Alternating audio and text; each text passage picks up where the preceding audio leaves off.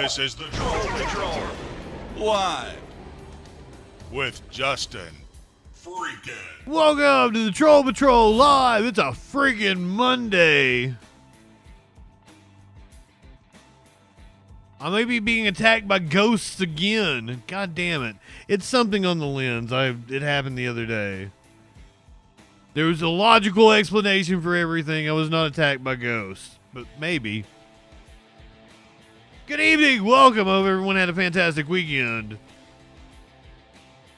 The news be doing stupid shit, so we got a lot to get to tonight.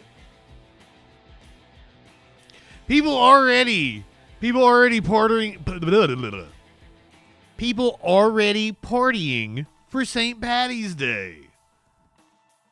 Still a few hours away. We've got a roof collapse in Chicago. A woman is going to describe being on the burning plane in Denver. Did that happen on Friday or was that Thursday? I don't know which day that happened.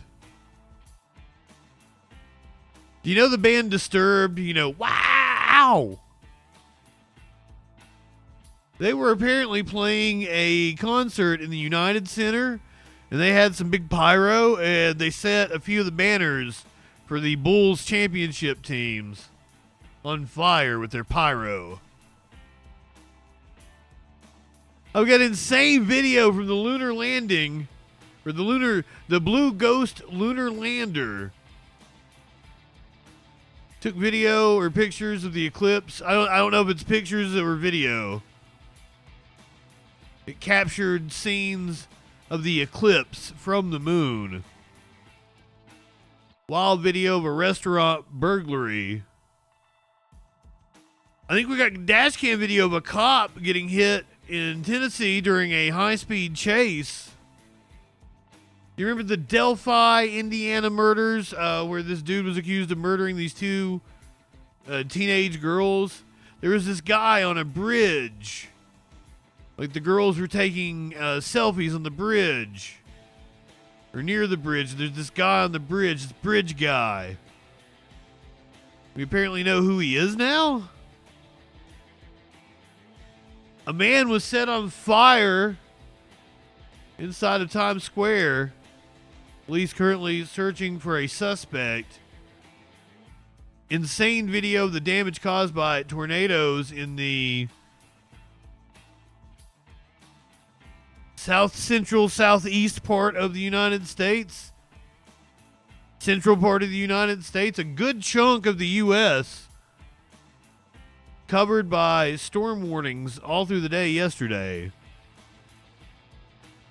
The police in Pennsylvania who arrested Luigi Mangione apparently gave him a snack with the express intent of getting his DNA. A jury awarded a man $50 million after a Starbucks employee dumped hot tea on his lap. Here is your meme of the day. BC Aviator. Good evening.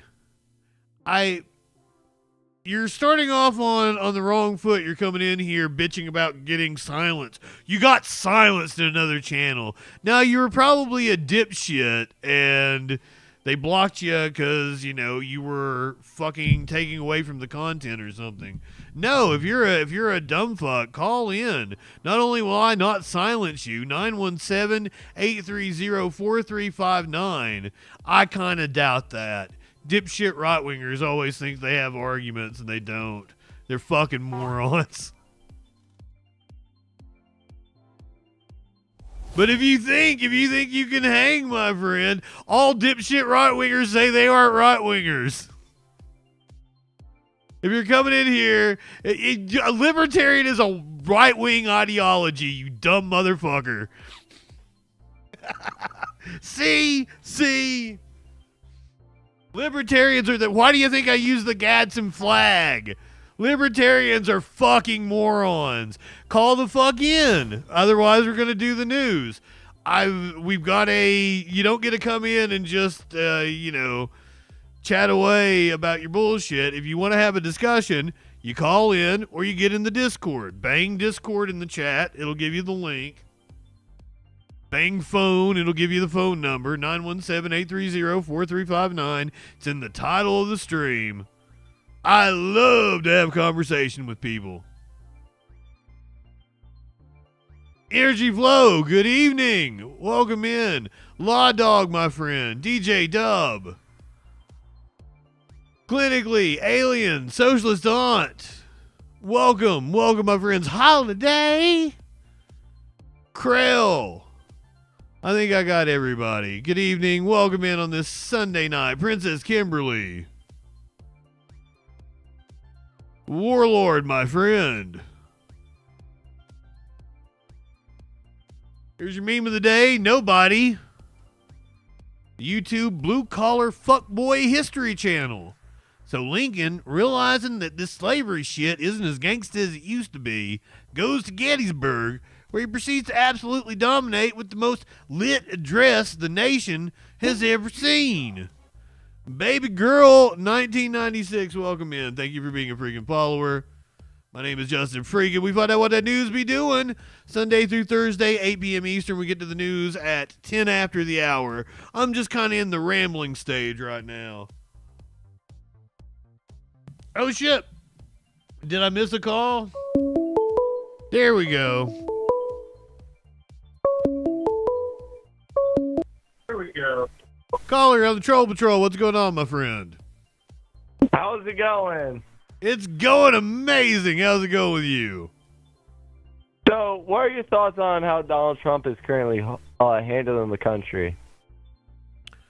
Well, my friend, earlier today, he defied a court order. You understand that, right? Well, to explain, I don't really follow politics that much, so I just want a description on, like, you know, what's happening, like, what from your point of view? Well, it looks like he's trying to purposely wreck the economy and let Elon Musk destroy, you know, the government agencies that support. A lot of people don't realize how much capitalism depends on the government and handouts and shit. Like, we've band-aided this system together for years. People getting ready to learn a hard lesson. Yeah, but I don't see that the United States should be the, you know, free support from the rest of the world. Like, we're giving money to everyone else in the world where our own, like, veterans Okay. Hold on. You probably don't. You said you don't follow politics, right? Yeah. So here's what we do with, like, the USAID program. The USAID program had a $1.5 billion subsidy where we went and bought food from American farmers and then gave it to other countries that were, you know, food destitute. That's an exercise of soft power in the world. It ingratiates us to other governments. So basically what we were doing is we were supporting our local farmers. $1.5 billion from USAID went into your local economy to buy foodstuffs that they then sent to countries. I think that's far better than bombing them.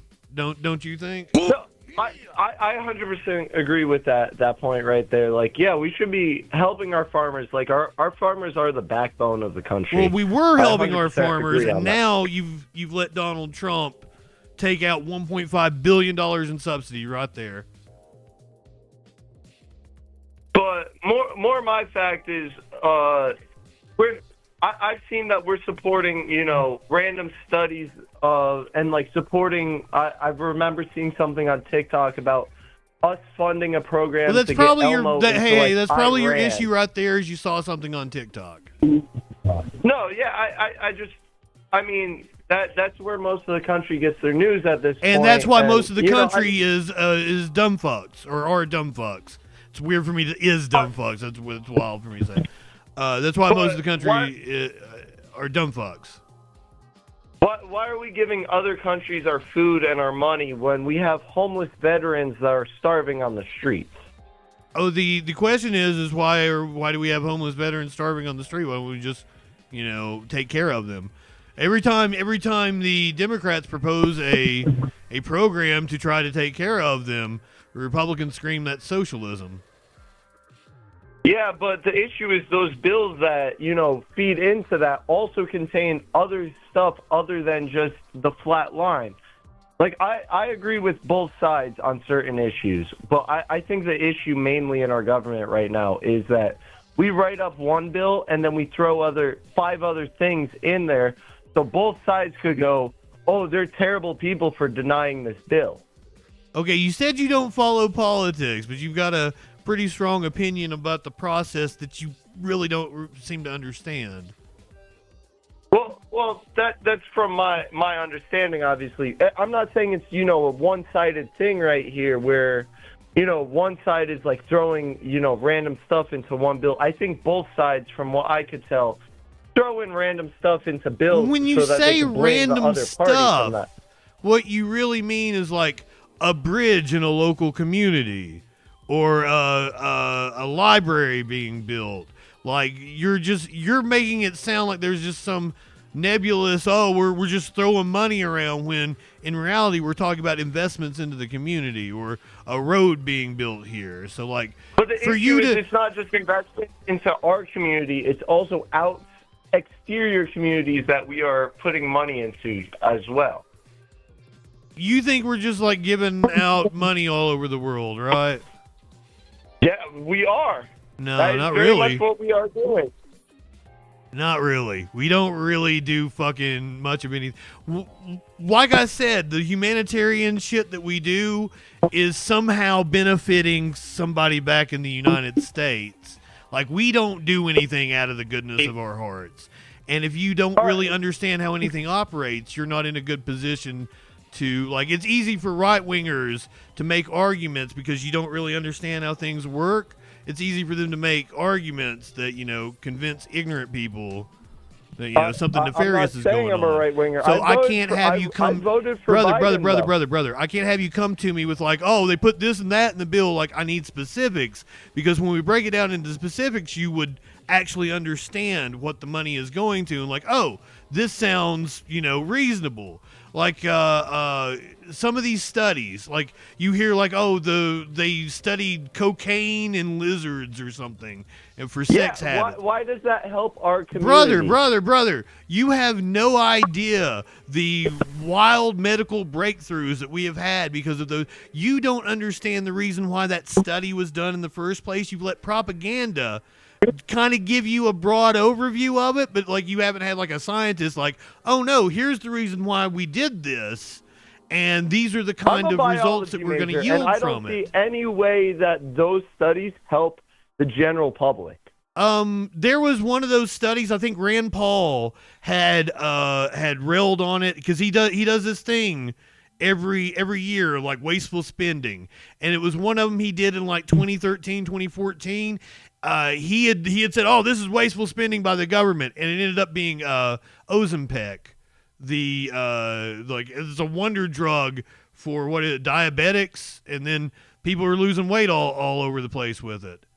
So you may not understand how the study is helpful, or like the results of the study may not be, and there may be a gazillion studies that we fund that aren't fruitful, but we needed to fund them because the ones that were fruitful have just enhanced our lives. But you're coming in here telling me like you know nothing about the subject, you know nothing about any of these studies, you're not scientifically literate, but yet right-wing propaganda has got you upset about it. I wasn't scientifically literate. I am very scientifically literate. If you want to go explain a study to me, I could fully describe that study to you.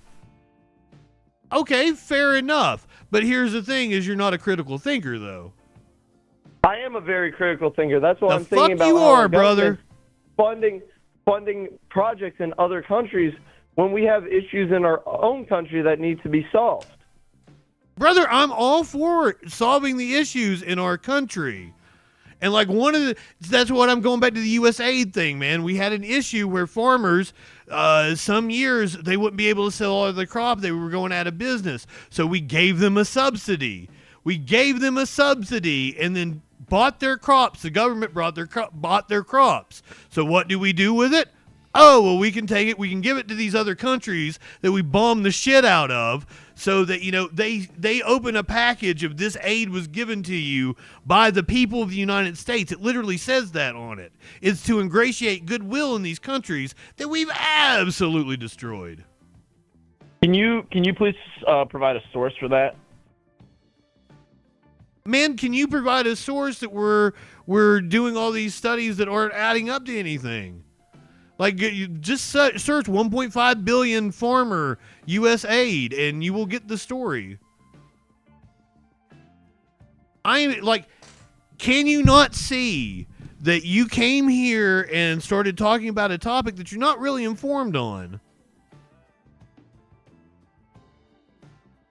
Because you're asking me for a source, but shouldn't you have looked for those sources before you formed an opinion? Yeah, but if you can't form a source, why do you have an opinion? If that's your logic, I can give you a source. But right, I don't ahead. know. I don't like. You're like wanting to put me on the spot right now. Like I fucking covered it on the show a few weeks ago. If you want to get up with me on Discourse, I will absolutely back everything I said up with the citation. Okay, I believe that. I'm not trying to, you know, down credit what you're saying though. But like you're asking me these questions, but like, were you curious enough to go look it up yourself, or did you just saw it on TikTok and you took it at face value? You're not a critical thinker. Okay.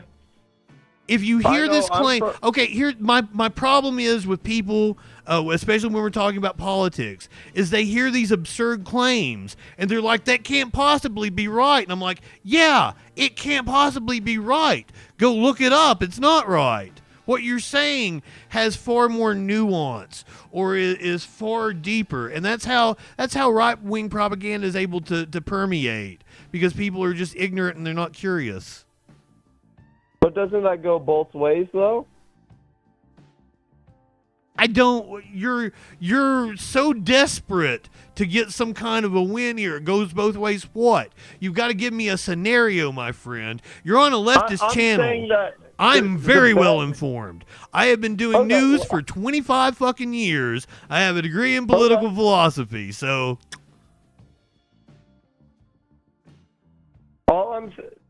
My biggest thing for this country, the best thing that's possible, is to have more than just two parties. I agree with that. I agree with that. Man, I am absolutely true, because we don't have a leftist party. We have two right-wing parties.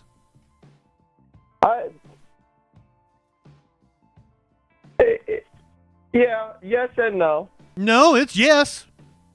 It is, yes, two right-wing parties. One is liberal and one is fucking batshit crazy fascist.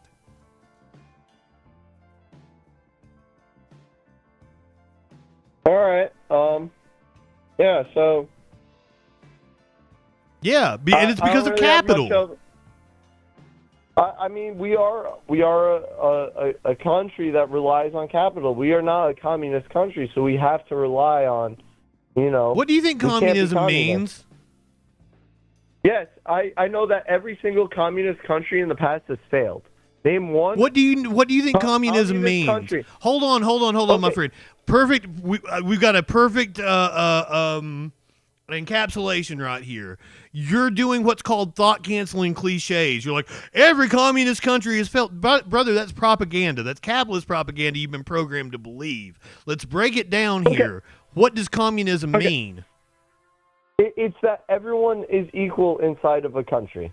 That is not what communism means. All right, then what does it mean? Can I have a definition? It is government ownership of the means of production. Okay, and can you name one country that has been able to succeed with that?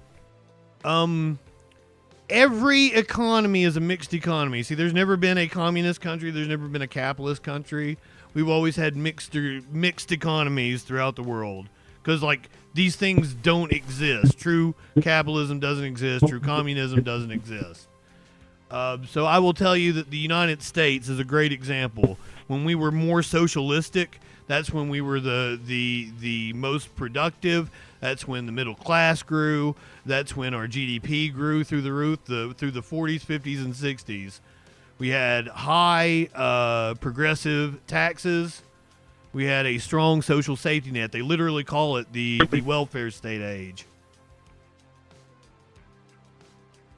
Yeah, but how you know the United States is about to hit their debt cap limit in a few years. What? We're about to basically be broke as a country. We will be broke. No, we won't. Once again, this Why is one of not? those thought-canceling cliches that propaganda is put in your head, my friend. But you can't prove it wrong. We keep taking on more and more debt from other countries. Bro, who are we in debt to? We are in debt to China. No, we Very aren't. much we are in debt to China them. owns about 11%, 12% of our debt. Okay, and who owns the rest of that? The American 90 people, other you percent. dipshit. I've never called you any names, but you're going straight at Because dipshit. you That don't, just my proves friend, what? the American people, we are in debt to ourselves. Do you know what debt is? It's the money supply. Yes, it's owing money. It's the money in certain- supply. If the government was to pay off all debt, there would be no money in circulation. Yes, but why don't we still have a gold centralized system though? That's the most Because we stable had system, crashes and proven busts. time and time again. That's why we got off. If you go and look and you look at the economic cycle, we were in a bust boom cycle. When we got off the gold standard, we had the Federal Reserve and all the social safety net programs of FDR. We became a very prosperous country that did not go through busts and booms. When the Republicans started dismantling the social safety net and bringing down taxes, that's when we started busting and booming again.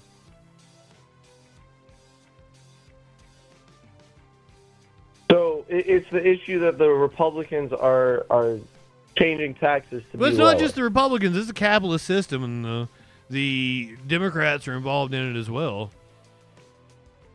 So what system is the best to work out for the United States? A system that has a robust social safety net, like I just said, that has high taxes for the rich. You shouldn't have billionaires that have enough money to be able to buy politicians and be able to affect social change. You don't want Bill Gates making policy for you, do you?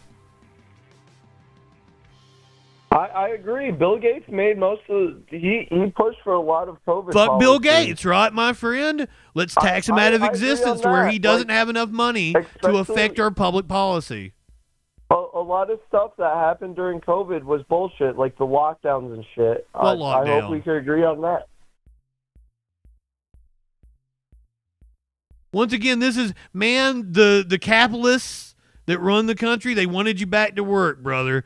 The way we could beat COVID was to stay home and jack off and get paid to do it. And you dipshits let the capitalists tell you that, no, you need to get back to work. The lockdown is bullshit. And we didn't really have a never stopped lockdown. working. I worked the entire time. I was a high school student, and I was working through lockdown. I had to manage both. Okay, and you want a cookie? I really do. I don't understand Well, what your point is. Like, why do you think lockdowns are bullshit, man? Over 1 million people died in this country. Yeah, but how many people my generation as a whole has been absolutely changed, and the amount of mental issues that have been caused by those lockdowns. brother. Do you know what causes mental issues? Not lockdowns. Anyone you know. Long for COVID. months on advance. Brother, the mental issues you are seeing in society are caused by COVID, not lockdowns. Society caused by COVID. Turn your saying stream that- off. You're talking to me on the phone. so you're saying that the issues that, I'm suffering, my friends are all suffering, are because of COVID and not because the months in isolation. Yes, we had long to spend? COVID fucked with your brain. It's giving people neurological disorders. Maybe the vaccine, but I never got COVID, and I Never the mentally vaccine. How do you know? What? You think the vaccine caused people to have See, you're a dumb fuck right-winger, and you told me you weren't. You're not a critical thinker. You're a really stupid person. I'm trying to help you. See, this is what every left-winger does when they start Hold on, man. losing an Hold on. argument. So you're going to tell They me like just start the calling vaccine gave you everyone a fucking myocarditis or idiot. some shit, They right? start trying to be the Hold better on. person in the You situation, don't know what and you're that's how talking they- about. So you're going to tell You me don't that the know what you're vaccine gave you talking about. myocarditis or some shit, right? The instances I'm of not saying the myocarditis vaccine went up. messed people up.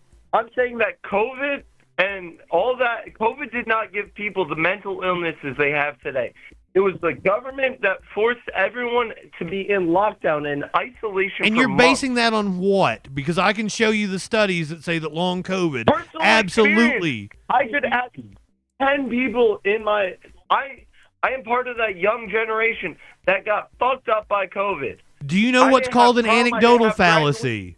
I didn't have anything. I was stuck in my house the entire time. Brother, you got COVID and you got long COVID. That's why you were just stupid to begin with. I can already tell that. I was just stupid to begin with. I think you're still stupid. How am I and you've been stupid? stupid this entire time. How do you think I'm stupid? Because you don't know what you're talking about. How You do keep- I not know what you I'm keep talking saying about? This is backed by studies, but you can't back one source. But I can. All right, I you can haven't backed cite one yet. everything I've told you, dipshit. Go ahead. Get on Discord with me after the show. I will give you all the fucking studies. Man, look it up. Just type in long COVID in Google, and you will see, oh shit, there is a mountain of scientific research that proves this is what's causing people to have issues. Just like with the vaccine of myocarditis, man. Instances of myocarditis went up in summer of 2020. They started going down in the spring of 2021. So do you know what that tells us? COVID caused myocarditis. The vaccine helped prevent it.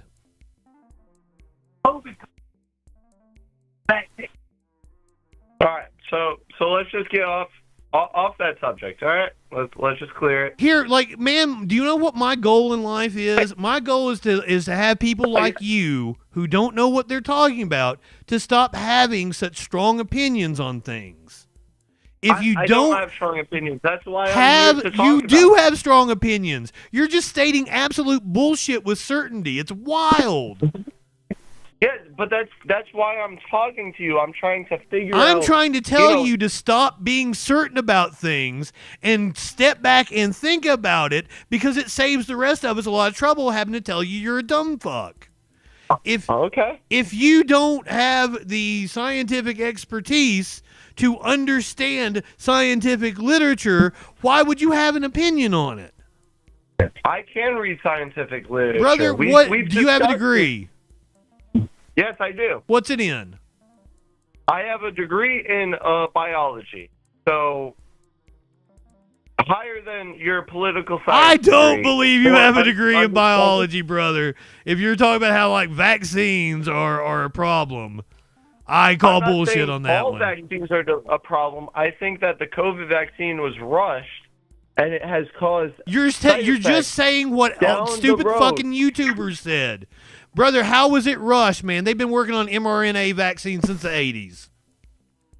How was it? Yes, but for the Mr. specific Biology. strain of COVID-19 that was going around during the 2020-2021 times. What was COVID? Mr. Biology. COVID was a virus. What kind of that virus? Stemmed from mammals. What kind of virus was it, Mr. Biology? Virus. Can you tell me what virus? It was a coronavirus. You don't know shit about biology. I'm sorry. I thought that was assumed. I thought that was assumed that. Do you know what a we knew this was coronavirus a is? coronavirus. Yes. and it has affected cattle and livestock for years. Yes, we have 5 or 6 or 7 different strains, I forget what it is, of coronaviruses. Okay, yes, we do. So you're telling me that this vaccine that they have been developing since the 80s, that you don't think they had some sort of formula and they were specifically going for coronaviruses, especially when they knew it was likely that a coronavirus pandemic would happen? Okay. I agree. We've been working on it, but I think the end result for what was actually approved was a little rushed. Based on Do you what? know the FDA's, how long does it take the FDA to approve a vaccine? They approved it. They gave it emergency approval. Yes, emergency approval, but if it wasn't an emergency, how Brother, long would you it don't take know to anything approve? about that process. You're not qualified to make any assessment about that process, are you? I'm asking you, how long does it normally take a vaccine to hit production? Brother, I'm not a virologist. I'm not a scientist. I don't do research. I don't know that shit. And that's why I'm trying to tell you it's okay to say you don't know. Yes, but I know for a fact that the CDC takes at least 5 to 10 years to approve a long-term assessment of any vaccine. The CDC. Yes. The Center for Disease Control. Isn't it the FDA? I'm pretty sure it's the FDA, so I'm pretty sure you don't even know what you're talking about. So the CDC I might be is the wrong, one though, because, that- once again, I don't, this is not my area of expertise. So it's a dual process where the FDA. Oh, has now to it's a make dual sure it is- process. Yeah, I no, think you don't know what the fuck you're talking about, man. Now you're backpedaling. No, I'm telling you, the FDA has to make sure it won't kill someone when Yeah. you inject them, And they did. and that it's processed correctly. Yes, and they The did. FDA did their process, right? Uh-huh. But the CDC is the ones that actually determine if it's effective against the coronavirus, and then what long-term effects does it have. I don't think the CDC does that, actually. But also, I don't think you know anything So about what this. does the CDC? What does the Center for Disease Control do? They provide public policy about, disease, outbreaks, viruses, and shit. So was the COVID-19 virus not an outbreak and a virus that affected Yes, everyone? but they don't. and that They're not have out to there approve testing it? fucking vaccines for efficacy. Yes, they do. I don't think that's true. Okay. Well, I don't think you know that's what you're something- talking about, man. I do know what I'm talking about. I You're don't the think one you that's do. You heard some misinformed shit on here. TikTok, and you've ran I'm with not it. hearing this shit. I had to go through classes on how vaccines are approved. I don't think you did. I think you're lying to me. And this is an appeal to false authority. Once again, this is what I do, my friend. I don't accept your anecdotal evidence. You're not an authority on anything. Okay, you're not an authority on anything either. I know. So we're at an even level. I know. I realize I'm a dipshit, dude. That's why when I don't know something, I say it. All right. So why do you have strong opinions on shit you don't know nothing about? It's because you heard fucking YouTubers or TikTokers tell you, oh, the vaccine was rushed. You have no evidence the vaccine was rushed. You don't know anything about that process. I do know about that process, and I am saying that it is rushed because it didn't take 5 to 10 years of, Brother, did we have 5 to 10 years? There and was a then pandemic going on. Yeah, 10 years ago that we could see the long-term side effects of what this vaccine has done? What has this vaccine done besides save lives? We don't know because we haven't done the proper testing for it. Brother, COVID was killing people.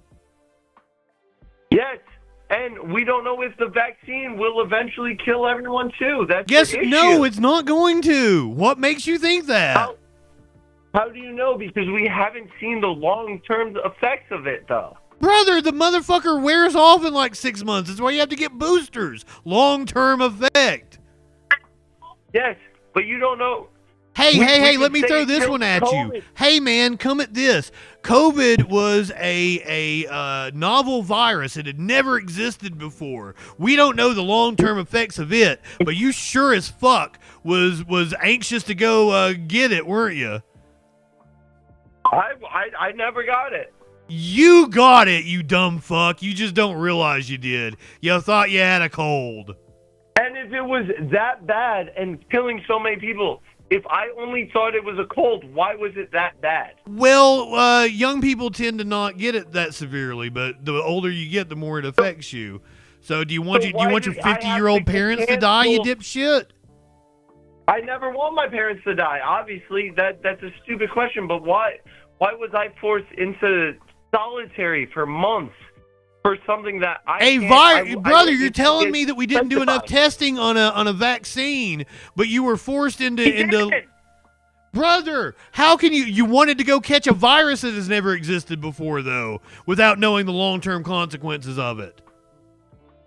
Are you fucking stupid? Seriously, man. So you don't care about catching a virus and not knowing the long-term consequences of it. I cared very much about. But all these catching medical it. professionals, all these scientists put together a vaccine, but all of a sudden you're concerned about long-term consequences. A corporation put together the vaccine so that they could Brother, make I'm billions of dollars. anti-corporation. I don't think we should have corporations. I think the government should run our pharmaceutical industry without the profit motive. And who's the ones that push the vaccine so hard? What's that mean? What companies were pushing the vaccine on us? Like all of them. Number one, Pfizer. You know what Pfizer pushed on every single doctor in America? Opioids. And what's the long-term effects of opioids? Brother, I'm with you. I don't think Pfizer should exist as a company. I think our government should run the pharmaceutical industry for the good of people and not for profit. So I think we're at we're both fighting the same issues, but from different sides. But you're a dumb fuck that has been propagandized by capitalist propaganda. So you can't join with me and help take down the billionaires that are fucking your life over. Hey, I'm just trying to agree with you right now, and you're trying to bring me down. All I'm saying I'm right trying now to tell you you're fucking stupid and to stop having opinions on shit you don't know about. See, that's the issue, is that you're calling me a dumb fuck. That you even got though your I'm feelings trying to- hurt by me calling you stupid when you said stupid shit. Stop getting your feelings hurt. Understand that I'm you not were getting my wrong. feelings hurt. Take it like a man and learn I'm from it. laughing at this shit. All I'm saying is that people like Pfizer, Johnson & Johnson, how many lawsuits have they gone through? I am a leftist. We are against corporations. Yes, I'm against those corporations too. What are you doing to take them down? Our healthcare system is fucked. Brother, Medicare for all. I've been screaming it for 20 years. Yes, and did I ever disagree with that? Then what are you arguing with me for, man? I'm just upset that you're propagandized against the vaccine and shit. Yes, I'm saying that these companies rushed the vaccine to the finish line so that they could get billions of dollars, when in reality there should have been more testing. We should have just open sourced it and shit. But no, your issue with more testing, you don't know anything about the process. You're not qualified to make that assertion. Stop that. I'm here for you on open sourcing it. You're a commie, my friend. Good. We radicalized you. Yeah, I'm not. I'm saying that there's a middle ground between the two, though. Well, once again, I don't even think you can define communism. We tried that earlier, and you couldn't do it. Okay, this is when you're going at the integrity of the character instead of the integrity of the issue. Yeah, you're dumb, dude. Like, I can't help it that you don't know what you're talking about. We're creating logical fallacies. Where instead No, of no, actually no, going no, after no. I've issues, committed no logical we're creating fallacies. issues against the person. No, an ad hominem is when you use a personal attack as supporting evidence. It's X is wrong because X is stupid. If I explain why you're dumb and then call you a So dumb you're fuck, saying I'm that's wrong not an ad because hominem. I'm stupid. Don't use Is that words you not don't an- know the meaning of. That pisses me off so bad. What words have I used that I don't You know accuse the me of meaning logical fallacy of attacking the person. It's an ad hominem fallacy is what you accuse me of. And I did no such thing. So when you're calling me a dumb fuck instead of calling my issues a dumb fuck, I that explained is why a you were logical wrong fallacy. and then called you a dumb fuck. You dumb fuck? yes, but you should be separating the issue from the person. That's where the logical fallacy comes in. No logical don't say the word logical fallacy. I'm trained in them. You don't know what they are. I didn't I commit forgot. a You logical guys agreed fallacy. to nothing. If I I explain forgot. why My you were bad. wrong, Guys, I this is tackled your being- argument, I explained it perfectly, and then called you a dumb fuck. It was valid. Yes, I explained. I my proved you were a argument dumb as well. fuck, and then called you a dumb fuck.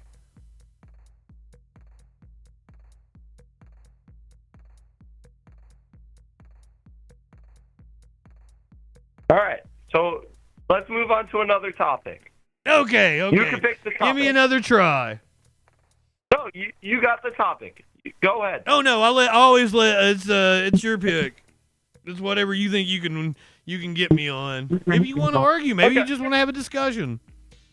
I just want to have a discussion. I have no opinion on this as a Just like vaccines, right? What? Just like you had no opinion on vaccines. No, I had a middle ground on it. Like, I agree that vaccines could be good. I think that this one in particular was rushed. And you have no evidence, you have no supporting argument other than you heard on TikTok or YouTube that was rushed. No, I have. Can we just drop everything else and just move on to the next topic? Okay, what's your next topic? So, give me a basis of anything. What do you mean? General topic. I'll hone in on whatever you say. What are you most passionate about? Like, what motivates you? Like, why are you interested in politics? I mean, I'm interested in the betterment of our country. Me too. So that could be anything. Yeah, I want our country to be better. I want everyone in our country to be supported. Especially our veterans. I want everyone to, have an equal chance at moving forward and achieving the American dream. Okay, so I would say that my vision of a much higher tax rate in the 40s, it was a 90% corporate tax rate. We taxed the billionaires out of existence. We invested in schools. We invested in roads. We built interstate highways. We went to the moon. I want to return to 90% corporate tax rate. I want to return to a strong social safety net. That means Medicare for all. I think we should expand food stamps. Everybody gets $300 of food stamps a month. Yeah, but whose pocket is those $300 in food stamps coming out of? Did you know that when the government spends, for every dollar they spend in food stamps, I believe it's $3 in economic activity gets returned? Did you know that? I didn't know that. I appreciate you telling me that. Oh, see, that's why the right wingers always want to come at it like, the poor are ripping off the system. No, like it's good for the economy to invest into poor people. I'm not saying that. I'm just trying to, get even opinion here. I don't have really a opinion here. I just want to hear what you say. You say you don't have an opinion, but I think you've been propagandized. Who do you consume? What media do you watch? I honestly, don't really watch that much media. I try and pick up facts from everywhere that I can, just so that I don't have, a one-sided opinion on things. I mean, you made it into my chat, so I mean, I can see that being true. But come on, give me some of the people you've been getting information from. I mean, as most of this young generation has, most of it does come from, social media. I get, What influencers? I know, what's that guy's name? Harry, Stinson? Oh, okay. He comes up a lot. I know Fox News shows up frequently. I know NBC shows up frequently. Daily Mail is definitely one of those big front runners on what comes up. Daily Mail is a tabloid, but I can't, I use them a lot here on this show because they usually have crazy videos. Yeah, Daily Mail, I hope we could agree on this, is kind of a weird mix. It's like, one day it's like, oh, Donald Trump's so good. It's like 10 people died here. And then it's like, oh my God, Biden is the best. It's kind of a weird mix. Can we agree on that? No, it's pretty right wing. Is it? Okay.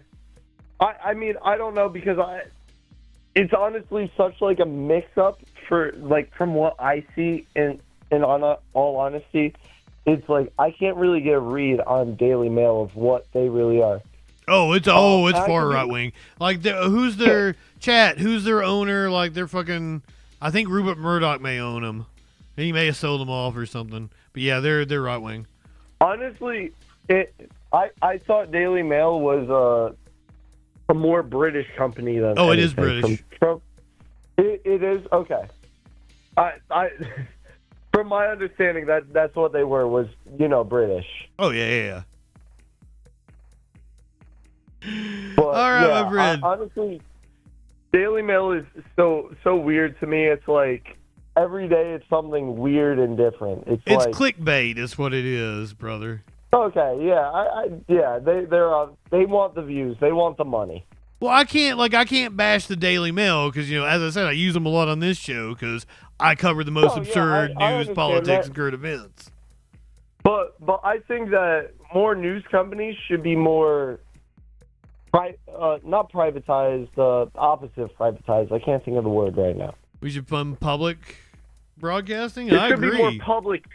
Where they're giving, more of the facts of what's happening rather than trying to push one side versus the other. Well, we used to have a fairness doctrine. And here's the thing is, you probably think they're probably trying to push a liberal agenda when, my God, does the media treat... Because here, as a media person, I can explain this to you. It's about access, right? And Democrats are feckless. You can always get Democrats to come on a show, unless you really hurt their feelings. But Republicans, if you ask them a hard question, they won't come on your show, and they just retreat into their own media bubbles, right? So they'll go on Fox News, OAN, and Newsmax. They'll never go on any other outlets and never face tough questions. Because right-wingers are really fucking sensitive. I can tell you that, having debated them here on this platform. Most of the right-wing Twitch channels have me blocked. They don't like free speech. I 100% with those constitutional, everyone should have these rights. I agree with all of those. Well, the Constitution isn't really everyone should have these rights. The Constitution is more the government can't do this to you.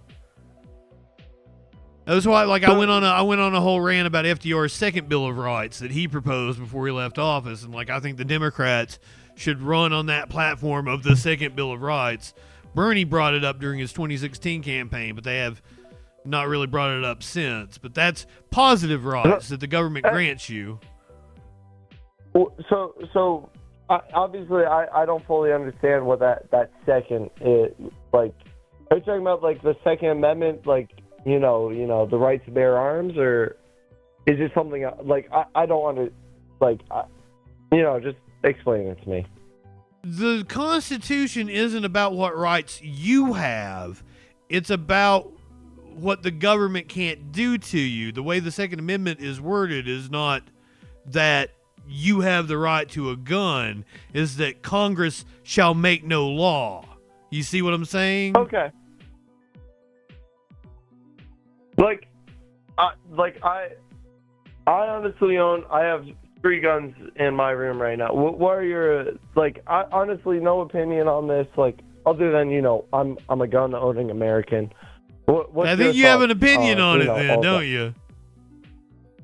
I guess, yeah, inside, like, I do have an opinion. Like, I like having a gun for my own protection, right? Well, let me tell you something. If protection is the thing you're looking for, the statistics say otherwise, because you're more likely to shoot yourself, someone you love, or have the gun used against you in a robbery than you are to ever stop a robbery.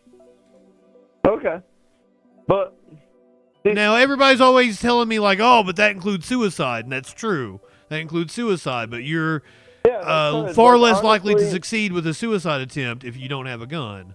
So, once again, it's for your protection. Like, honestly, like, I'm being 100% real with you right now. Like, I have, you know, had thoughts about using my own gun against myself. But That's why I don't want you to have a gun, motherfucker. Yeah, but at the same time, yesterday I called the police for an issue at my job where someone had their back windshield busted, and it took them 2.5 hours to arrive at the scene. Like, that's where, like, my divide becomes. Like, it's like, yeah, I should trust the police that they're going to arrive and, you know, help me. But at the same time, I do call them, and then it takes them 2.5 hours to arrive to an issue. Well, yeah, but they probably asked if it was, you know, an active situation or if it's something that just happened and, you know, they had other pressing issues to tend to. But also, yeah, let me back up on that one. Don't ever call the cops, because cops don't ever make anything better. Like, they always make situations worse. You're lucky they didn't shoot your dog. Yeah. Yeah, like I could agree. I could agree with that. So shouldn't I have my own protection when the cops are just going to make it worse? Shouldn't I be able to protect myself then? Well, here's the thing: is like, now's the safest time to be alive ever. Like, we have like historically low crime rates. No, historically, yeah. Like, we're not going through crusades or, you know, the Black Plague or anything. Well, but at the same time, should I be able to, you know, if someone busts through my door right now with a gun, should I be able to protect myself from that person with a gun? Well, I'm kind of neutral, right? I think here's my thing. I think there should be less guns. I think we have way too many guns in this country. I think it should be far harder to get a gun. I'm not anti-gun, but I think everybody should be educated on the fact that, like, just owning a gun makes you less safe. Like, I have a buddy. He was military police in the Marines, and he's not a gun nut. Like, I'm pretty sure I've been around him. He's been armed, and I haven't even fucking known it, right? Like, it's not his whole personality and shit. And he even like went off on me, like, man, I don't feel the need to have a gun, blah blah blah blah blah blah blah. And I'm like, and that's the exact reason why you're the kind of motherfucker I don't care if you have a gun. You're properly trained, you're level-headed, you know, I don't have any worries about your mental health. Whereas most of this goddamn country, that's not true. Oh yeah, I 100%. I'm already worried about you, my friend. Will you please, like, go to a gun buyback and sell your fucking guns for me? 'Cause I don't want to see you if you're in a spot where you have a break. Like, I want you to be able to get help and not have that gun handy to where, like, maybe we don't hear from you again. Okay? No, yeah, I agree. Like, there should be more of a due process to, you know, filter out those that should and should not. I want you to do that for me. Seriously consider doing a gun buyback, maybe selling them all, maybe melting them down or something. Like, seriously consider it for me. You don't have to do it. I'm not, like, making you promise or anything, but seriously consider it, because I love you, brother. I've called you a dumb fuck, but it's out of love. Oh yeah. Okay. At this point of the conversation, I do appreciate, you know what we're talking about. You know, I know that we don't agree on situations, but, you know. Oh, you should totally agree with me, because I'm right. You fucking just ask me. I'll tell you why I'm right. Oh yeah, but I both agree that we're Americans, right? We're both Americans. We both got to look out for each other, just like any other citizens of any other country should be looking out for their own. I love that. That's why you should join with me and other leftists in a collectivist action to take out all these billionaires that are fucking everything up for the rest of us. Yeah, I agree that some billionaires are bad. You know, No, all of them are look at bad. Seattle. There's no ethical billionaire. Fuck Taylor Swift. Yeah. Fuck Oprah. Fuck Taylor Swift. I gotta agree with you on that, 100%. I'm a big fan of the NFL, and I hate seeing her on TV every single week. You know. There's other reason to no, you hate her because she's a billionaire, not because she's on the internet. That's the wrong reason to hate her, my friend. That's just being misogynistic and shit. That's just the most. That's the most vocal reason. You know, when she's destroying our environment from flying her private jet from one side of LA to the other. That I can't agree with that ever. She's not the only one doing that shit. No, I know she's not the only one doing that. I'm just you brought her up, so I don't know. I just hate. But see, Taylor I'm Swift. consistent though. I want all the billionaires gone. Yeah. Yeah. No, I agree with that. All right, my friend. It's been fun talking to you. I'm glad you called in. I'm gonna wrap it up and get to the news. Yeah. Okay.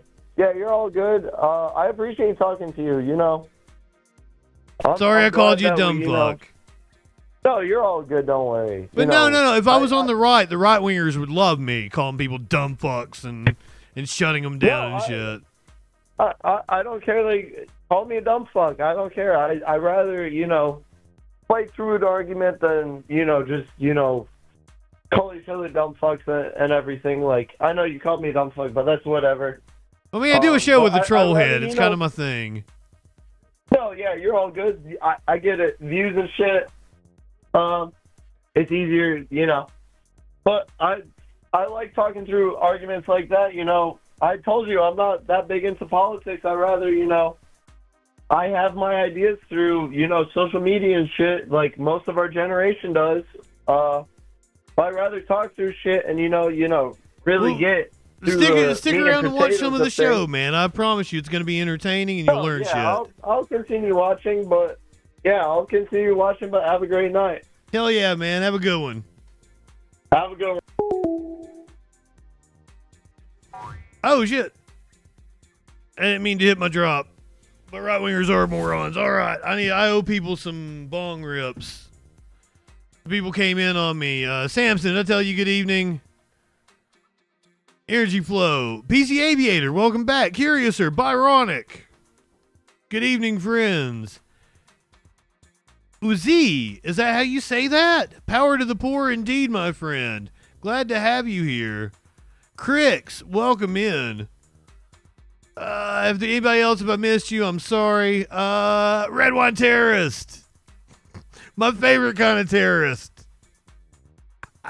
Glad to see you, friends. Welcome in. I think that's a pretty productive call.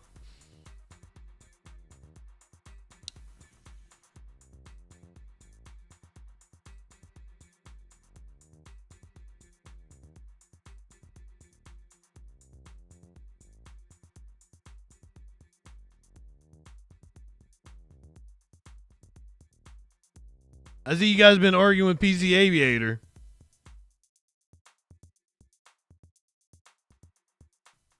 All right, let's find out what that news be doing. We didn't even get into the news part just yet. Big day here in the country. PC Aviator, you told me that Trump didn't defy a court order, which is weird. Judge demands Trump administration explain why doctor was deported despite their court order. Federal judge on Sunday ordered the Trump administration to respond to allegations that U.S. Immigration's enforcement willfully disobeyed an order halting the deportation of a Rhode Island doctor, Dr. Rasha Alwai, who, according to court documents, is a citizen of Lebanon who holds an H-1B visa, was detained last week upon her arrival at a Boston airport. In an order on Friday evening in response to a petition from Awa's cousin, federal judge Leo T. Sorokin mandated 48 hours notice before Awa could be deported, but Awa was nonetheless placed on a flight to Paris where she was detained as of Saturday. It's unclear how much time elapsed between the order coming down and that flight departing, but attorneys representing Awa's cousin, Yara Shihab, alleged in a court filing that the government had received actual notice and willfully disobeyed the court's order. Alawa was expected to fly to Lebanon on Sunday per the filing. The Trump administration has not said why Alawa was detained or why she was removed from the country despite the order. The Department of Homeland Security did not respond to a request for comment, while the State Department said it could not comment on individual cases. In a Sunday court filing, Sorokin ordered the government respond by Monday morning to the serious allegations that it intentionally breached a court order. PC Aviator, what say you, my friend? T minus, do you care to comment? Take back what you said about Trump not defying a court order?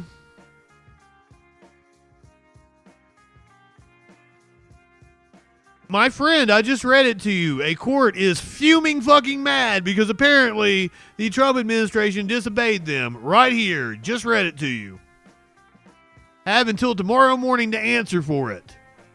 They came into work on a fucking Sunday to issue a order against Trump. So it was weird that you say that Trump didn't defy a court order. Marco Rubio says more arrests are coming. More arrests. People who are here legally and have committed no crime. Smash, good evening. Rubio defends detainment of a Colombia activist, says more arrests will come. I don't know where we have gotten it in our head that a visa is some sort of birthright, Rubio said. Visa is the law. You're here on a visa? You're here legally. You break no law, there is no reason for the government to detain you. PC Aviator. I will call you an absolute fucking idiot for saying shit like that. Trump said that he would uphold a court order. You just saw me read to you that a judge said he willfully disobeyed him. Willfully disobeyed the judge's order. Are you fucking stupid? This is why I call right-wingers morons. This is not people shutting you down for having a difference of opinion. This is you being fucking stupid and not accepting facts.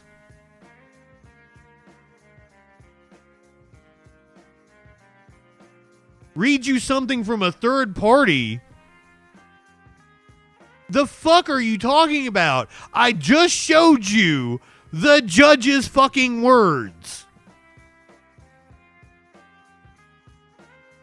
You are a fucking idiot if you can't accept facts. And that's why people don't want to deal with you, my friend.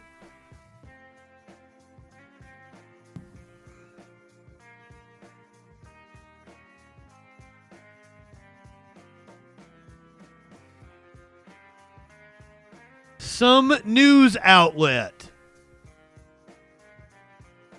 Are you fucking serious?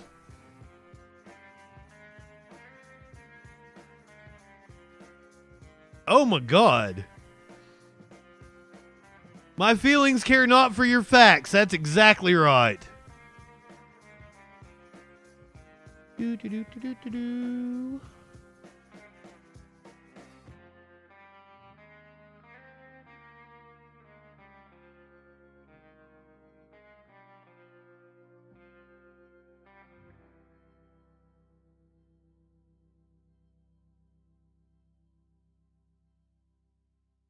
Guess what we're looking at?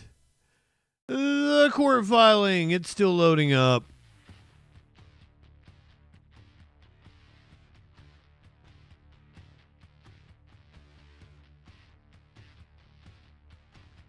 Fuck, come on.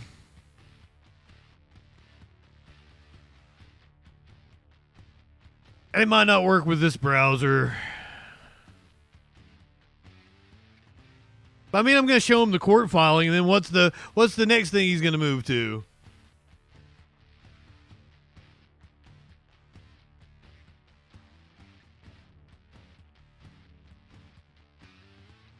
On Friday, Yara Chahab filed a habeas corpus petition. Petitioner alleges, by way of verified petition, that Dr. Alawa possesses a valid visa authorizing her entry into the United States, that she had been detained at Logan Airport approximately. Here you go, my friend. Here is the court filing, the actual court documents. Go fucking read them. Admit you were wrong, you stupid fuck. Admit you were wrong. Can you do it? Can the dipshit right-winger admit they were wrong? Can the dipshit right-winger admit they were wrong?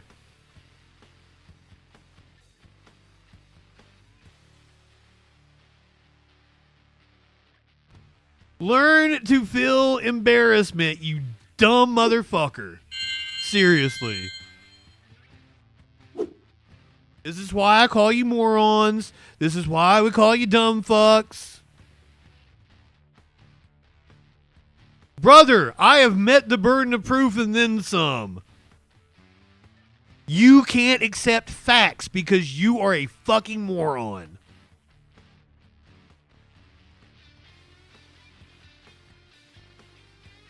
And this is why nobody likes you. Dumb fuck. Rubio defends detainment of Colombia activists, says more arrests will come. Don't worry, we're going to hear from Marco. We're going to hear from little Marco here in a little bit.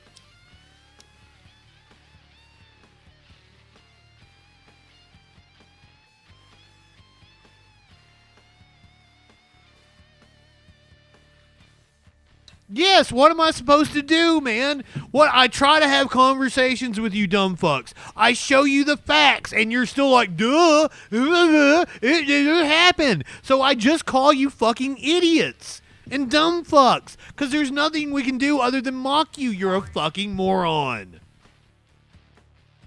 How am I an idiot, my friend? Brother, what have I done to make me look like an idiot? In what world do I look like an idiot to you? Because I'm smoking pot?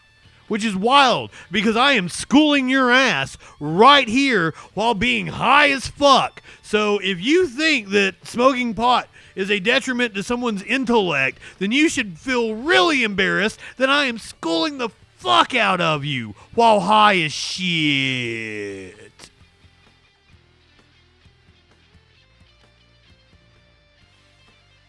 You think we're stupid? You think we're fools? I'm attacking you because you're fucking stupid, brother. If you didn't say stupid shit, if you didn't make a fucking fool of yourself, I wouldn't attack you.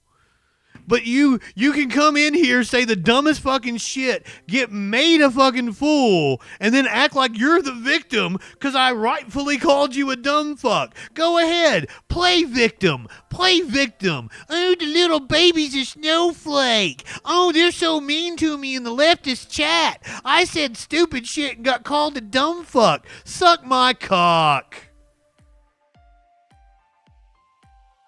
God damn.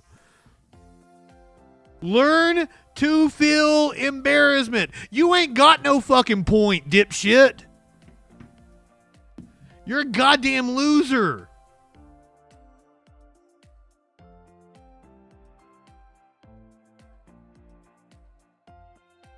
What point do you have proving your point? You know when you prove my point? When I made you look like a fucking dumbass.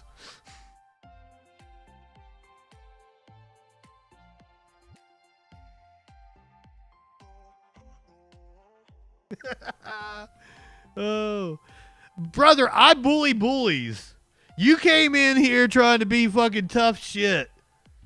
I take on all comers. I didn't come to you, my friend. Do you know where I find right-wingers on the internet? When they're saying stupid shit in public.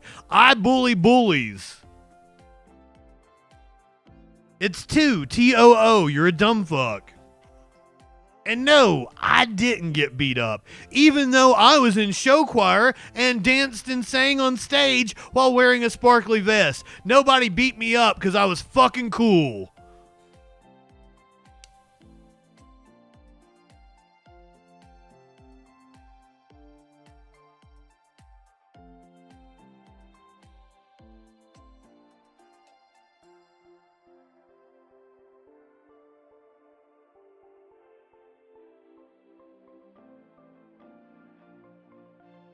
Added permitted term, you cum dumpster. Buddy, nobody's being hateful to you. Why are you so stupid? Like, man, accept the facts. Admit that you were wrong, and we'll stop calling you a dumb fuck.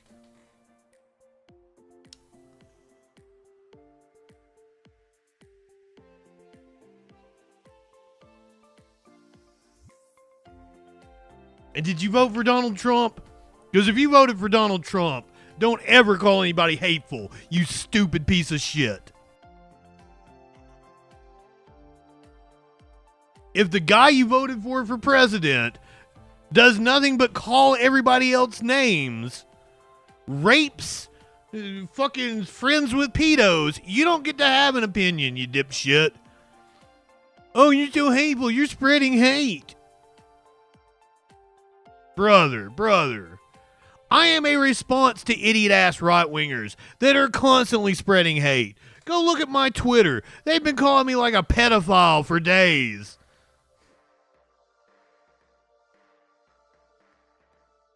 Call everybody a fucking groomer or a pedophile you disagree with. I just call you guys a dumb fuck for being a dumb fucks.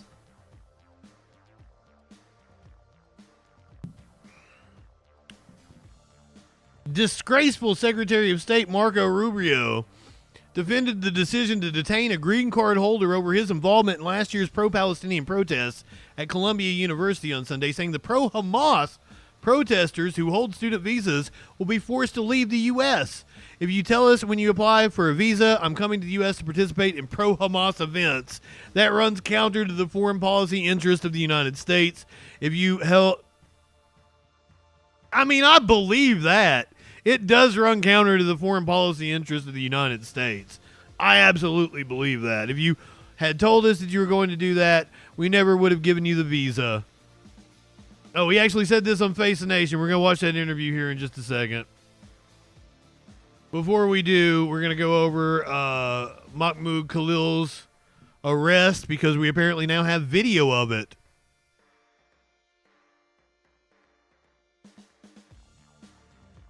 Remember, once again, if this is a Mr. Libertarian in the chat, here's your chance to prove that you got some balls. If you're upset about what's going on here, this is a green card holder, a permanent resident, married to an American citizen, has a child with an American citizen on the way, has done everything right.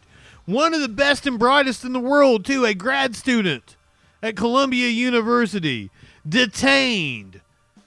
Done nothing wrong, broke no law, disappeared by our government. Turn around. Okay, let's not. Okay, he's not resisting. He's giving me his phone. Okay, he's not. I understand. He's not resisting. Like, don't worry about it. You're gonna have to come with us. Don't worry. I'm coming with you. Don't worry. No one's resisting. No one's getting worked up. you guys really don't need to be doing all of that. It's fine. It's fine. حبيبي كيف بدي اتصل فيك؟ Take Amy. Call Amy. Okay. Hi, Amy. Yeah, they just like handcuffed him and took him. I don't know what to do.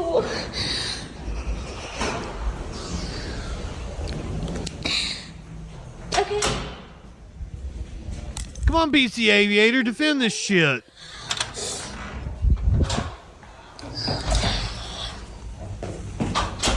Nor.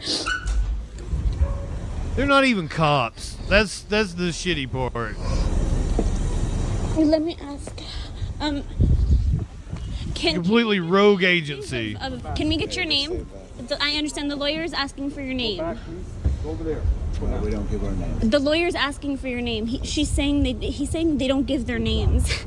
Oh, yeah, that's it. They'll be taken to immigration custody at 26 Federal Plaza. I'm sorry, can you repeat that? They'll be taken to immigration custody at 26 Federal Plaza. She said they're taking him to 26 Federal Plaza.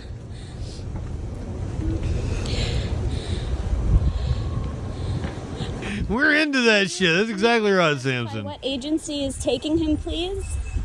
Excuse me. They're not talking to me. I don't know. It's DHS. Thumb, welcome in. Oh, excuse me. Yeah, like she's getting ready to pop at any minute. They're literally running away from me. Lenny, welcome in. Thank you for the resub. Oh my god. What if...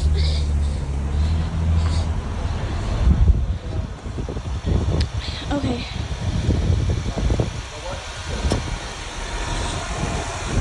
The lawyer would like to speak with somebody.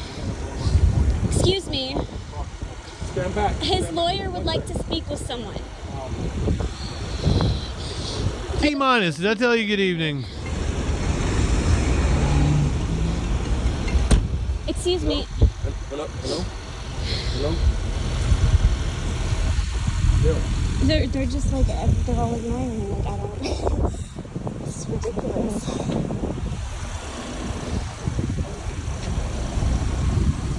Okay. Liberty Twitcher, you said the dumbest fucking thing, and I just heard some of the dumbest fucking shit I've ever heard. She could not care less about the average innocent person assaulted in the street. The fuck does that have to do with anything? Creating some weird false dichotomy. But she freaks out because a terrorist supporting America hater gets sent home. His home is here. That's his wife. They are both, he's a permanent resident. She's a citizen. Nobody committed any crime. They're not accused of any terrorist activity. And America hater? What a weird thing to say. People that don't stand up for the First Amendment and for the rights of citizens and even people who are here legally, you are an American hater. You are the America hater here. You're a piece of shit. And I would punch you in the fucking face if I had the opportunity. Liberty Twitcher. Suck my cock. Buddy, this is you. The good ones. What, you mean white ones? Because this dude was a grad student at Columbia University. Do you know what that means? He's fucking at least 100 times smarter than your dumb ass. He is one of the good ones if what you mean is, successful, hardworking, intelligent. He is one of the good ones indeed. No, you mean white ones, don't you? Because you're a racist piece of shit. We don't need people like you in this country. You're a low intelligent, fucking dirt-eating piece of shit. You can get the fuck out of here. I'll deport you myself if I ever have the opportunity. Piece of shit. Liberty. Liberty in your fucking name. You're a goddamn hypocrite.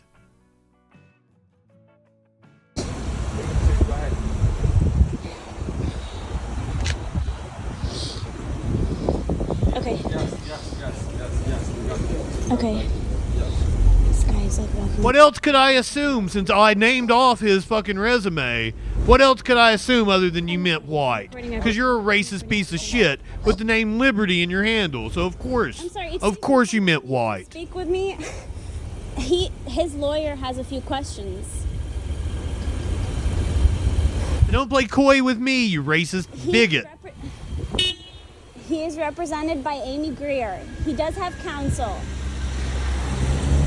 You got Liberty in your handle and you're not upset about this, then you're just a fucking poser, virtue signaling, and you ain't got no balls. In this stream, we kick authority in the balls. How am I supposed to get any He's information? kicking authority in the balls. In the sidewalk, please. Wait in the sidewalk.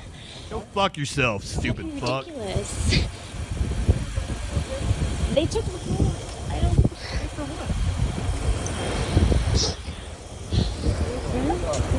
I know I don't understand. They're not telling me anything. They just took him.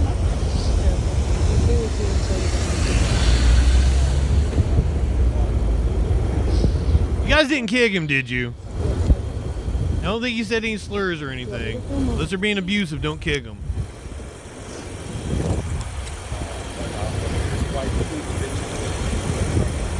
I can write it also. I can write it on my phone.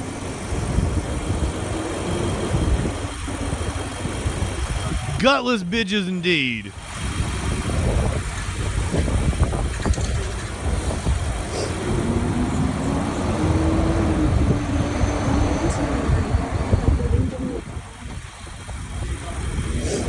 Can you record the license, please? Yeah.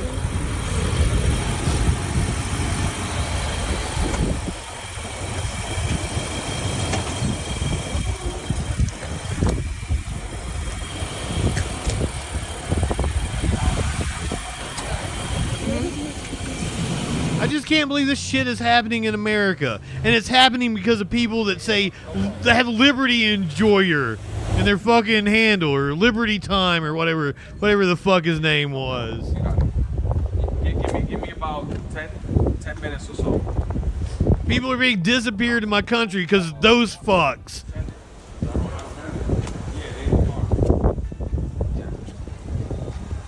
Yeah, I'm gonna call him right now. Sidewalk, please. Yeah, no problem. Sidewalk, please. I understand. I'm trying to get some Sidewalk, information please. I from will. you. Let me deal with this. Go to the sidewalk, please. Well, there could be more chuds than usual now because we are broadcasting on Kick, Rumble, Odyssey, DLive, BitChute. So expect more chuds in general nowadays. Troll Patrol now with 30% more chuds. Yeah, I'm a citizen, yeah.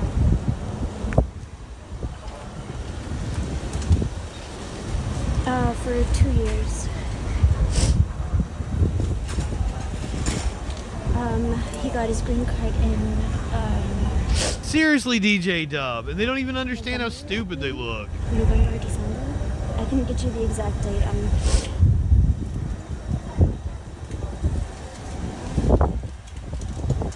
I'm not high enough for this shit. Okay. Okay.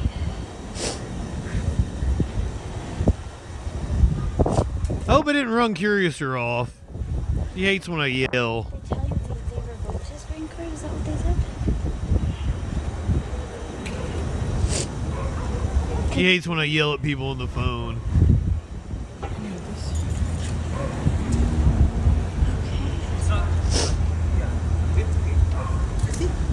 Okay.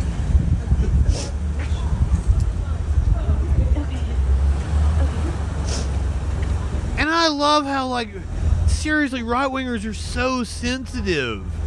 They're always crying. Oh, you called me names. You called me names. Jesus, suck it the fuck up. Okay. Did you guys call Sheza? I think she's on the phone too. We're just filming. Okay. She needs a phone. Did you get the plate?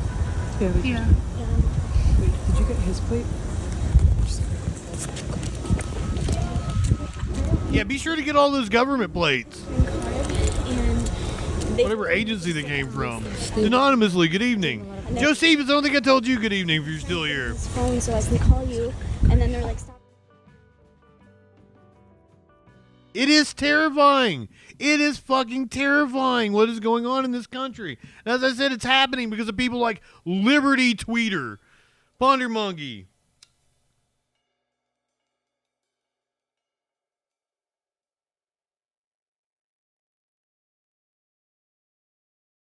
I think you came in during the chud. I think I saw you. Oh, no, the phone call wasn't a chud. He was nice. He was intellectually curious enough.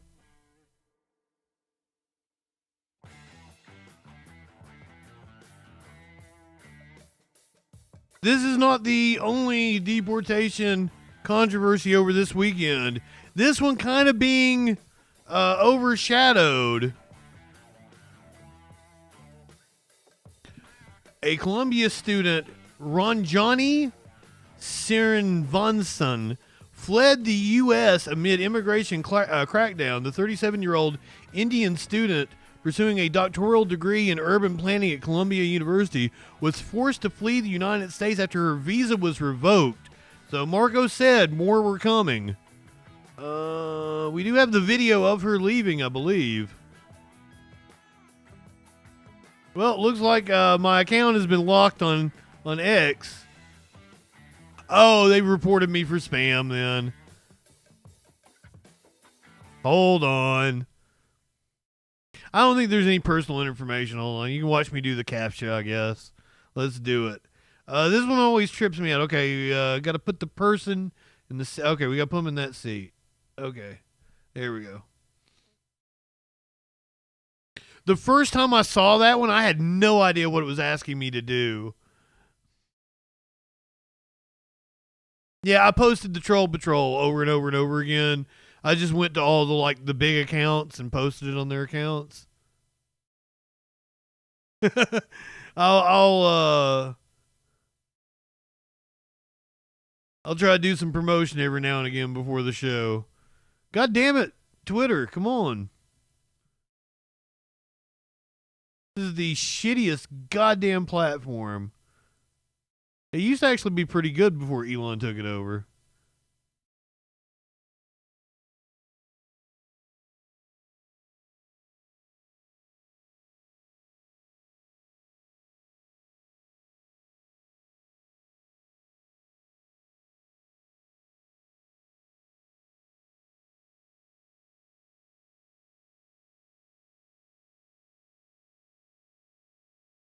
Is it going to pull up the video for us? Apparently it was Christy Gnome's video. Finally.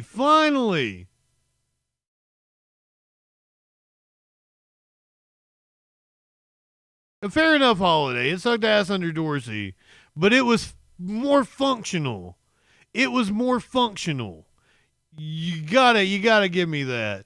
Alright, we get it pulled up on this browser. Oh my god, it's an 8-second video of her leaving.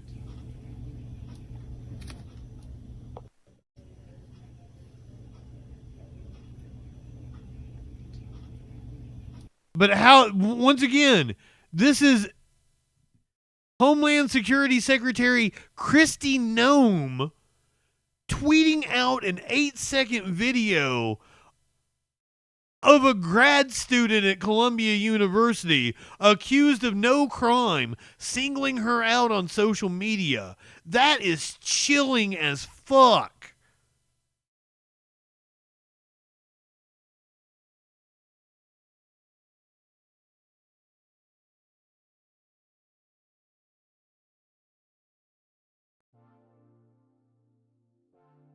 I can't believe this is the world that we're living in. Trump invoking an obscure 227-year-old law.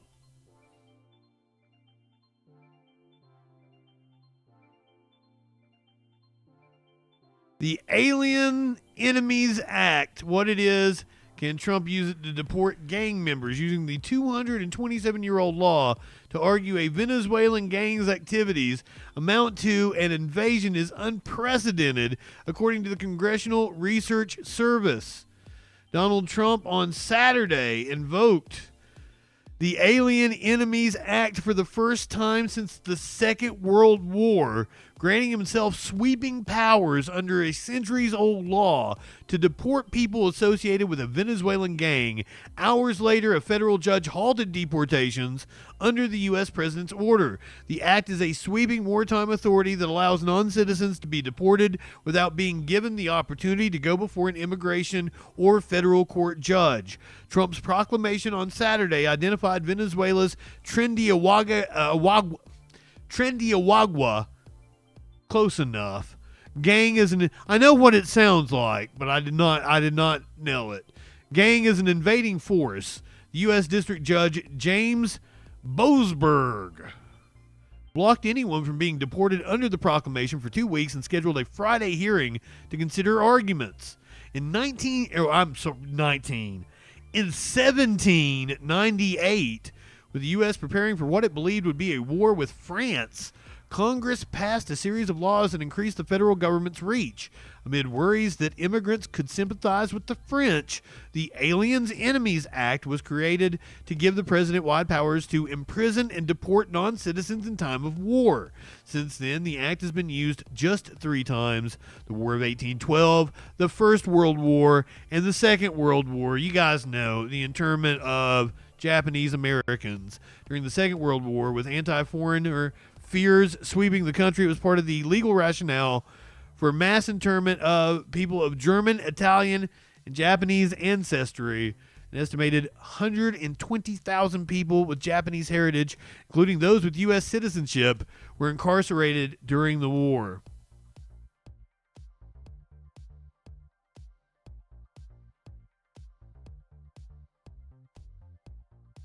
I don't know, guys.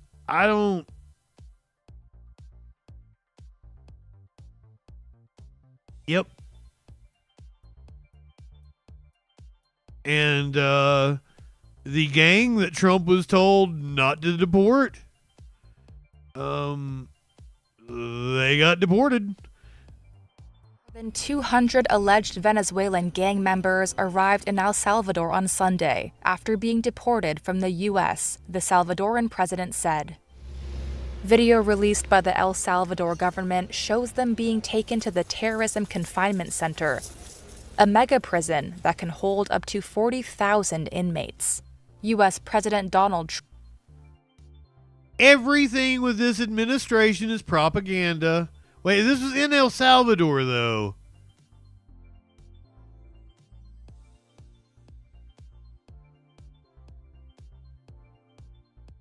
Did we send somebody with a drone? Because they did a drone. Trump invoked the 1798 Alien Enemies. Salvador government shows them being taken to the Terrorism Confinement Center, a mega prison that can hold up to 40,000. There's a beautiful drone shot. President Donald Trump invoked the 1798 Alien Enemies Act on Friday to rapidly deport the alleged members. A day later, a federal judge blocked the application of the law. By the way, if anyone is unaware, the gang that they're talking about is not a El Salvadorian or Venezuelan gang. No. It started in U.S. prisons. 14 days, saying the statute refers to, quote, hostile acts perpetrated by another country that are commensurate to war. The Trump administration has appealed the ruling. Venezuelan President Nicolas Maduro's government said it rejected the use of the anachronistic U.S. law to deport alleged gang members, saying it violated migrants' rights. The deported are allegedly part of Tren de Aragua, a criminal organization that's been linked to kidnapping, extortion, organized crime, and contract killings. And that looked like some expensive contracted equipment that they were putting that dude in.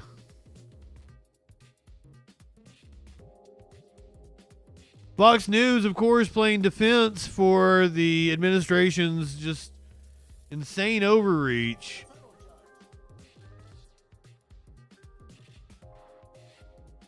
Uh-oh.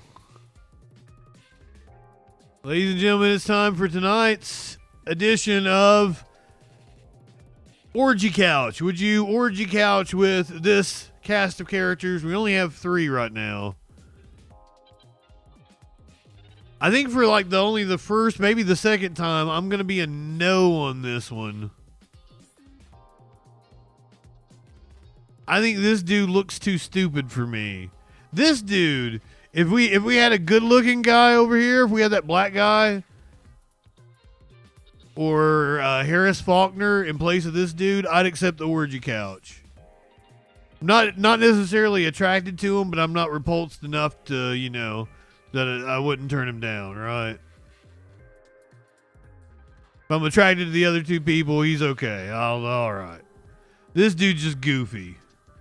The hard no. That'd be a desperate couch. Question marks. Good evening. That was in El Salvador, right? That was the max prison in El Salvador. Ashy, all right. Okay, here's the thing. It depends on who, like, if that, there's like a really hot black dude that works for Fox. If it was him over here, yeah. But like anybody else, like, yeah. Harris Faulkner, she's got pretty eyes. Wait, God damn it, I'm over it. So a federal judge temporarily blocking President Trump's Pass. executive order to fast-track the deportations. No, the orgy couches, and usually Fox has 5, right? There's usually 5 on the orgy couch. You got to accept everybody.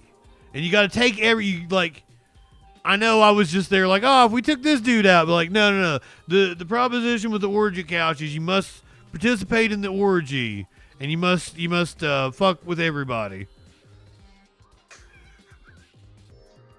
So I guess it's all or nothing.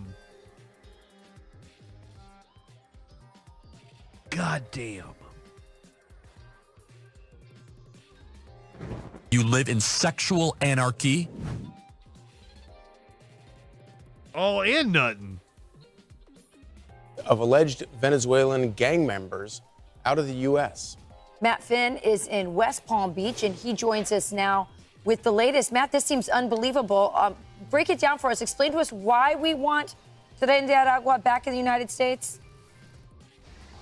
Yeah, so this judge ordered planes. Yeah, you got to do advance on the couch. To turn around to the United States. President Trump's proclamation of this seldom used Alien Enemies Act of 1796 says all Venezuelan citizens 14 years or older who are suspected Tren de Aragua gang members cannot become citizens of the United States. But yesterday, the ACLU filed a lawsuit claiming the Alien Enemies Act could be used to deport any Venezuelan in the U.S., regardless of whether they are affiliated with TDA.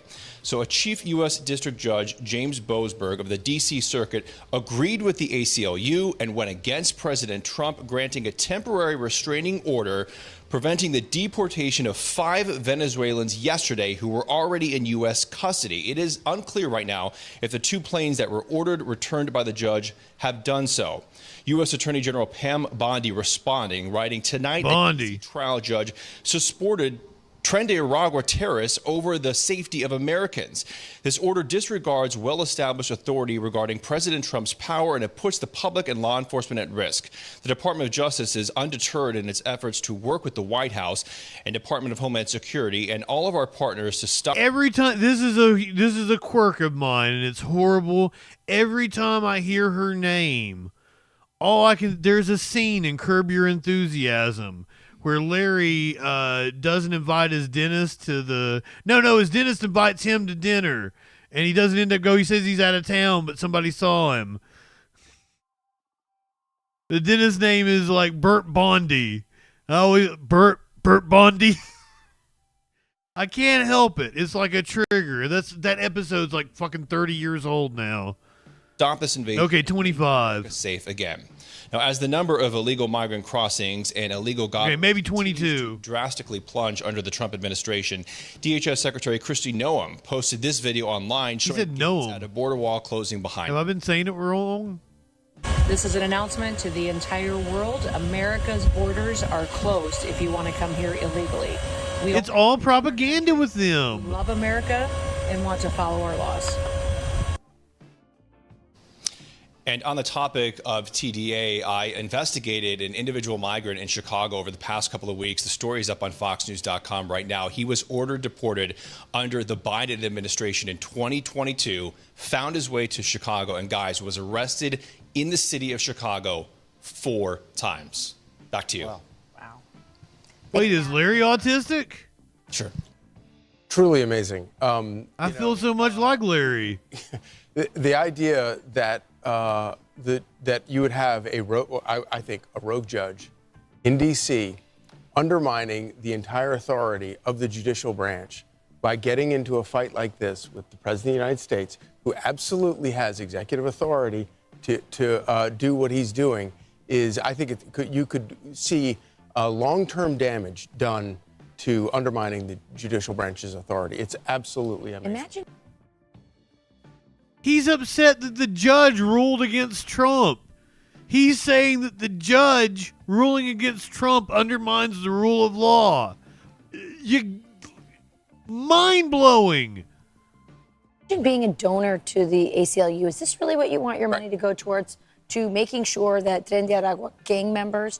Now listen, if he's saying, well, the judge is saying maybe this law can be used to deport any Venezuelan who's here illegally and we want them to go through some other process, that's fine. But it's very clear that the people who were on that plane were Tren de Aragua gang members. It's very clear. He said, bring them back. Right. Bring them back to the States. That's crazy. If I understand Matt's report, is 5? Yeah. 5 people? You think they haven't properly vetted those 5 people to know they were already in custody? And the other thing, too, is if they bring them back, they're still in custody. It's not like they're going to set them free. And it's just, you're delaying the inevitable and costing us more money doing it to prove some point. I'm not sure, you know, we talk about... Prove some point. ...in lawfare.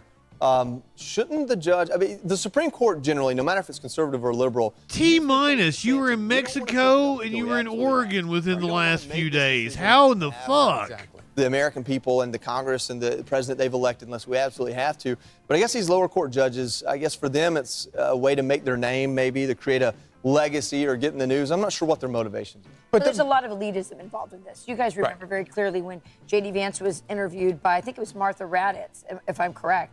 And they were talking about Tren de Aragua taking over apartment buildings and complexes in Colorado. And she said, listen, I know you're like a trucker, aren't you? You know, if I said, There's something where you travel, but like... He said something like, his response like, did you hear what you just said? Can you hear yourself, Martha? Exactly. They took over her little rich enclave in D.C. She wouldn't feel that way about it. But since it's these working... But like Mexico to Oregon, that's a fucking... Same for the ACLU, Charlie. Yeah, and I think it's such an important point. That's a hell of a haul. Has to step in and rein in rogue judges that do things. You went from border to border. Do that. And as for the ACLU, it's amazing. And by the way, the entire judicial system, when you see things... Wait a minute, Washington's the top state, isn't it? Concerned about the rights of illegals. No, yeah, it's Washington. Illegally. I'm sorry. It seems like you care bad with geography. You do actual citizens who are like tax-paying legal citizens living in the country, even immigrants. Maybe the goal is to make them citizens and get their votes. I'm not sure what their goal is. Listen, you talked about if it were... Who is this dude? DC. Georgetown even kicked me out of there for having a truck. Like, they don't let the metro there. Like, you can't be poor and in Georgetown. Maybe if I were driving a Tesla, maybe they would have let me hang out for a while back then. I'm Steve Ducey. I'm Brian Kilmeade. And I'm Ainsley. Would you do the Ducey Kilmeade Earhart couch? Anybody? Any takers? I might. Depends on if I was on some hard drugs, yeah.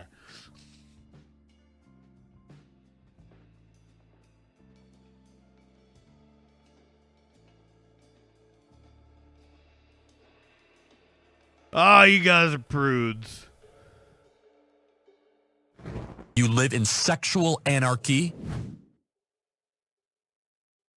Can someone explain what Roblox is to me? I have no idea.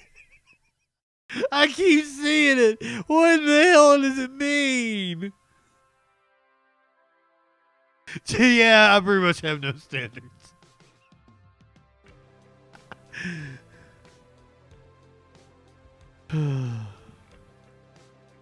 I mean, I'm like America when choosing a president, right? It's a gaming platform?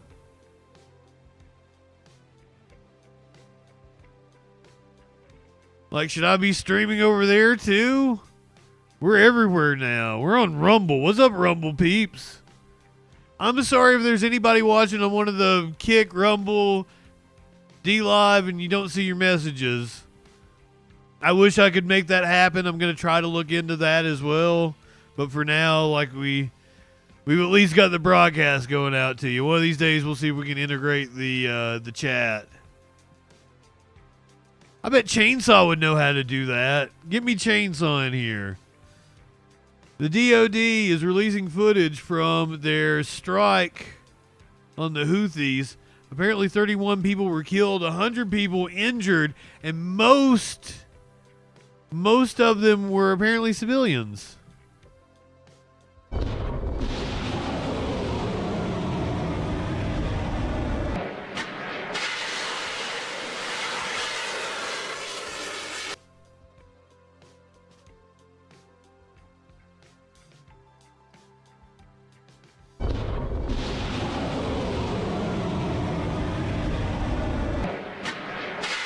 Oh, I see what you're saying. Like, the fucking... Yes, but I'm literally asking what is Roblox. I keep hearing it brought up.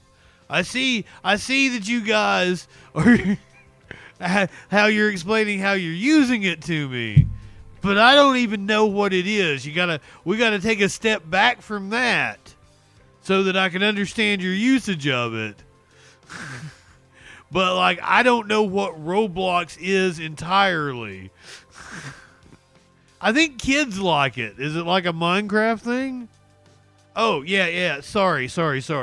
We released footage of strikes that we did on the Houthis.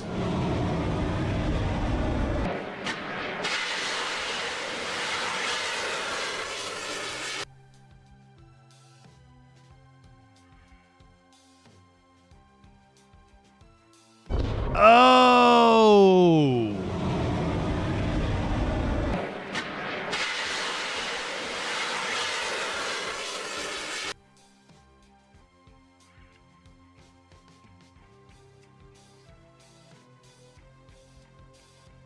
Okay, so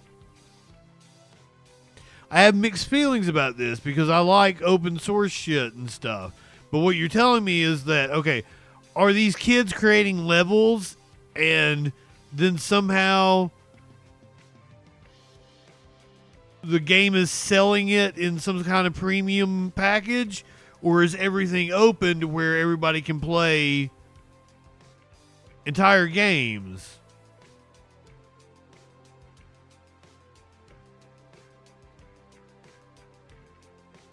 They sell Robux. Wait a minute. So they're putting this out. See, if there's a creator tool and it allows kids to make their own games and you just upload it and everybody else can play your games, that sounds cool as fuck.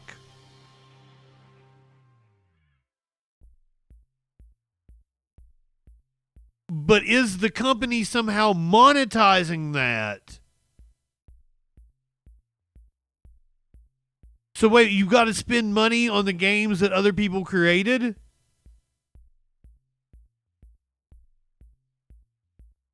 So now I'm seeing like maybe this is something I need to look into because this seems like a scam.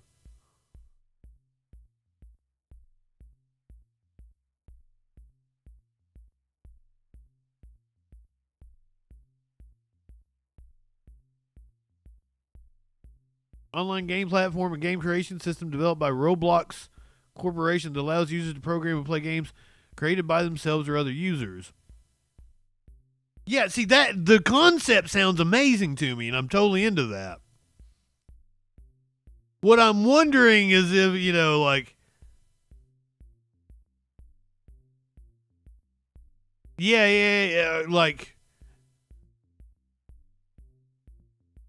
But it's not just open source free. I don't think there should be any profit from it. I guess if there was profit, I would want the kids to get the profit. You see what I'm saying? I would just like, you know, open source. Yeah, if there's paywalls involved, then that sounds amazingly exploitative. You don't have to pay anything, but you can pay to get better stuff. Okay. Loot boxes and what is there, like cards to like fucking... I don't even understand these card systems in games. Never fucking mess with them.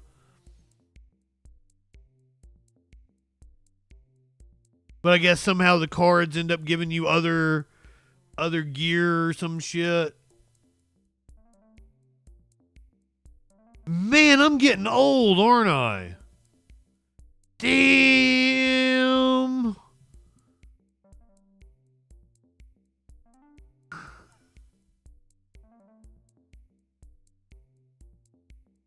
Oh, okay. So now I think I'm wrapping my head around it. I get what you're saying. There's an in-game currency, and you can earn some currency from participating in shit in games, yada, yada, yada. Or maybe putting your own game up there and shit. But, like, to really get currency, you got to pay real money. That sort of thing.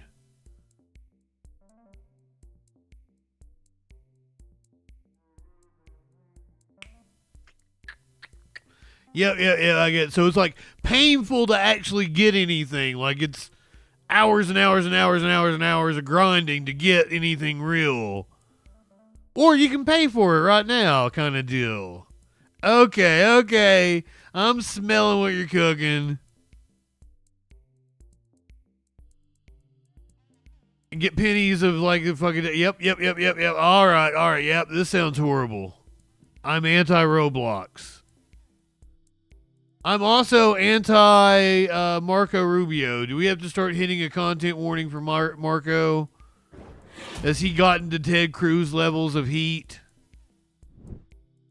Marco Rubio was on with Face the Nation.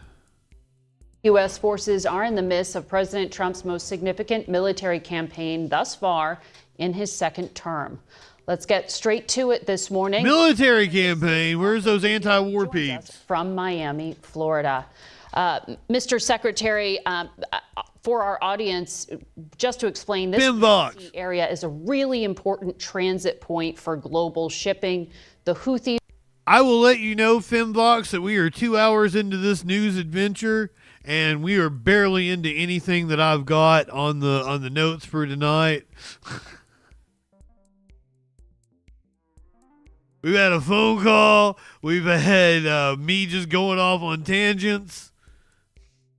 The chat just spent, 10 minutes explaining Roblox to me. It probably would have took a lot less time to explain it to me if it wasn't stupid. Out of Yemen have been disrupting transit there for some time. President Trump cited these concerns when he announced the strikes. I'm wondering, how long will this campaign last, and will it involve ground forces? Well, first of all, the problem here is that this is a very important shipping lane, and in the last year and a half, the last 18 months, the Houthis have struck or attacked 174 naval vessels of the United States, attacking the U.S. Navy directly 174 times, and 145 times they've attacked commercial shipping. So we basically have a band of pirates, with guided precision anti-ship weaponry, and exacting a toll system in one of the most important shipping lanes in the world. That's just not sustainable. We are not going to have these people controlling which ships can go through and which ones cannot. And so your question is, how long will this go on? It will go on until they no longer have the capability to do that. Well, what does U.S. Maybe you need to pay the troll toll. Because the U.S. had been conducting strikes for some time, but has not stopped the Houthis. So what's going to be different right now? Do you have more fidelity in the Houthi is fun to say. More successful? Well, those strikes were retaliation strikes. So they launched one missile, we hit the missile launcher, or we sent something to do it. This is Marco Rubio. This is not a one-off. This is an Earl of Grey. The ability to continue to constrict and control shipping, and it's just not going to happen. We're not going to have these guys, these people with weapons able to tell us where our ships can go, where the ships of all the world can go, by the way. It's not just the U.S. We're doing the world a favor. Yeah. We're doing the entire world a favor by getting rid of these guys and their ability to strike global shipping. That's the mission here, and it will continue until that's carried out. That never happened before. The Biden administration didn't. Do they not have some sort of right to that shipping lane? These guys would launch one rocket, we'd hit the rocket launcher. That's it. I have a feeling that the Houthis have a reasonable demand. Shipping in that part of the world, that's just not going to happen anymore. And it so could this will continue until that's finished. It could involve ground raids?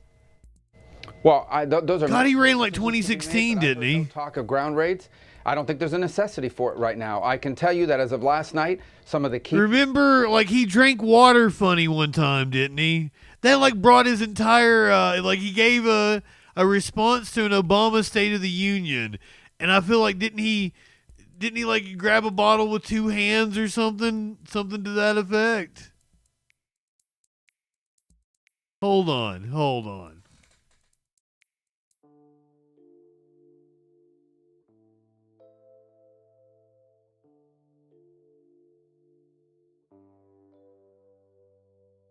Oh no, it was just a water break. No, did he grab it awkwardly or anything? Let's take a trip way back to what was this, 2014? On foreign policy, America continues to be indispensable to the goal of global liberty, safeguarding human rights.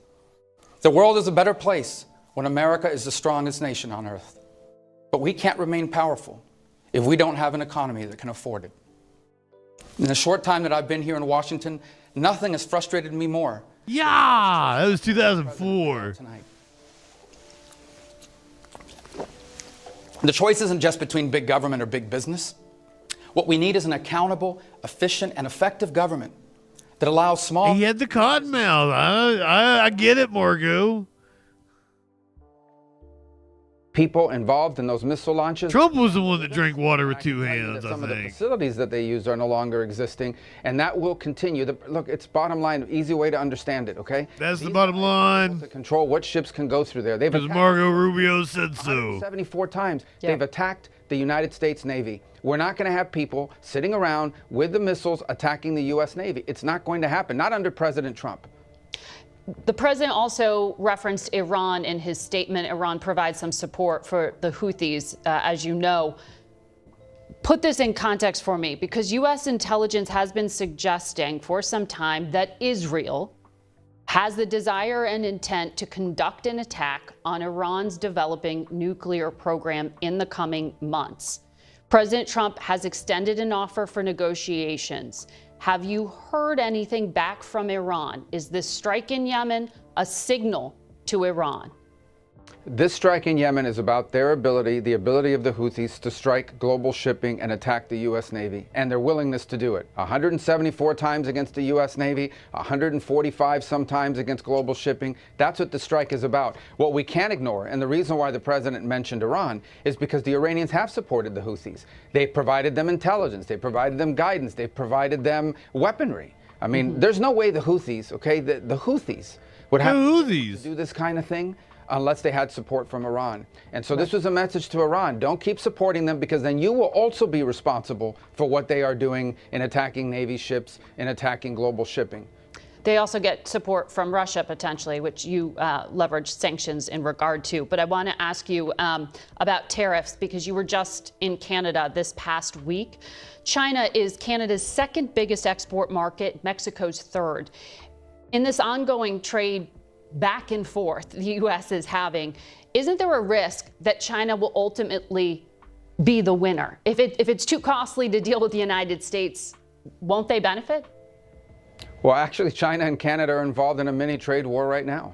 In fact, the Chinese have imposed a bunch of tariffs, reciprocal or retaliatory tariffs on Canada after Canada imposed tariffs on them. So here's the way everyone needs to understand this, okay? The president rightfully believes that the balance of global trade is completely off kilter. Blame Russia. We have allowed countries to treat us unfairly in global trade, much of it during the Cold War, because we wanted them to be rich and prosperous because they were our allies in the Cold War. But now that has to change. You look at the European Union. The European Union's economy is about the same size as ours. It's not a low-wage economy. It's very comparable to ours in terms of its composition and so forth. Why do they have a trade surplus with us? So what the president is saying is two things. Number one, there are critical industries like aluminum, like steel, like semiconductors, like automobile manufacturing that he rightfully believes they have a trade the U.S. needs surplus with us because we offshored our manufacturing. Build that capability is by ensuring that there's economic incentives to produce in the United States. The second is global, and that is we are going to put tariffs on countries reciprocal to what they impose on us. And so this is a global. It's not against Canada. It's not against Mexico. It's not against the EU. It's everybody. And then from that new baseline of fairness and reciprocity, we will engage potentially in bilateral negotiations with countries around the world on new trade arrangements that make sense for both sides. Fairness. But right now it's not fair. We're going to reset the baseline, and then we can enter into these bilateral agreements potentially with countries so that our trade is fair. What's not going to continue is, of course, these countries So this is all just about leverage to get bilateral, not North American free trade deals renegotiation. No, it's not leverage. It's fairness. It's resetting baseline fairness, and then from there we can work on deals and so forth, because they'll have products we don't make, we have products they don't make. That's where trade works the best. It has to be free, but it has to be fair. and right now it's only free on one side, and it's not fair for the other side. Well, you know, it's an sir, unsustainable position. The ad hoc nature of these policy announcements and pullbacks are causing concern Fox, good in the evening. marketplace, as we saw Yes. this past week. 99 senators, almost or every Democrat voted for him. Disgusting. So I heard you describe what seemed like a strategy to get to negotiations on a bilateral front. You also seem to say this was national security minded, but then we also see comments by the president of like 200% tariffs on champagne. That's not a critical industry for the United States. That seems more emotional. No, that's called retaliation. That's what happens in these trade exchanges. They're going to increase tariffs on. They already have high tariffs. They're going to add more to their tariffs. Fine. Then we'll have to find something to. I mean, you tell me. I mean, Canada's going after whiskey and orange juice and in retaliation. Yeah, exactly. So that sounds pretty petty to me as well. So what's the difference? The point is, I get it. I understand why these countries don't like it, because the status quo of trade is good for them. It benefits them. They like the status quo. We don't like the status quo. We are going to set a new status quo, and then we can negotiate something, if they want to, that is fair for both sides. But what we have now cannot continue. We have deindustrialized this country. Okay, deindustrialized the United States of America. There are things we can no longer make, and we have to be able to make in order to be safe as a country and in order to have jobs. That's why we had a Rust Belt. That's why we've suffered all these important jobs that once sustained entire communities. We had unions. By trade that basically sent these factories, these jobs, this industrial capability to other places. That cannot and will not. Capitalism did that. President Trump, this is no mystery. He's been talking about this since the 1980s, actually, even before he was a political figure. This is going to happen, and it's going to happen now. I want to ask you about Russia. You said Envoy Steve Witkoff's meeting with Vladimir Putin that happened last week would answer the fundamental question of whether we're moving towards a ceasefire or whether Putin is using a delay tactic. You spoke with Sergei Lavrov, the foreign minister, yesterday. Is this a delay tactic? Well, I think that was a promising meeting. As I've said repeatedly, we're not going to negotiate this in the public. Hopefully we'll have something to announce at some point fairly soon. I can't guarantee that, but I certainly think the meeting was promising. The exchange was promising. I don't take away from Steve's meeting, from Ambassador Witkoff's meeting, negativity. There are some challenges. This is a complex 3-year war that's been ongoing along a very long military front with a lot of complexity to it. So no one's claiming that it's easy, but I want everyone to understand here's the plan. Plan A is get the shooting to stop so that we can move to Plan B, phase 2, which is have everybody at a table, maybe with some shuttle diplomacy, to figure out a way to permanently end this war in a way that's enduring and it respects everybody's needs and so forth. No one is saying that that second part is easy, but we can't get even to that second part until we get past the first part. It's hard to negotiate an enduring end to a war as long as they're shooting at each other. And so the president wants a ceasefire. That's what we're working on. Assuming we can get that done, and that won't be easy in and of itself, we move to the second phase, which is negotiating something more enduring and permanent. That will be hard. It will involve a lot of hard work, concessions from both sides, but it has to happen. This war cannot continue. The president has been clear about that, and he's doing everything he can to bring it to an end. Okay. We'll talk about that later in the program as well with Envoy Witkoff. I want to ask you about a decision you made to revoke a student visa. Shelley, good evening. Someone at Columbia University this past week. The Wall Street Journal editorial board writes, the administration needs Putin's being like Lucy with the football now. That's what we're going to experience over and over again. Like Trump's going to be saying we're close to a deal. Putin's going to keep just demanding more and more. Be careful. It's targeting real promoters of terrorism, not breaking the great promise of a green card by deporting anyone with controversial political views. Thank you for asking about this. Substantiate any form of material support for terrorism, specifically to Hamas, from this Columbia student? Or was it simply that he was espousing... Not just a Columbia student now.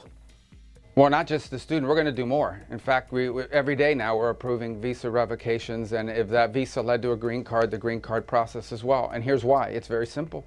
When you apply to enter the United States and you get a visa, you are a guest. And you're coming as a student, you're coming as a tourist, or what have you. And in it, you have to make certain assertions. And if you tell us when you apply for a visa, I'm coming to the U.S. to participate in pro-Hamas events, that runs counter to the foreign policy interest of the United States. Nobody is pro-Hamas, you dipshit. So you lied. You came. If you had told us that you were going to do that, we never would have given you the visa. Now you're here. Now you do it. So you lied to us. You're out. It's that simple. But it's is there any evidence of a link to terrorism, or is it just his point of view? Yep. There you go. Over, I mean, do you not? I mean, you should watch the news. These guys take over entire buildings. They vandalize colleges. Intensely. They shut down I'm colleges. asking about the then you should specific know justification for the revocation of his visa. Was there any evidence of material support for terrorism? Was the negotiator negotiating on behalf of people that took over a campus, that vandalized buildings? Negotiating over what? That's a crime in and of itself, that they're involved in being the negotiator, the spokesperson, this, that, the other. We don't want it. We don't need these people in our country. It's a crime that they weren't involved in it, that they negotiated. I'm going over there between the two groups to become the spokesperson and one of the leaders of a movement that's going to turn one of your allegedly elite colleges upside down. People can't even go to school. Library buildings being vandalized. We never would have let him in. Well, someone think of the buildings. And now that he's doing it and he's here, he's going to leave, and so are others, and we're going to keep doing it.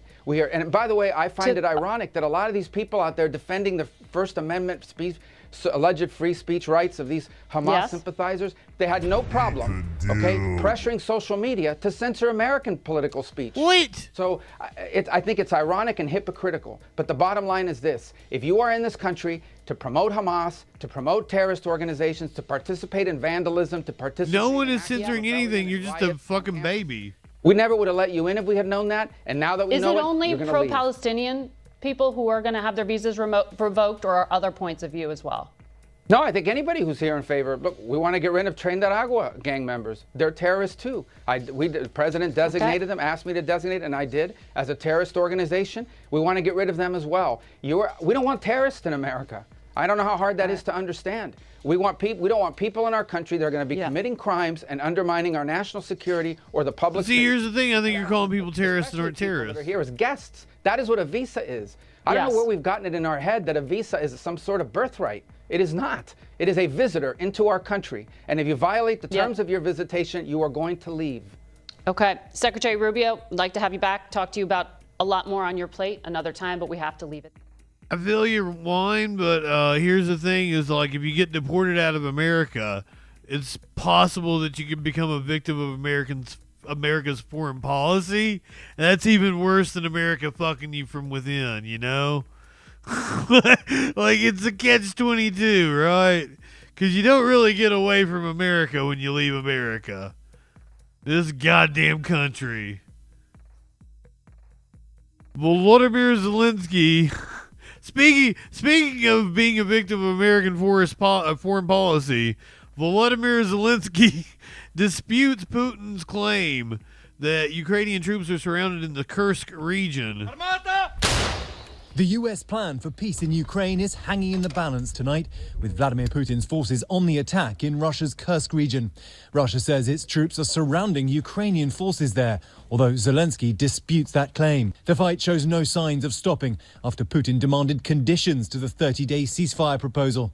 Today, the UK, a key U.S. ally in the defense of Ukraine, with a stark message. If there's going to be lasting peace, be security arrangements. A deal without... I forgot what we were talking about. It's not something which Putin respects. US envoy Steve Witkoff left Moscow on Friday after speaking with Putin. No details have emerged, but Trump called those talks productive. What's the plan if Putin doesn't agree to a ceasefire? You know, they made Lord of the Rings in New Zealand? Because so many people are dying, but I think he's going to agree. I really do. Putin wants to annex huge parts of Ukraine, including the city of Zaporizhia, home to more than 1 million and a major power station. As the war rages, the commander of all medical forces for the Eastern Front is responsible for getting the injured back to the front line. Do you trust Donald Trump? Do you trust him? If I trust to Donald Trump, I don't have another opportunity. You have no choice. Yes. I don't think maybe he knows something what we don't know. I don't know. Watch breaking news on YouTube. Subscribe to... I think nobody knows what the fuck is going on.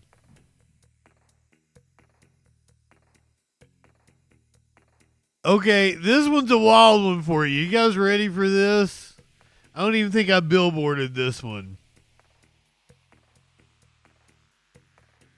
Protesters flooded Belgrade for a huge anti-government rally.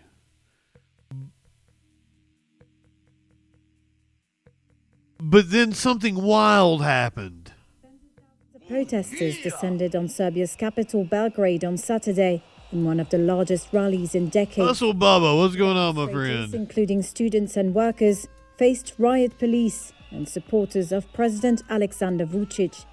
Many protesters are demanding the release of documents about last year's railway station disaster when a roof collapsed and killed 15 people in the city of Novi Sad.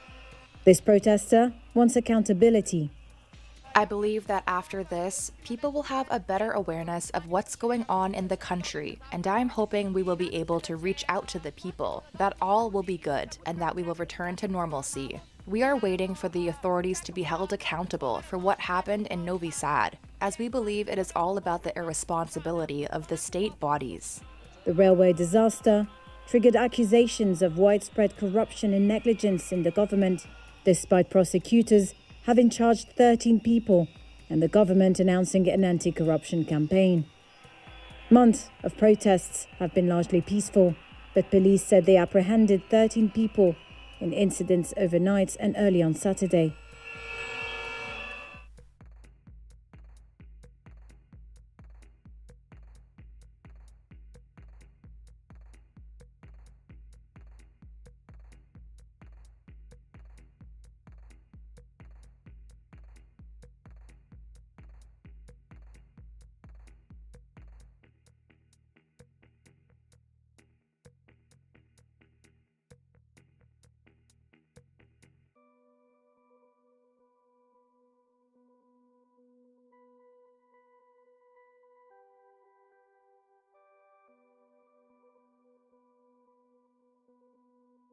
Sorry.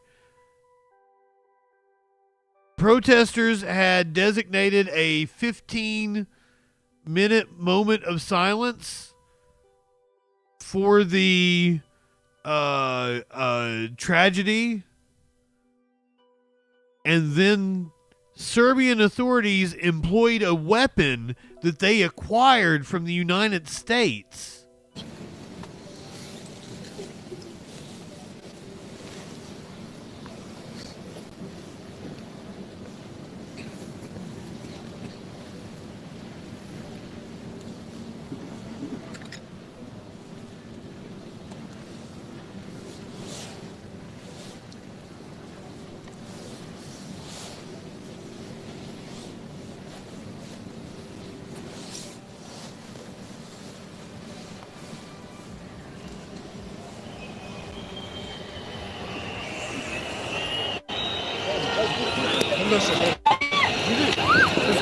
Polako, ljudi!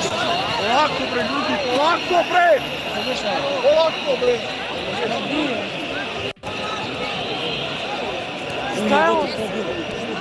Šta je bilo? It's hard to hear the noise because you're like overloaded whatever the phone's microphone is. We've got a couple of different angles of this. This is a sonic cannon that they apparently acquired from the U.S. It was aerial footage.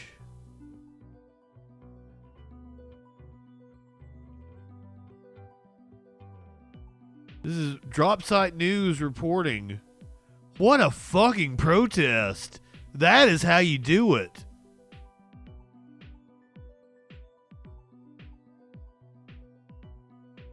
They're protesting because 15 people got killed.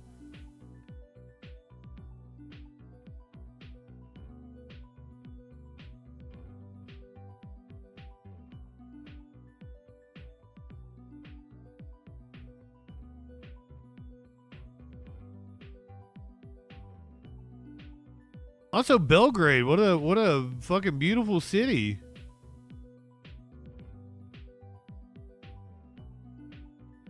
Yes, we have no solidarity here, and they keep us divided. Keep us fighting that culture war. You don't participate in the class war. Oh, I thought we got to see them disperse.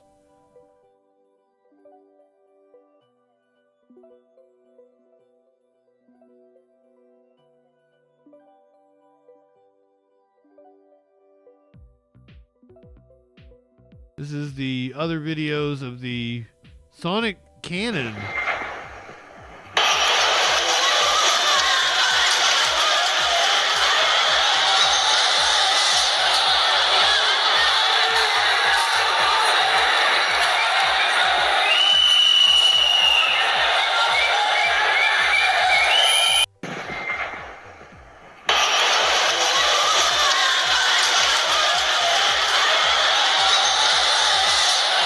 I didn't see it in the aerial shot smash. Was it like right there at the end?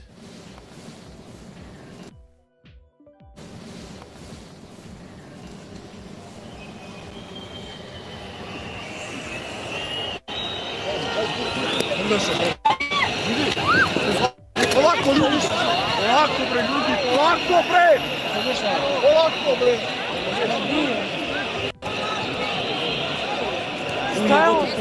Literally, a moment of silence.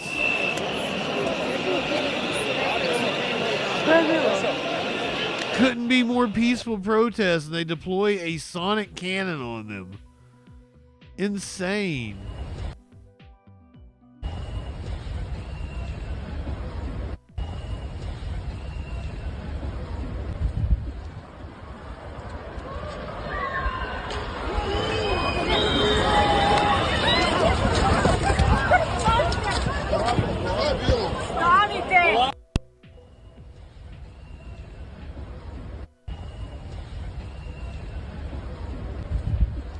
Yeah, isn't it wild? That many people.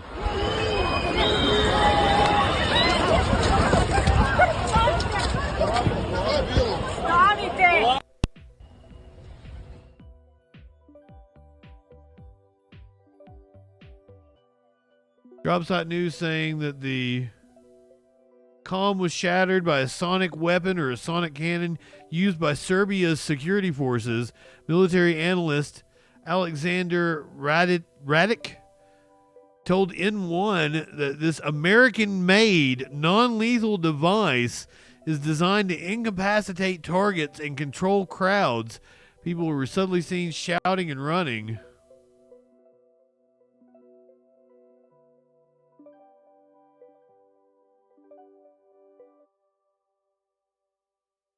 What a wild video. Meanwhile, we're headed over to Macedonia. 59 people are dead after a fire in a nightclub. Tragic and deadly fire at a nightclub in North Macedonia has killed at least 51 people and injured about 100 more. Authorities say pyrotechnics sparked the fire during a concert by a local pop group overnight. Video on social media shows the chaos inside with people trying to flee. ABC News' Patrick Reevil has the latest. Now, Patrick, authorities have issued arrest warrants for 4 people. What more do we know about the allegations against those 4 individuals? Hi, actually, just in the last hour or so, we've now had another update from the Interior Ministry of North Macedonia. They say now that at least 20 people are under suspicion of wrongdoing. They say at least 15 people are being questioned at a police station in relation to this devastating fire that has killed dozens of people. The current death toll stands at 59, with at least another 155 injured. 27 of those injured are in critical condition, and the vast majority of these people are very young. They're between 18 and 24. There are also at least 3 minors who have died. This is just a catastrophic fire. Welcome back. From the video that we've seen, appears to have been. Hope you had a fantastic trip. When pyrotechnics basically led to the ceiling of the club catching fire. But we're hearing also from the Interior Ministry here that basically the club had been operating for a year without a license and had been. Yeah, probably shouldn't have those kinds of. I think already there are suspicions that those kinds of pyros in this disaster. In a small venue like that. How the operators of the club may have been operating their club in nefarious ways with those fake licenses, but many of the people attending the concert, they were also underage and only half had identifications. So how are families and authorities working to... Wow. Yeah, I mean, it's just clearly an appalling situation. You know, we've seen relatives of the families gathering outside a hospital all day. We understand from one of our reporters in the region who's been making calls that people are having to come and identify bodies as best they can. Or many Warlord said in the Discord chat, the club was completely engulfed. Nightclubs with the name Pulse.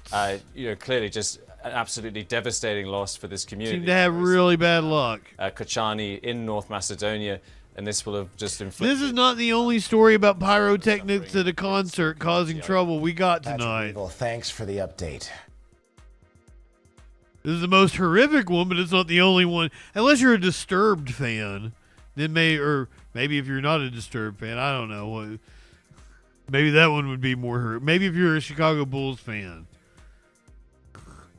that one would be more disturbing to you.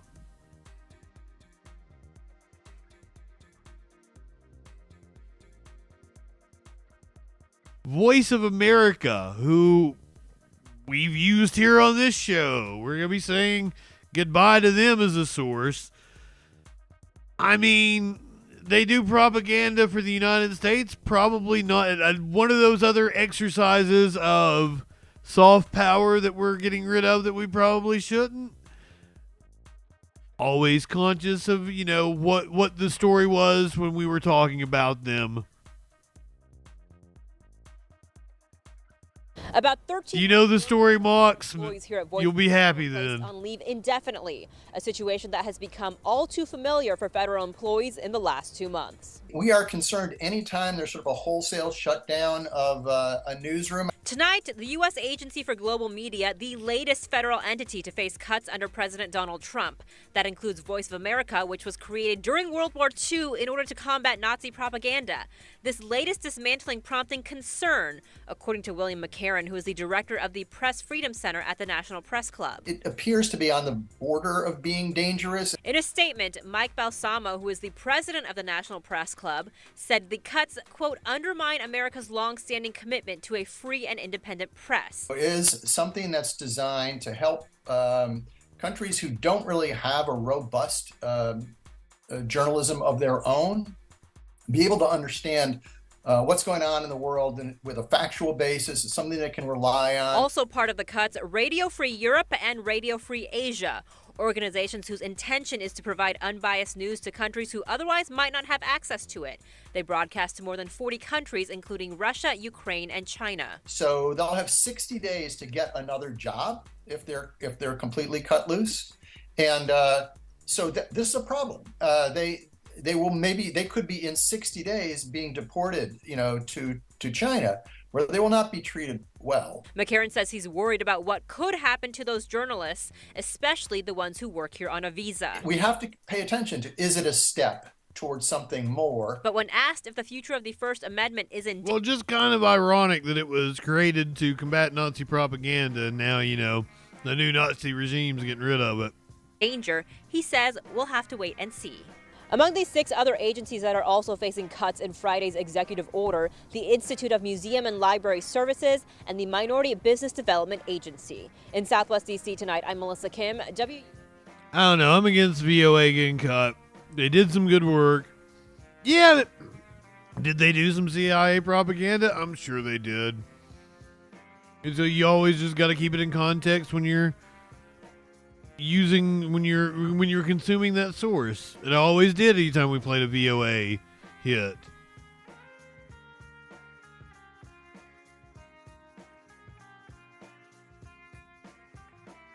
Rick Scott on Friday blocking the bills put forward by Senator Ron Wyden and Bernie Sanders that could have possibly given us, Medicare for all.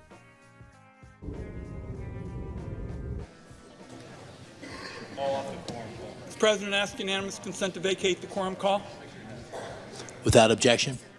Senator Morgan.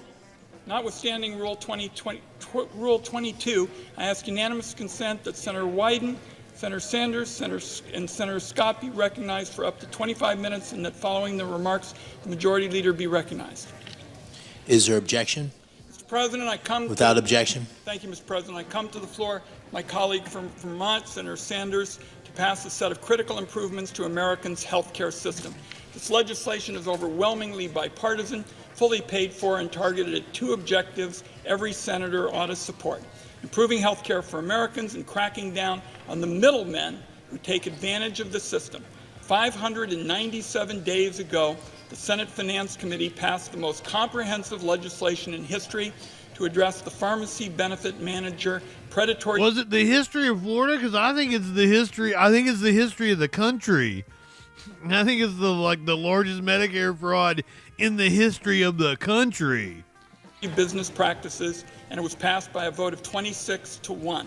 493 days ago, the Senate Finance Committee passed another piece of health care legislation that improves mental health care for Americans with Medicaid, expands and strengthens Rick Scott. More PBM policies by a vote again of 26-0. Since that time, negotiations about how to sign these policies into law have been fatally intertwined with the dysfunctional debate over congressional appropriations, as the public can see on full display this week. These policies are too important to leave behind due to an God, Ron Wyden, you suck. Pharmacists are ultimately he's a pretty good senator. Doctors who don't want just a bad speaker are counting on this legislation. Seniors and working families who want better care at a lower cost are counting on this legislation. Senator Ron Wyden of Oregon. The act is now. In December, Democrats and Republicans struck a deal on this bill. I have the press release on my website to prove it. It was introduced in the House and set for passage. But along came Elon Musk and his now familiar wrecking ball. With one tweet, he killed the entire package for reasons that had nothing to do with the bill before the Senate today. Musk even had he is by far one of the better senators, benefit but manager less than 2 weeks after a charisma black hole. President. While this unelected billionaire rifles through Americans' private information and earned benefits, claiming to be looking for waste, fraud, and abuse, he doesn't even know about the middlemen who skim billions off the federal government. He's just reading. Musk's tweeting adventure, 237 independent pharmacies have closed their doors. Monotone. Nearly 3 small businesses closing every day. Our bill includes critical protections that stop the giant PBMs from bullying even more local pharmacies into the abyss. Every day matters. That's why it's critical to act now. Now I'd like to yield to the ranking member of the Health, Education, Labor, and Pension. Joan Spoon, welcome in. So he can explain the important pieces of this bill. I was just thinking I wasn't high enough for this. That also need to pass as soon as possible. Senator Sanders. Well, thank you very much. Senator from Vermont. Thank you. Let me thank Senator Wyden for his outstanding work as the former chairman of the Finance Committee and now as the ranking member. Mr. President, I get around Vermont a bit. I get around the country a bit. And generally speaking, when I talk to a group of people, I ask them a simple question. I say, what do you think about the healthcare system? Is it working well? It sucks. Is it broken? Is it dysfunctional? And overwhelmingly, the hands go up that the American healthcare system today is broken, it is dysfunctional, it is cruel. And what people understand is the function of the American healthcare system today is not to provide quality healthcare to all of our people, which in fact goes on in every other major country on earth. It is to make huge profits for the drug companies and the insurance companies. Mr. President, the current healthcare system is a system in which we spend twice as much per capita on health care as do the people of any other nation. Astronomical sum of money. And yet, despite all that money, 85 million Americans are uninsured or underinsured, and the cost of health care keeps going up every single year. 1 out of 4 Americans cannot afford the cost of the drugs that their doctors prescribe. And unbelievably, it is a system in which 60,000 Americans die each year because they can't get to a doctor on time. It is a system in which we don't have He's enough playing doctors. the hits. We don't have enough nurses. He's playing the hits, but as we said the other day, things have not changed for the better since he started, yelling about these things. They've gotten worse. We've regressed. Enough dentists. We don't have enough pharmacists. But the good news is... And they're coming for Medicare and Medicaid, not expanding them. Making huge profits. The current health care... Does the ACA survive? Our life expectancy is lower than any other major country. And if you're working class in America, you're going to live 7 years shorter life than if you are wealthy. It is a system in which some 500,000 people go bankrupt each year because of medically related debt. It is a system where in large parts of our country, rural hospitals are being shut down and where people, even with decent insurance, have to travel hours in order to find a doctor. We apparently get him sparring with Rick Scott here towards the end. In December, after months and months of difficult negotiations, and I want to congratulate Senator Wyden, Senator Crapo, and all the people involved in those negotiations, we made some progress on this health care crisis by coming together on a bipartisan Thank you, whoever Mox got it for me. Thank you. Agreement on a health care package. That legislation, well, I can't believe that Rick Scott is a worthless scumbag. That got auto-modded? That's insane. Because I went and, I made it as, gentle as it could be with the auto-mod. So I'm sorry you got modded on that one. More modest than I would have wanted, would have provided $4.5 billion for community health centers this year and $4.6 billion next year, up 15% from a few years ago. Community health centers provide primary health care to 32 million Americans, working class, lower income people, do a phenomenal job, but they're under financial stress. That legislation would have provided $350 million a year over 2 years for the National Health Service Corps, so we can attract young people to go out and work, young doctors to work in underserved areas. And it would have provided $300 million a year for teaching health centers. It would have also lowered the outrageous price of prescription drugs by taking on the greed of pharmacy benefit managers. It was a bipartisan bill. And just before that bill was going to be passed, Elon Musk, the wealthiest man in the world, who does not have to worry about whether he and his friends can afford health care, he sent out a series of tweets, some of them outrageously dishonest, to kill this legislation, and he succeeded in doing so. Somebody pin Scott is a worthless scumbag, please. Can we get that? Oh, here, I'll do it. Boom. So today, Mr. President, it is important. Not only does it need to be a permitted term, it needs to be heralded. And undo the damage that Mr. Musk caused. And the legislation that we are proposing today would in fact begin to take us back where we were. It would increase funding for community health centers and do all of the other important work that Senator Wyden wanted. We have a health care crisis in America today. The CR that we're going to be voting on in a little while will make a bad situation worse. This is an opportunity to tell the American people that we are aware of the health care crisis. We are at least trying to do something. And I would yield back to Senator Wyden. President, I just want to thank my colleague. Rick Scott don't want to do anything. Mr. President, just very briefly, I want to thank my colleague. We have been working, as we've indicated, for months and months because I think I like that idea, Mox. I was just thinking that. Getting hit by a wrecking ball here in terms of the costs and inability to get quality care. So with that, I ask unanimous consent that the Senate Committee on Finance be discharged from further consideration of S. 891 and the Senate proceed to its immediate consideration, that the Wyden substitute amendment, which is that the desk be considered and agreed to, the bill as amended be considered, read a third time and passed, and that the motion to reconsider be considered made and laid upon the table. Is there objection? Mr. President. Senator from Florida. Here we go. I object. Objection is heard. That's it?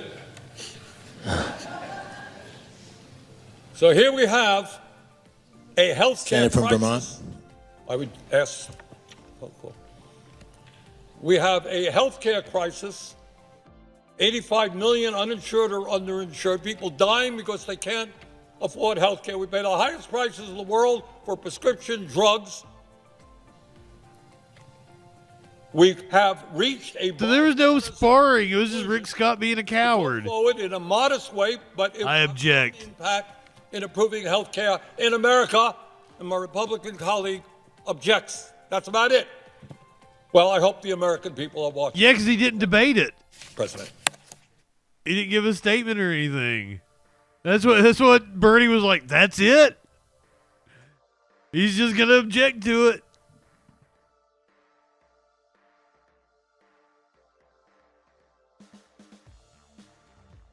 A veteran who was at a town hall with a Republican congressperson, I think this happened on Thursday, was interviewed by the local news.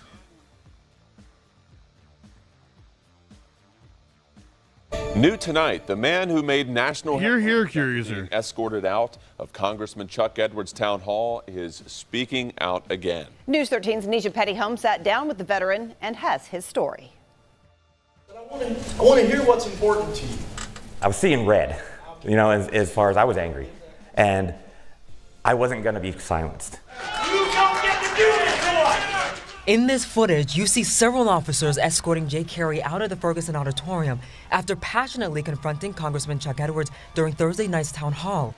They were telling me to shut up, to stop talking, to calm down. I don't need to be tone policed by these people. They don't have that right. They don't have the right to take away my First Amendment rights. Goddamn right. Grab me and pull me out, and I wasn't having that either. Carey is a 54-year-old retired disabled veteran. I told him to do his job. You're not doing your job.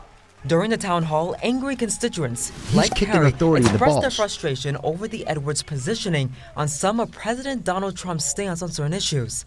Finally, when he talked about that budget and what it's going to do to Western North Carolina, not that he said that, but what I know it's going to do to Western North Carolina, that was it. I had to stand up. I had to speak out. President Trump's and Elon Musk's cuts across the federal government includes laying off nearly 80,000 employees from the VA and even more from the IRS and the Department of Education. I spent over 20 years fighting for this country. I earned those benefits, as did my fellow veterans. I watched my friends die in war. I've been injured. I've bled for my country. In the latest controversy, proposing cuts to Medicare and Social Security. Social services are the lifeblood of this country. Veterans are the lifeblood of this country, and we need to be taken care of. Carey, who lost everything during Helene, says he is facing difficulties navigating a system that is meant to support them. Yet, he says he feels neglected and isolated. He's not done anything for us. He has defunded HUD to the tune of over $1 billion, which part of that was Helene relief, to rebuild our area. And then he voted, once he started talking about the budget and that he voted for it, that was it. People were done and I was done. I would not sit there and let him tell his lies. He says there isn't enough transparency from their elected official. He's just a puppet. He's not thinking for himself. He's doing exactly what Trump says. He's not making any decisions. He can't make any decisions. And he's afraid to. He's a coward. I want to advise everybody to stand up to this regime, this fascist regime that we have, and know that we can come together, we can rise up, and we can overthrow them. In Arden. Sounds like communism. News 13.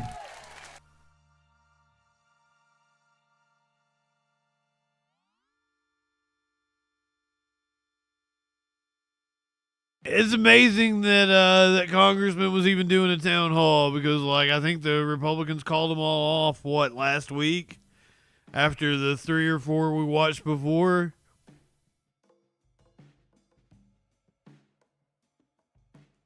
A majority black town in Ohio saw Nazis marching in their streets and decided to do something about it. These aren't police officers or soldiers. They're business owners, their fathers, their sons, daughters. These are civilians, members of the Lincoln Heights Safety and Watch program. It's a duty. Okay, let's go. The duty, protecting their neighborhood, the majority black village of Lincoln Heights, Ohio. After neo-Nazis held a rally here last month, carrying rifles, waving swastikas, and hurling racial slurs, just moments before children were let out of school. At the time, law enforcement officials said the neo-Nazis did not break any laws, but an investigation by county prosecutors is ongoing. Weeks later, the KKK came with these flyers. First African American community. KKK. She put an extra K in there, didn't she? KKK? Enforcement officials said the neo-Nazis did not break any K laws, plus. but an investigation by county prosecutors is ongoing. Weeks later, the KKK came with these flyers. First African Montreal player. Safety and Watch Group spokesperson Durant Daniels says the police did not do enough, which was more chilling because the town was founded in the 1920s as a safe haven for black residents. Lincoln Heights is KKK. Over to your home, you call the police, and the police says, you know, if they do it again, we haven't broken any laws, so we're just going to allow them to break into your home again. What would you do? So you feel like the police department and the sheriff have allowed or been silent in the face of this threat? They've been more than silent. I don't know what else to call that. Like that can't happen nowhere else. What is so intimidating about a black man with a gun saying that I'm not going to allow a terrorist to harm my family? Are you worried at all that having a potentially armed response could just create more friction, create more danger? I'll answer. Why aren't you asking the Nazis that? I never felt safer as a black man in my community than I have right now. The mayor of Evendale, which oversees the police force that responded that day, said in a statement to NBC News, "Our emphasis on de-escalation and public safety resulted in the incident's resolution without injuries to any of the persons involved." But residents here say they can't afford to wait. Every day, the Safety and Watch Group escorts children to school and patrols the streets. Why do you all wear masks? Those Nazis, we have reports of them finding our backgrounds, so we're not hiding ourselves from the residents, but we're protecting our family from what we're doing out here. While many locals do support the security group, some, like business owner Eric Ruffin, say they wish the group wasn't needed. We don't want to become what we hate. You know, we don't want to become a group of people that walk around feeling like we have a reason in America to have to protect ourselves. And this community stand up, is not backing down. Montreal player in the Discord. Well. Oh, hey. What up, friend? What's going on? Hold on, let me switch you to the right. A high school settings. senior is There you facing go. a miss. Hello. What's up, brother? Hey, you don't have to worry about your camera. Like, it'd take me a bit to put you on camera. What? Oh, you wanted to have a smoke with me. I forgot. I'm sorry. I had a long call to start the show tonight. Oh, did you? Sorry, I just got here. Oh, you're cool, bro. You're cool. Let me grab the bong. Okay, you're lighting up, my friend. Yeah, I assure you, he's lighting up over here.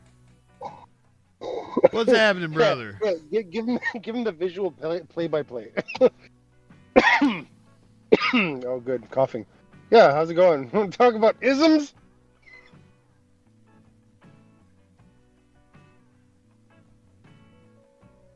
You realize that when you were like, oh, you don't know what it what it means, and you use the, like, because there was like 6 or 7 different definitions for it on the Oxford. For those who don't know, he took exception with me saying capitalism. I broke it down, first of all, like root word, capital, money, ism, belief in money, capitalism. But what it really means is private ownership of the means of production. And you took issue with my definition. You wanted to add all kinds of, it's free enterprise, it's the voluntary exchange of goods, yada yada. And I'm like, no. It's just private ownership of the means of production. When you took issue with the ism thing, like the dude had posted a different version of the definition, And I showed you the version I was going off of, and you're like, well, that still doesn't mean belief, but it was, adherence to a system, blah, blah, blah, blah, blah, which is the definition of belief. So I was just simplifying it, right? I think faith and adherence, and a process are two different concepts. Ism basically means belief. It might be oversimplifying it, but that's basically what Buddhism, belief in Buddha. Like, that's basically what the word means. But you took issue with that, and I was like, well, you don't have to get pedantic about that, because, that was just me breaking down the root words. What we're actually talking about is capitalism is private ownership, the means of production. The idea that free enterprise, voluntary exchange of goods, there's voluntary exchange of goods in other systems. It doesn't have to be a capitalist system. It's just about who owns the means of production. I took a session with actually you insisted that capitalism meant rule by the rich. It does. I don't think it does. I think those can coexist separately, and you don't necessarily have one doesn't necessarily entail the other. Private ownership of the means of production means that the people with money make the rules.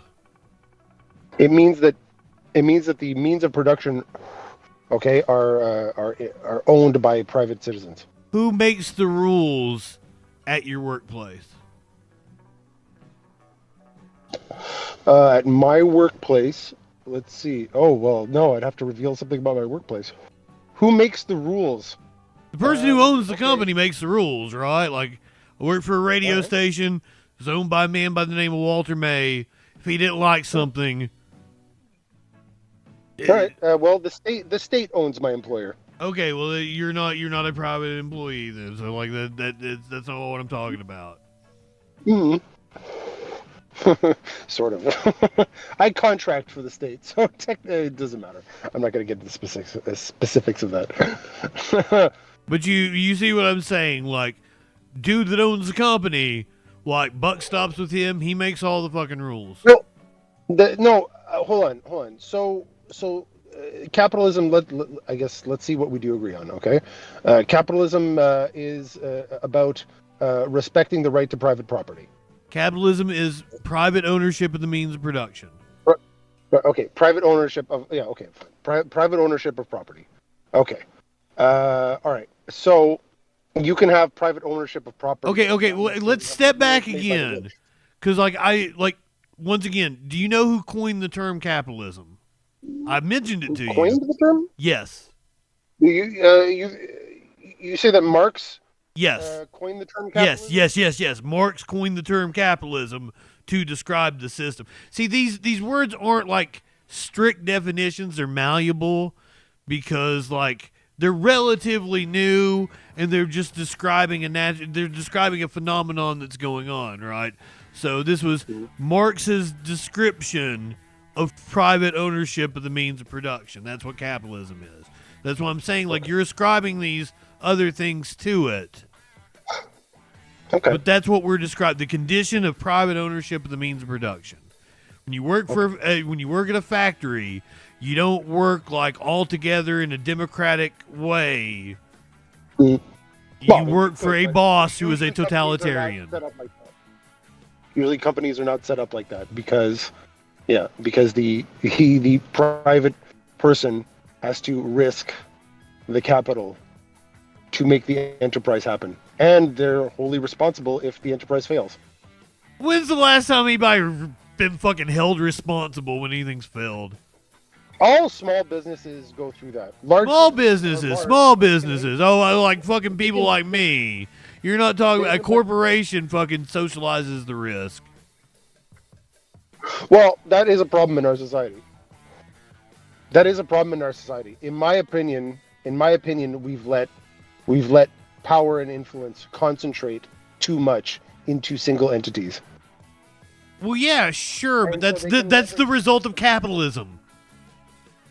Again, capitalism is because I wouldn't want a system that got rid of. I wouldn't want a system that got rid of private ownership. Okay. Why not? Well, where's it? Private ownership of the means of production. What we're talking about is your boss is no more. Everybody in the company has an equal share in the company. Nobody's offshoring your job.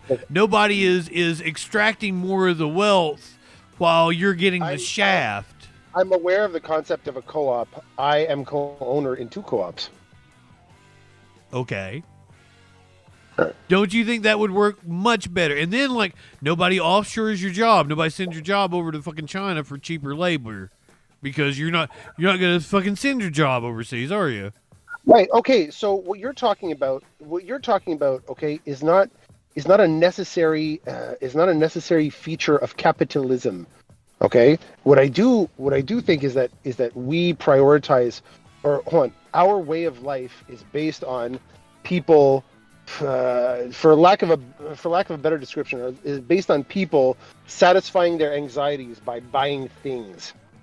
Okay, and that's how we teach people to live. Okay, and it's consumerism. It's horrible because it makes the way we motivate our society based on just like continuously buying things, whether they're useful or not. Right? That's capitalism. That's consumerism.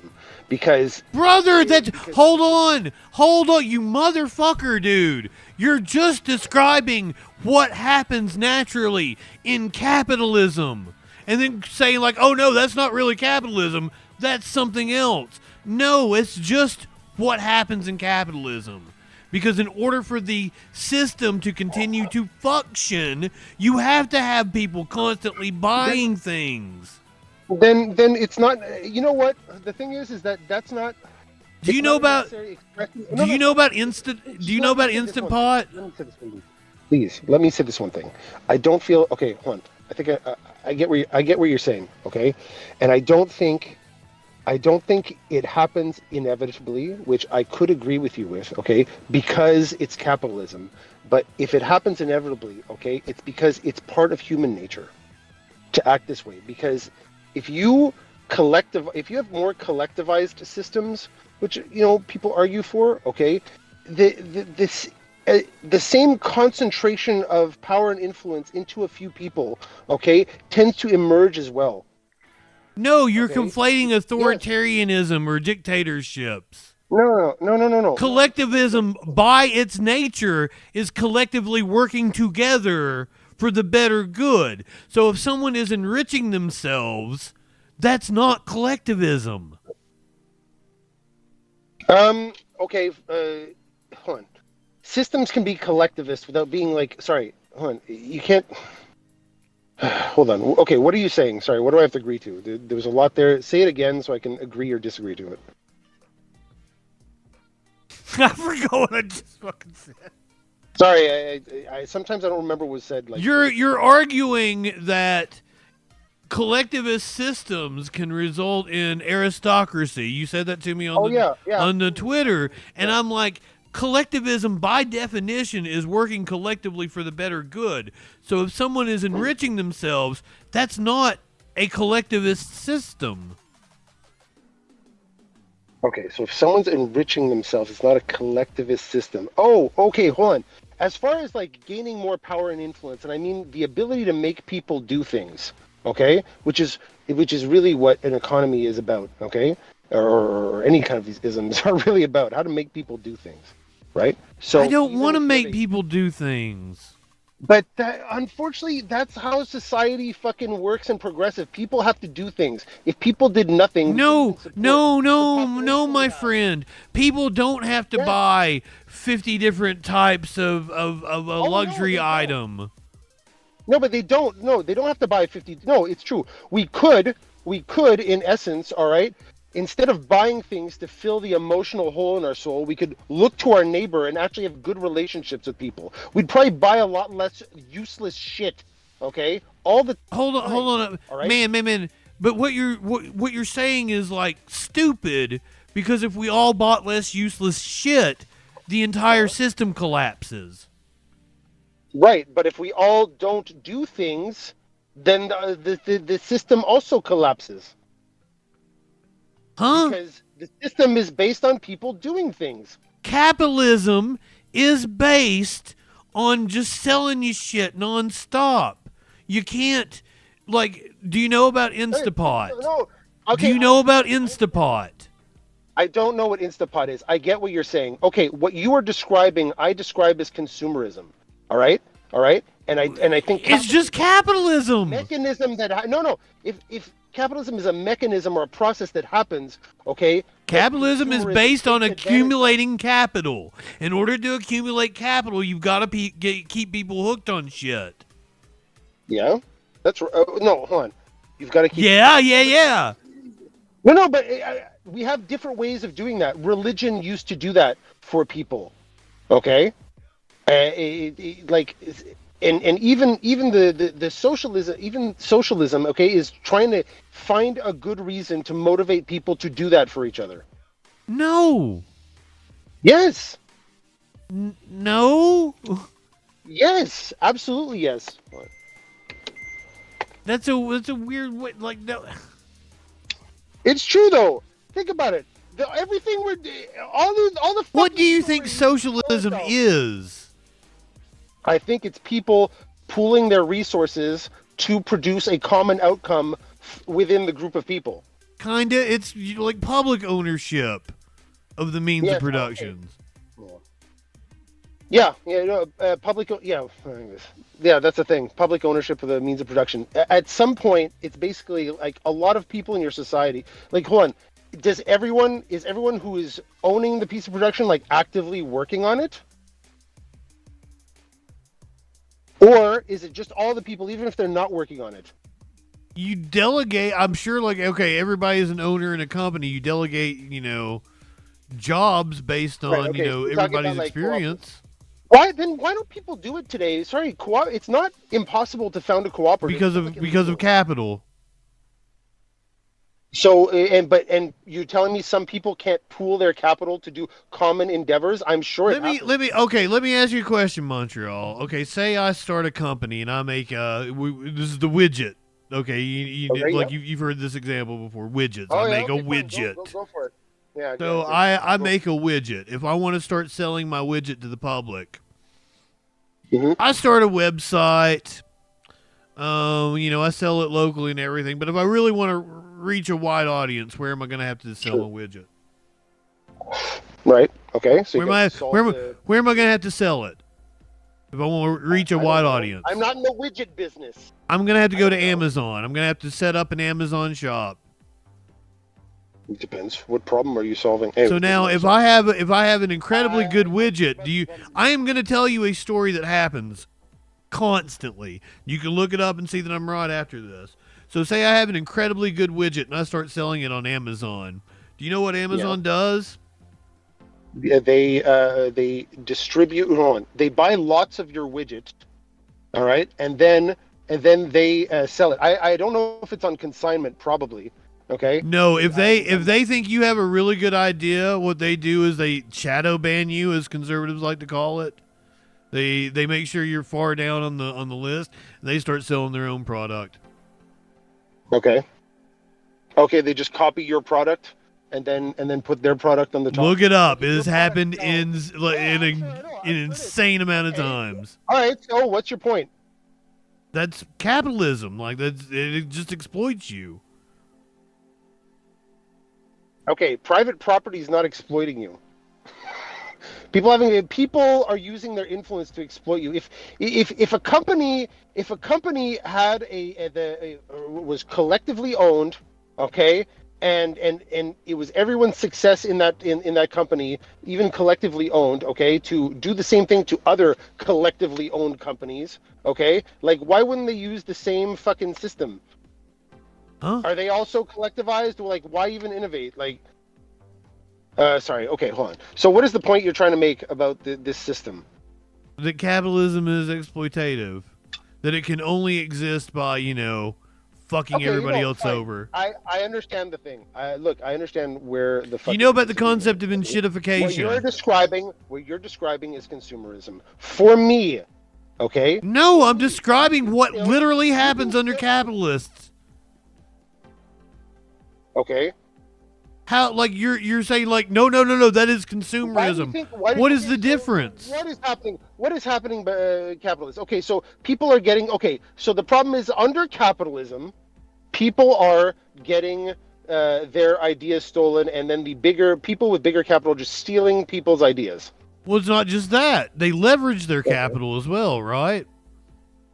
Right? Okay, sure. So you know what I mean by that, right? Okay, say like Walmart. They bully people into not having options to enter the market. Walmart comes into a town. They run all the local mom and pops off by undercutting everybody. Then once all the other shops are out of the area, they raise their price. Okay. Once again, look that up. Happened over and over and over again. I understand. No, I understand that they're abusive practices. Okay. But that's capitalism. You're trying to make a distinction, but you are incentivized in capitalism to do exactly the things I'm telling you.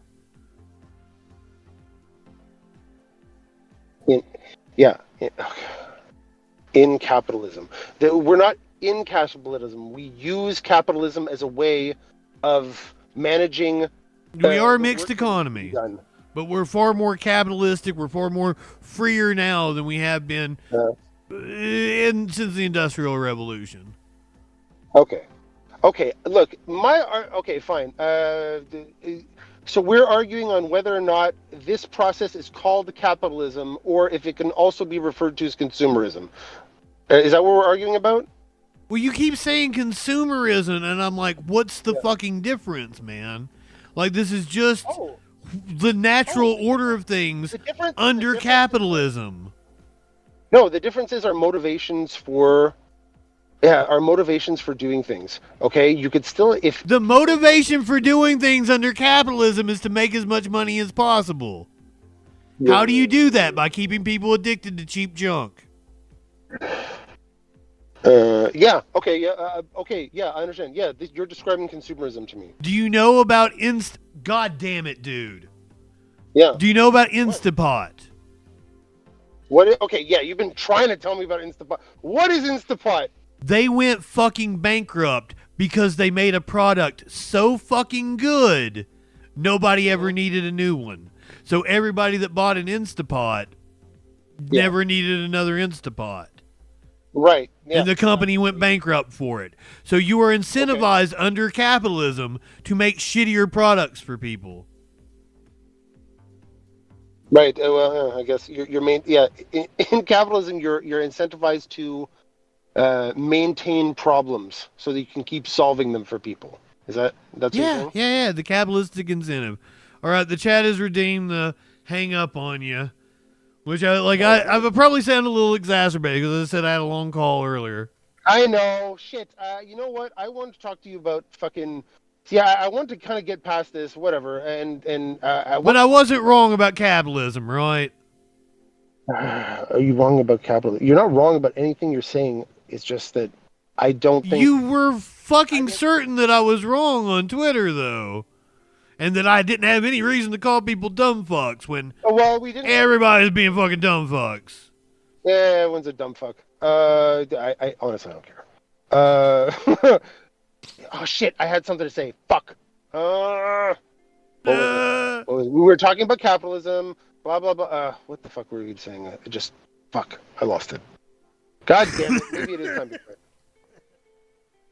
How's things up in Canada, my friend?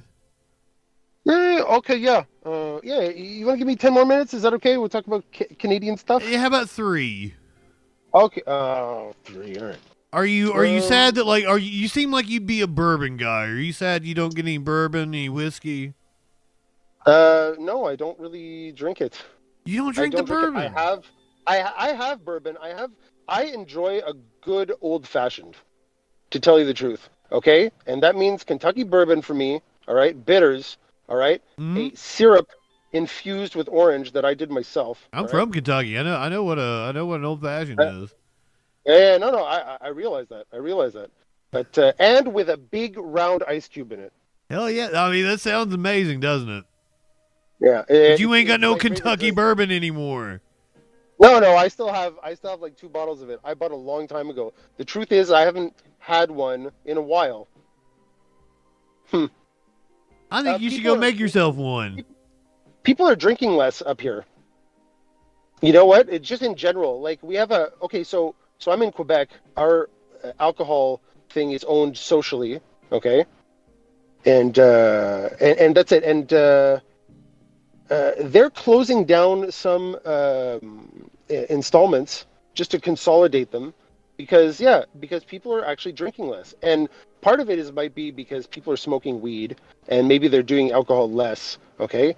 But also the boomers are dying more, but also there's a lot more Muslims around here and they don't consume a lot of alcohol either. So it's interesting. They're good people. They're good people.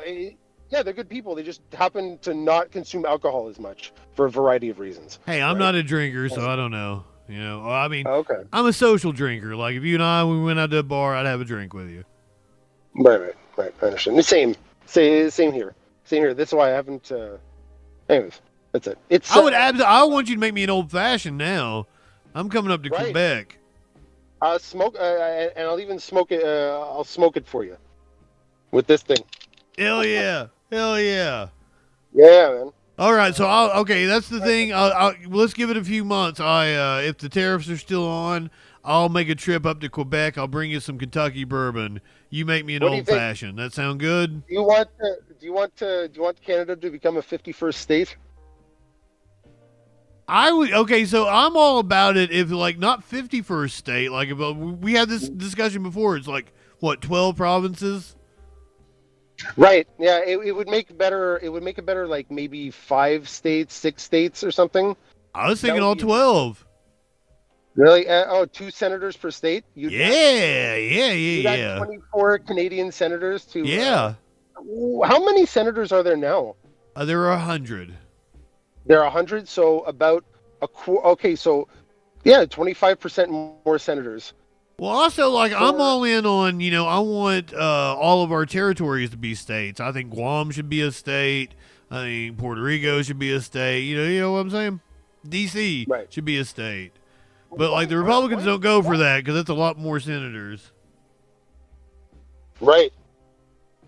So that's it. No, that's not a good deal for Canada. Canada can't become a territory. We're not going to surrender our country to become a fucking territory. Exactly. All right. Okay. In fact, we want double the senators.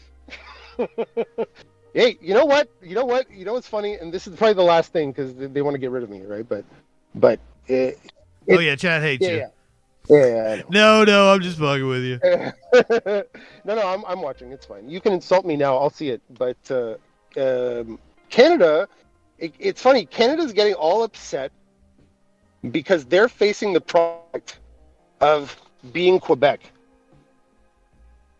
Of being the Quebec of the United States, as Quebec is to Canada, Canada would be to the United States, and when Quebec formed with the English, who basically conquered them, okay, but they're saying, okay, we're gonna form a new nation, all right, and we're gonna get really great terms on it.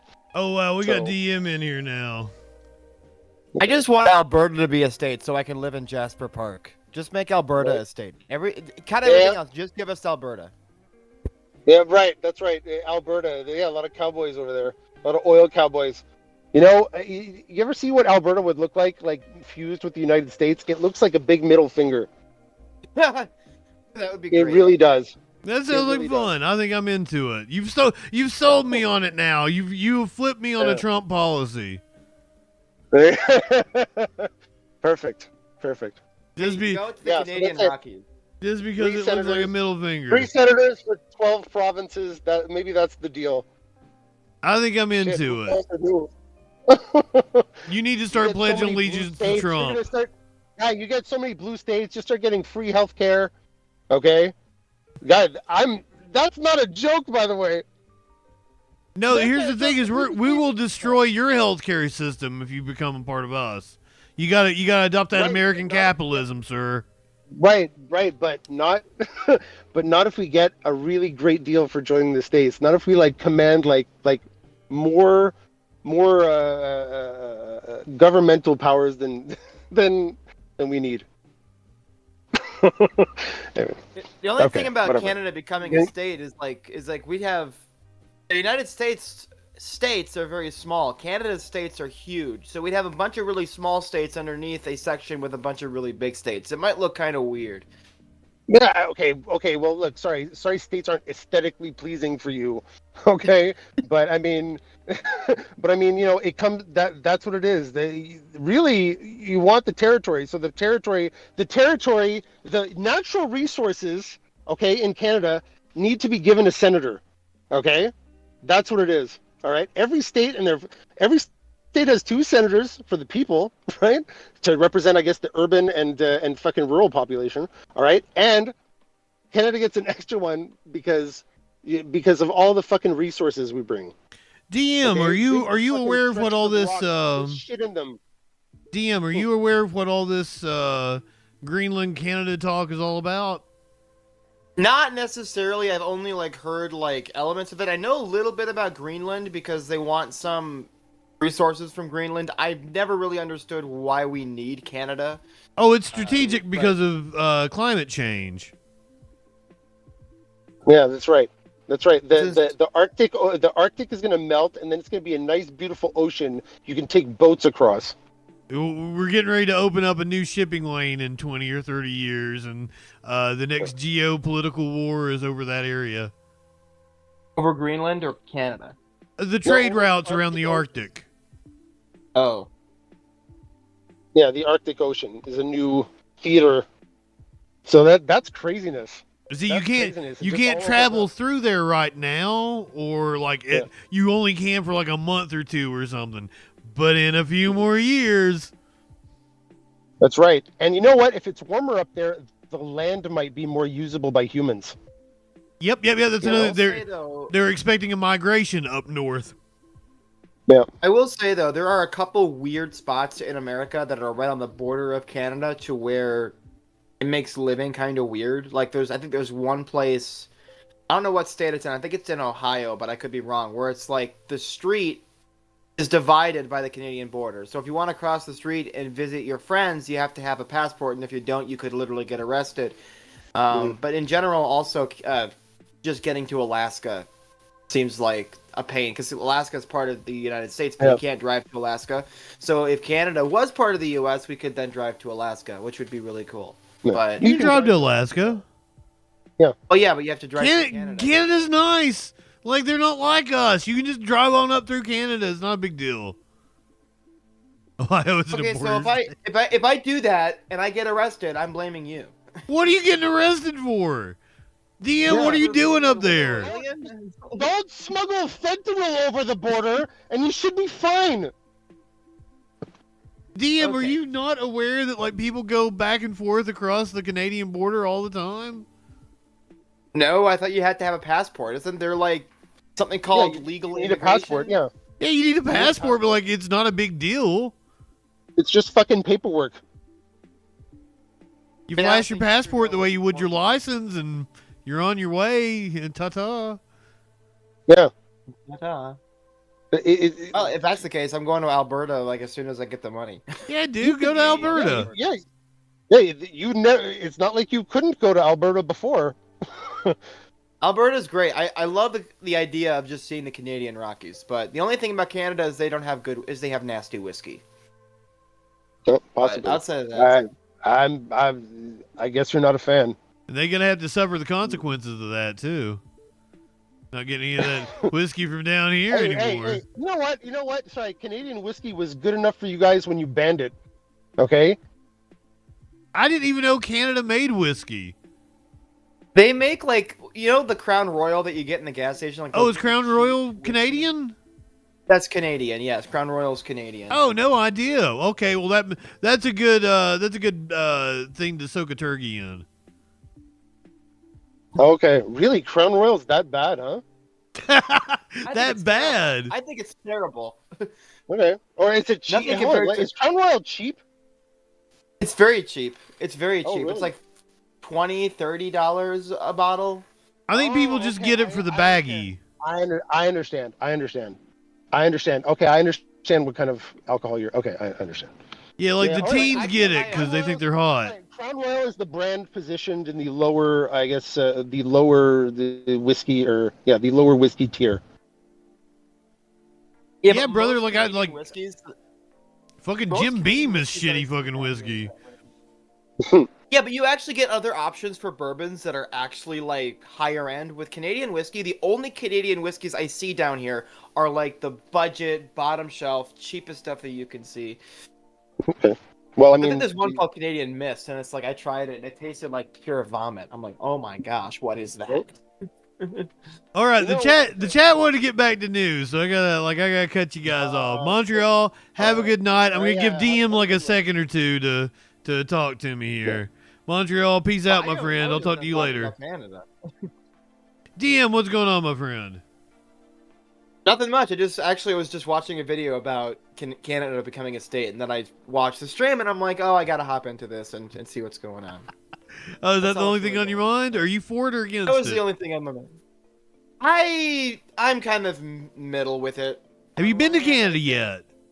No, I have not been to Canada. I really want to go to Canada. It's been a dream of mine. In fact, that's where I want my honeymoon to be, is in Alberta. But do you have a passport? Not yet. I need to get a passport. Yeah, they're like not much, are they? Like $30, $40, chat? They might have gone up in the last couple of years. That's not too bad. Yeah, it's not a big deal.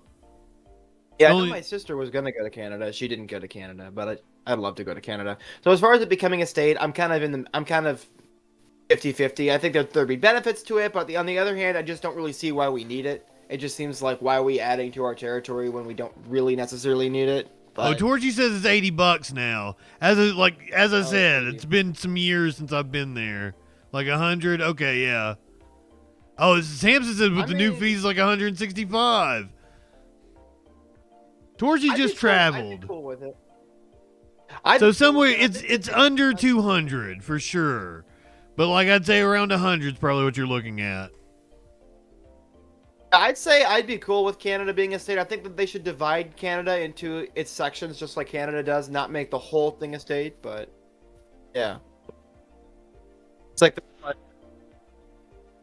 yeah, they're saying there's a lot of fees apparently. Yeah, they have to tack on fees because they refuse to tax people in this goddamn country. I would rather we just tax the rich and then all of us can just go to the office and get our passport for free. Wouldn't you, DM? I would love to have a free passport. I think that'd be great. Well, it's not. It's free at the point of service. Like a lot of right wingers would be like, "Oh, you don't get anything. Nothing's free." It's free at the point of service. We just pay for it with our tax dollars, and it's a service the government provides us. Yeah, I think that there are some things that should be considered that way, like things that are actually necessary.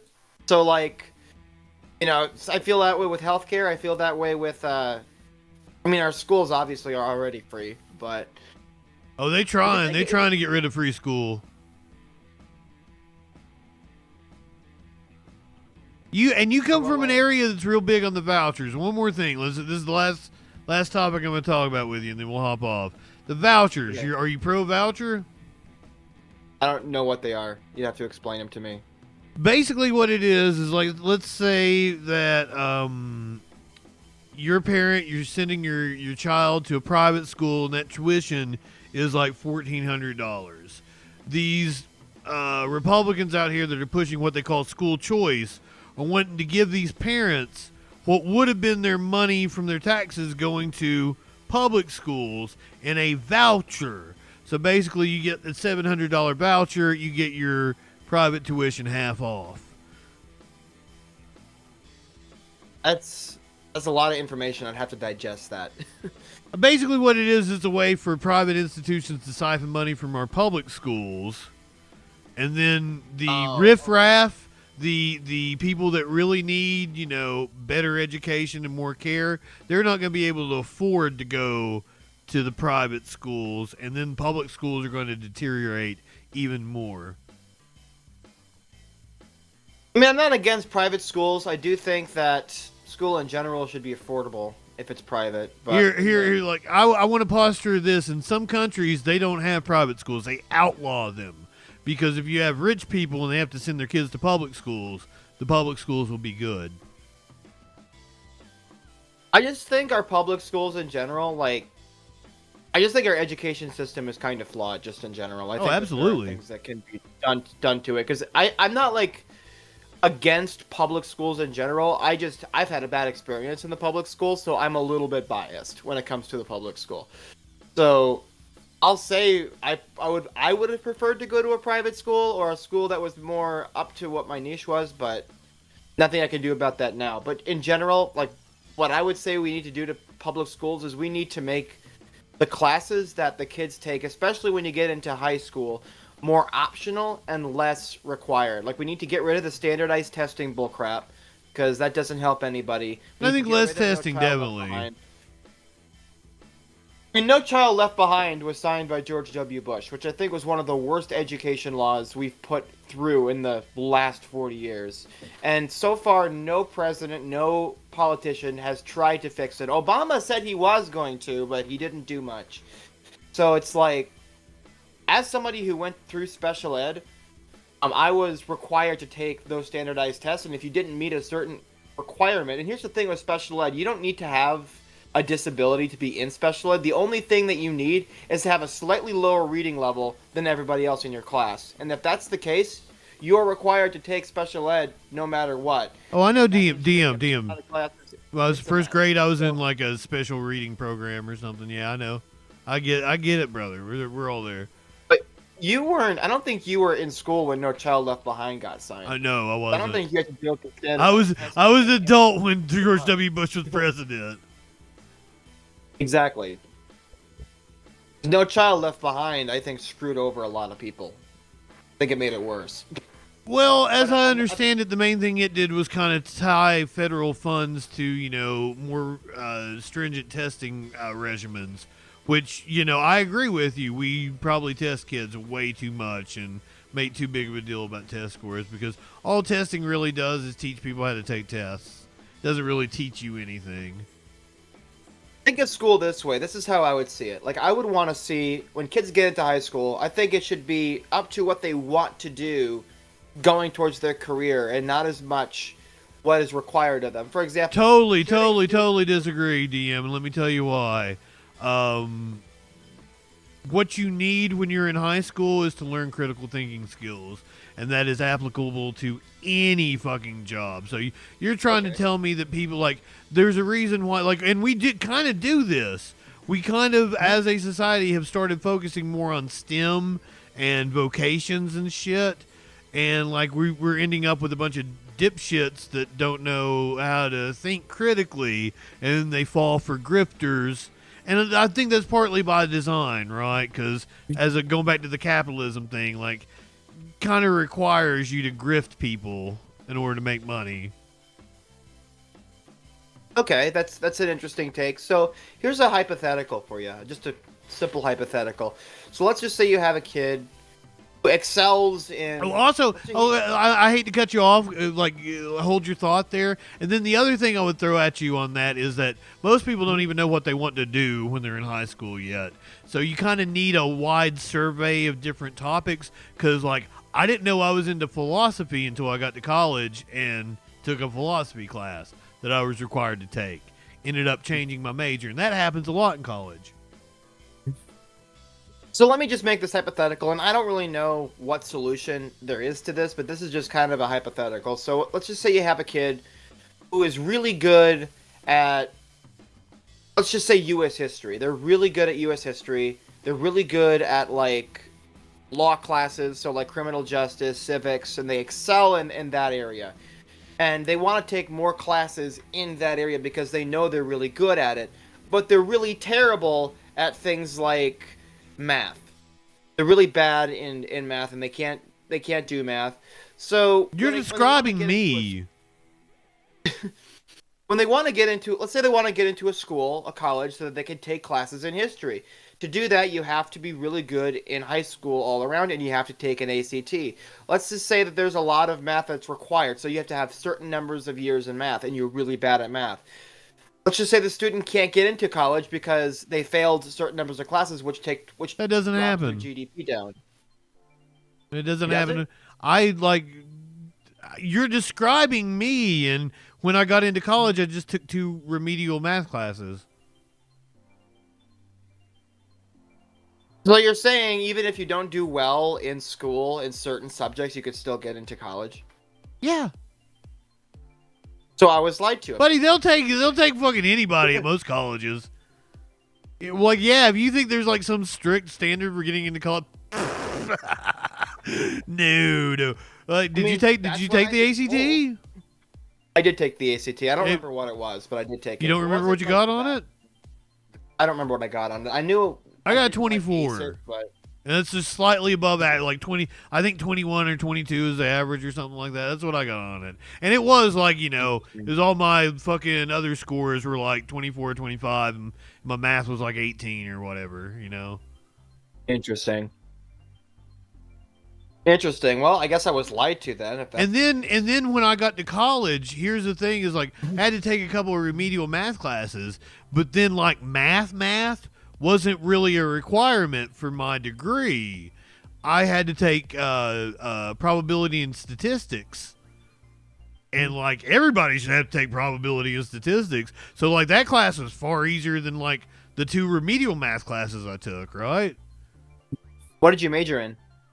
Broadcasting and philosophy. Nice. But like probability and statistics is awesome. So here let me give you like an example of what probability and statistics will teach you. Okay, so did you know that when ice cream sales go up, murders go up? Really? Yeah.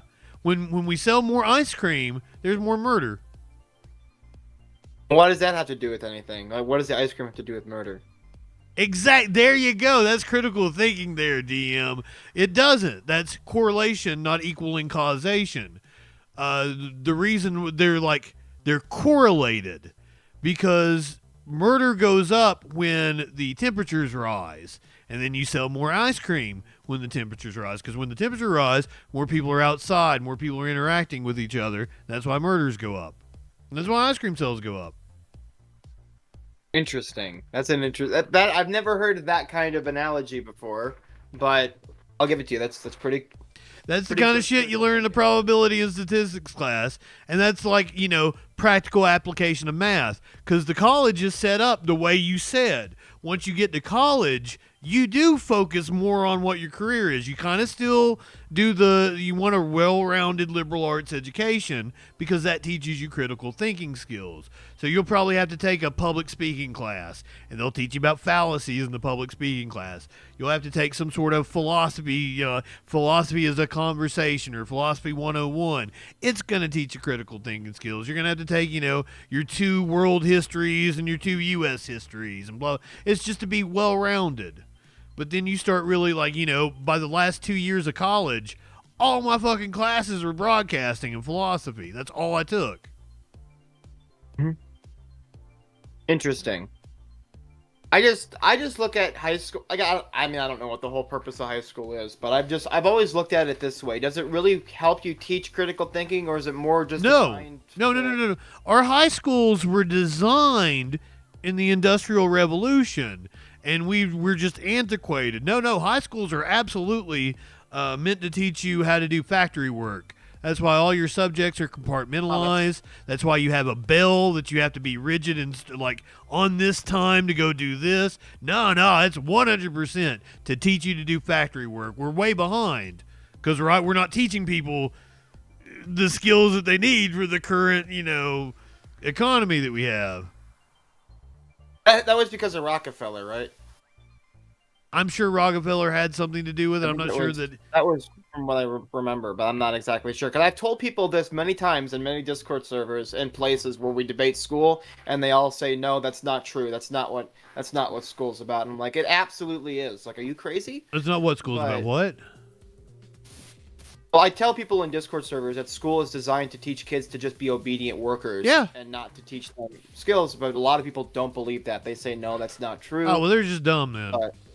Yeah. That's absolutely because if you were really concerned about learning, you wouldn't want your subjects really to be compartmentalized because you could really cross over and do a lot of different things. That's how you teach critical thinking, and that's kind of what Common Core was about, right? to teach people to do math, because like there's 4 or 5 different ways to do a math problem, and if you teach people all 4 or 5 different ways to do it, then they start, you know, thinking for themselves. That's what Common Core was. It's supposed to be. I've heard the statement Common Core multiple times when I was in school. There were some teachers who were for it, some teachers who were against it. And what I gathered is I thought it had something to do with No Child Left Behind and some of the rules from that, and then Obama signed Common Core into law, and I wasn't sure if that's fully true, but it tried to, you know, break down those barriers, like I said, and teach critical thinking. And basically, the people that were against it, it comes down to they were taught like rote memorization. You know, we had, I don't know if you still had timetables when you were, you know, growing up. We had like songs and shit, like 2 times 2 is 4, and 2 times 4 is 8, and 2 times 8 is 6. Like it had, like, we just memorized them. We didn't know why, right? And Common Core tries to teach you why. So you've got these older people who have gone to school, and like they're in that rote memorization, and it kind of fucks with their head to try to do the critical thinking that they were never taught. And then they get frustrated and they feel stupid, and they're like, I hate Common Core. That's what happened. Interesting. I try to be helpful, my friend.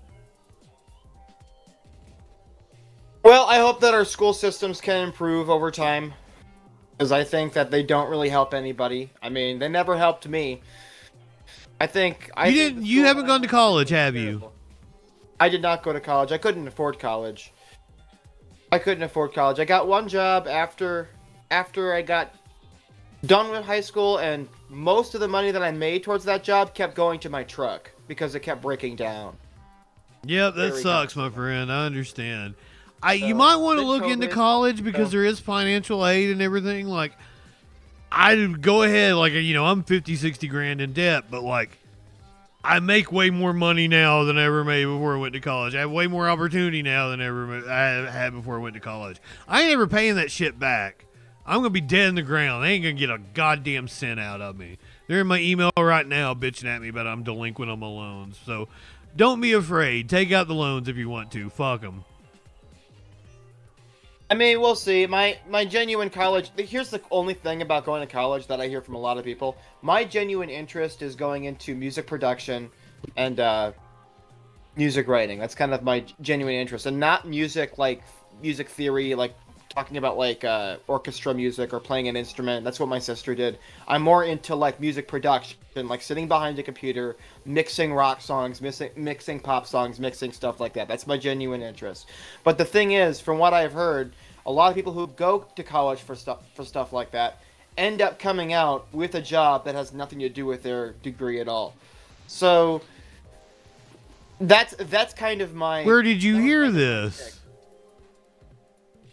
So we called a producer after I was done with high school because that was what I wanted to go do. And they said, yeah, don't even bother trying because most of the schools that teach some of these things, they're closed now because that industry, it's hard to find people jobs after you get a degree in that. So, well, any creative field is like that. It's cutthroat, right? So like when you're doing something based on talent, you know, I can tell you, there's always fucking 100, 200, thousands of people that are more talented than me in the field, right? But you got to find your niche.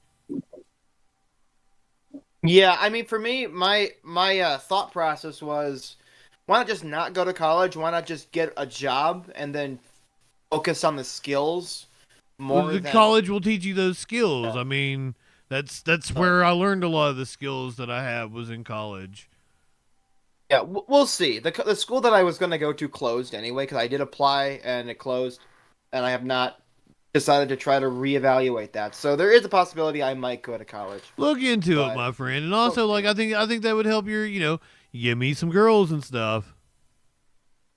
I mean, I'm getting a little old, but you never. We'll see. DM, I went back to college when I was like 29, 28 or something. Oh, wow. Yeah. No. Because I went when I was older, I got way more out of it, man. Because I dropped out the first time. I dropped out when I was 18. Interesting.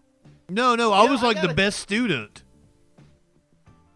You know, I just gotta tell you something before I head on out of here. I meet a lot of streamers that I talk to, but despite the fact that we've had disagreements, I think you're a very encouraging streamer compared to a lot of other people that I've talked to. Like, you seem to want to build people up, and I appreciate that. Most of the streamers that I talk to tend to tear people down on a regular basis. So you say to the dude that calls people dumb fucks and dipshits constantly. Well, I call people names too, so I shouldn't.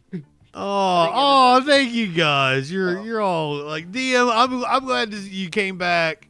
I'm glad you're keeping with it. Like, I think you've grown a lot since like the last time we really had a conversation. So I'm glad to have you here, my friend. And you gave us some good music on Friday night. Yeah, I mean, to be honest though, the last time I was here, I kind of didn't really have much of a life. I was kind of just living in my house, working a factory job almost 24/7. So I wasn't really out in the world much. I've been out in the world a little bit more the last couple of years. So, which I think has been good. There are still things I gotta learn. I'm still not the smartest chipper on the block, but who knows? You're good, DM, and I'd like to hear some of your music sometime. I'm gonna hit you up on Discord.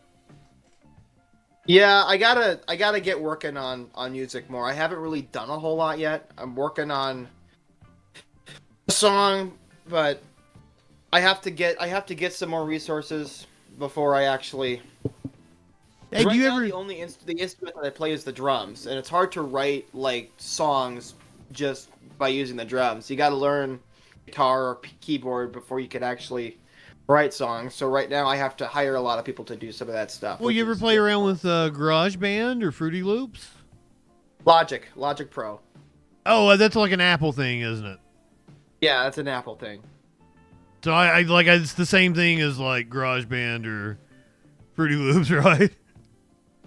Yeah, but I have a drum set. It's got like 7 drums, 1, 2, 3, 4, 5 toms, and I love playing it. So my thought is maybe just becoming a studio drummer. We got the next Neil Peart up in here.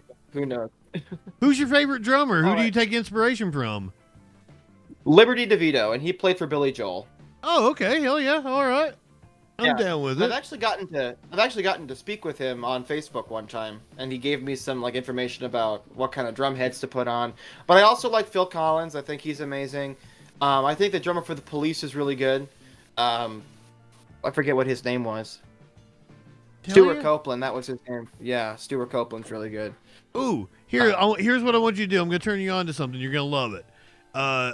Sure. Jonathan Sugarfoot Moffat. You're going to look him up on YouTube. Sugarfoot Moffat.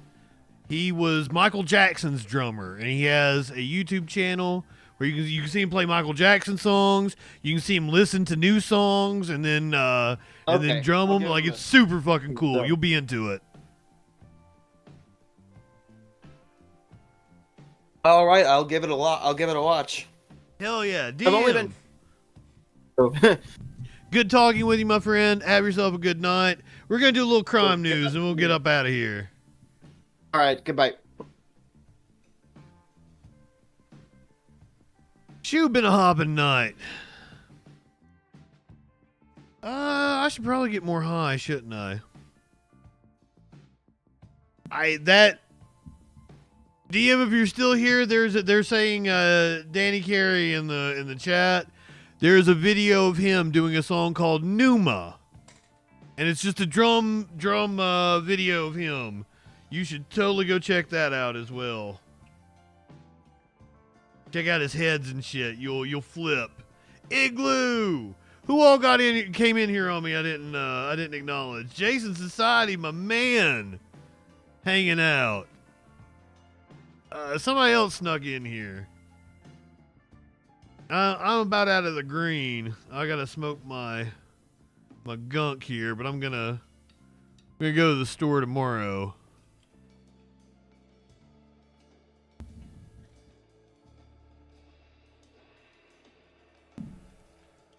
Which discussion did you guys enjoy the most? Also, if you guys are new here and you don't remember 2 years ago when DM first started coming around, boy, did I ever call him a dumb fuck. A lot.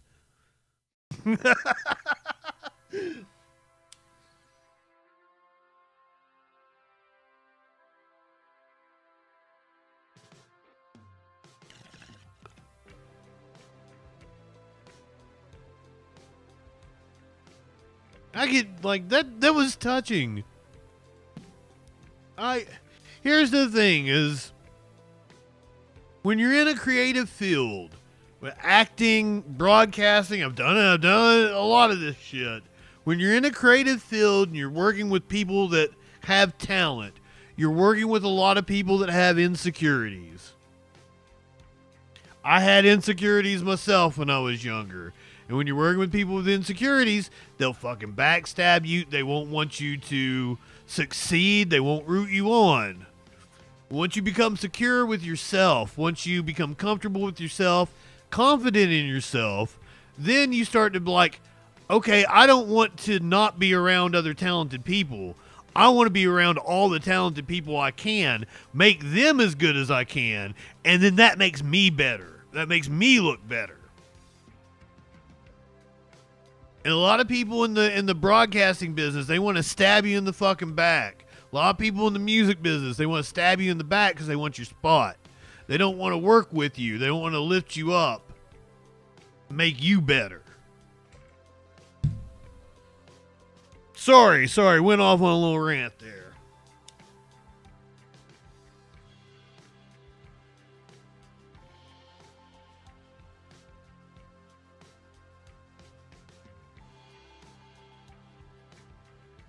Oh, I bet fashion is insane. As I said, any creative endeavor, it's hard to be. That's why when you see people, when you see groups of actors, groups of musicians that love playing with each other, they fucking stay with it. Fritter, good evening. Glad to see you, my friend. Well, I like to tear down dumb fucks. I try to be righteous in my indignation. If I tear people down, I want it to be somebody that deserved to be tore down.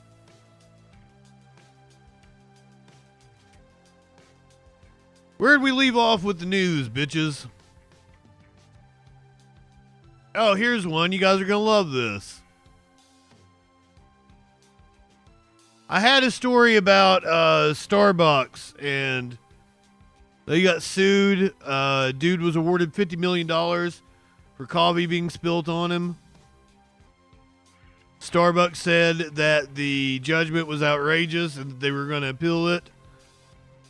I ditched that story, but it was going to be my lead into this one. You know, Starbucks saying the judgment is outrageous. They're going to appeal it.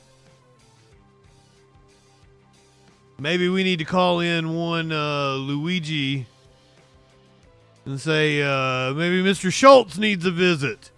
Police in Pennsylvania pulled a fast one on Luigi Mangione when they arrested him at an Altoona McDonald's, according to his lawyer.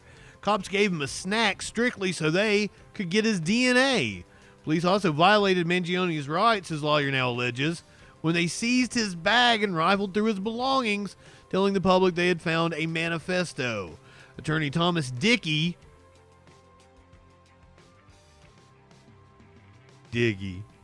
said the cops who first approached Mangione that morning on December 9th did not even have proper legal justifications. Those accusations are included in documents filed this week in connection with the charges Mangione is facing in Pennsylvania. Mangione is now awaiting trial in New York City on charges connected with the December 4th execution-style shooting of United Healthcare CEO Brian Thompson. I'm calling it now. I don't think he gets convicted.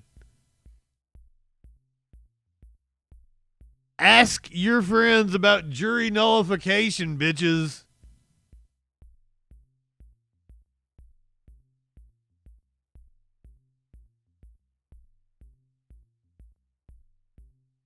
Brian Thompson killed way more people.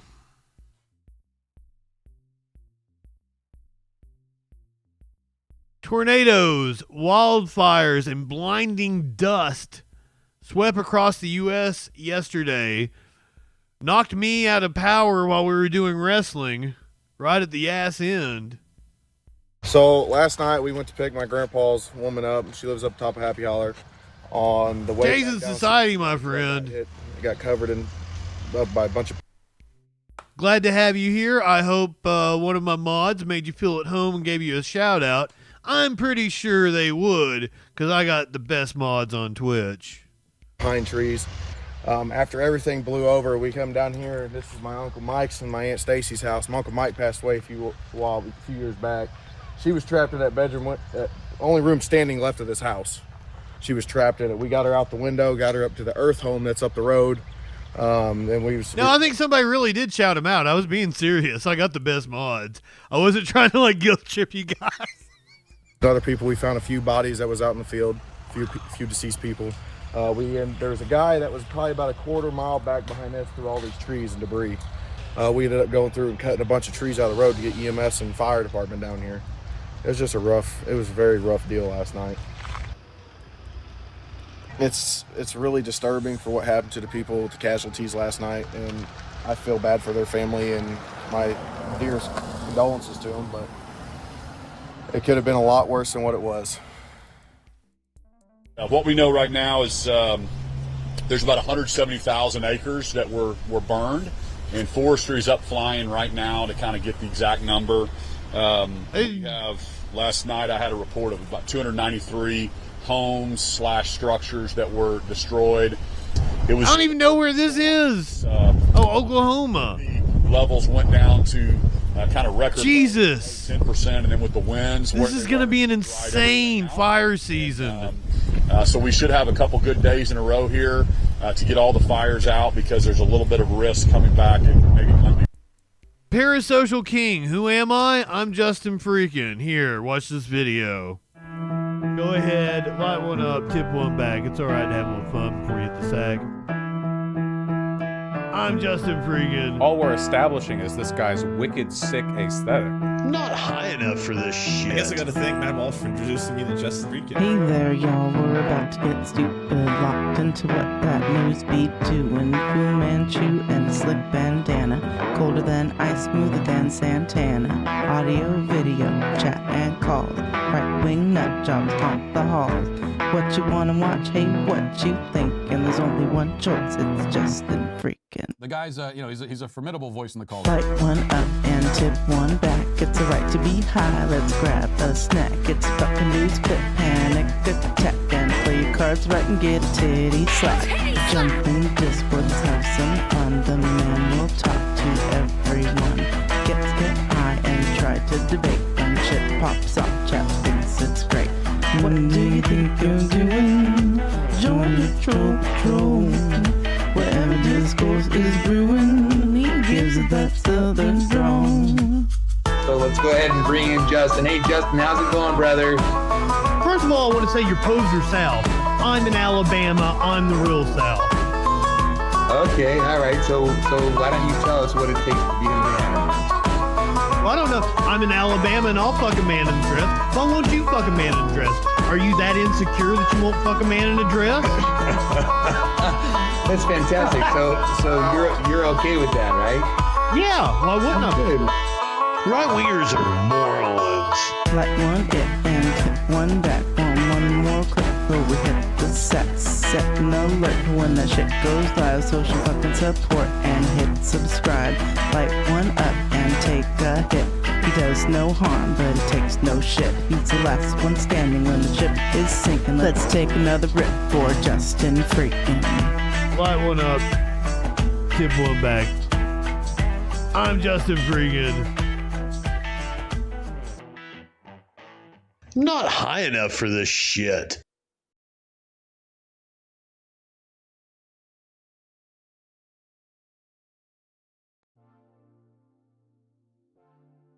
I think that did a pretty good job. Yeah, when Media Winch says take no shit, and then Poop Boy is on the screen. What do you mean, what the fuck? You wanted to know who I was. somebody made a fucking song about me.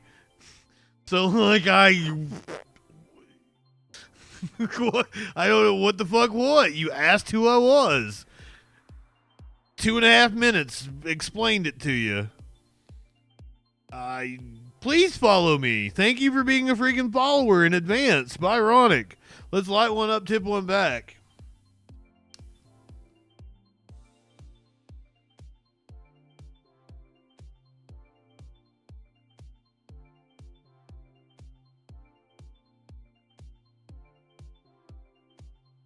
We've got several lords in the chat, so it'd be nice to have a king.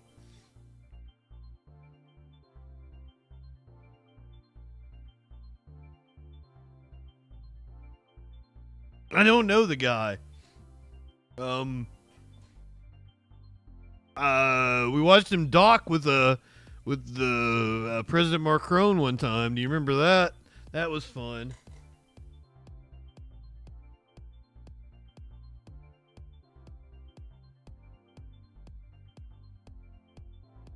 What do I think about Zelensky? Let's see here.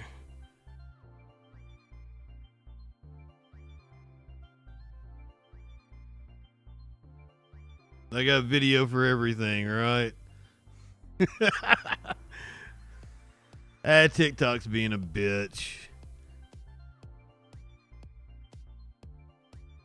Why'd I go to TikTok? Why didn't I go to YouTube?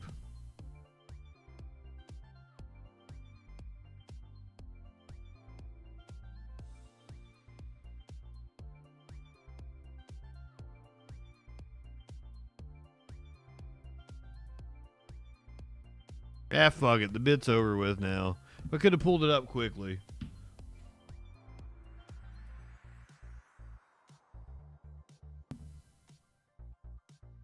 Did you just say bald? Is this Warlord?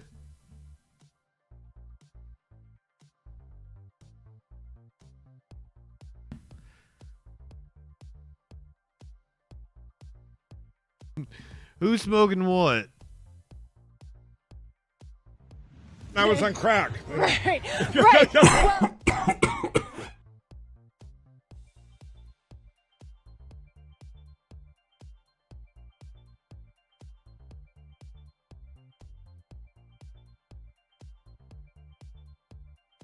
in today's episode, how'd that get up there?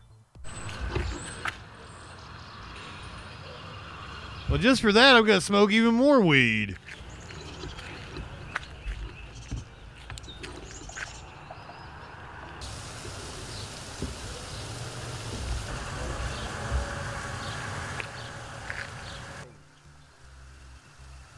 White, W-H-I-T-E.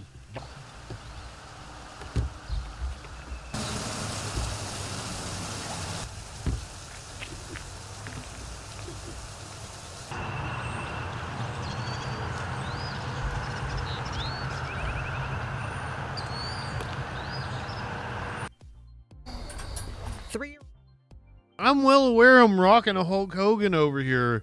Like, yeah, you're not, like, throwing out any kind of revelation. Like, I shaved it off on stream one time. Are you okay, my friend? Do you need attention?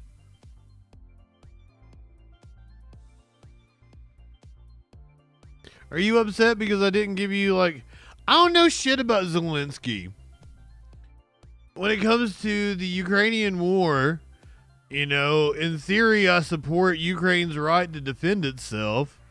I'm even okay with the U.S. providing arms for it because we signed an agreement to protect them. I'm okay with them joining NATO, I guess, if NATO is going to be a thing that happens. As for Zelensky, the one thing I caution about is, you know, it's never worked out well when the U.S. has funded a proxy war. It never works out well when we fund radicals and arm them in other countries. Usually comes back to bite us in the ass. So that would be the one thing I would caution about. History is littered with popular leaders like Zelensky who have been in the position that Zelensky is, where they come to power and they're very idealistic and very popular amongst their people, but over time, absolute power, corrupts absolutely, and they become brutal dictators. Happens all the time, so, you know, we should learn from history and not repeat it. So, did that answer your question? But as for my opinions on Zelensky, the person, no idea. Probably would get along with him. He was a comedian. I consider myself a comedian.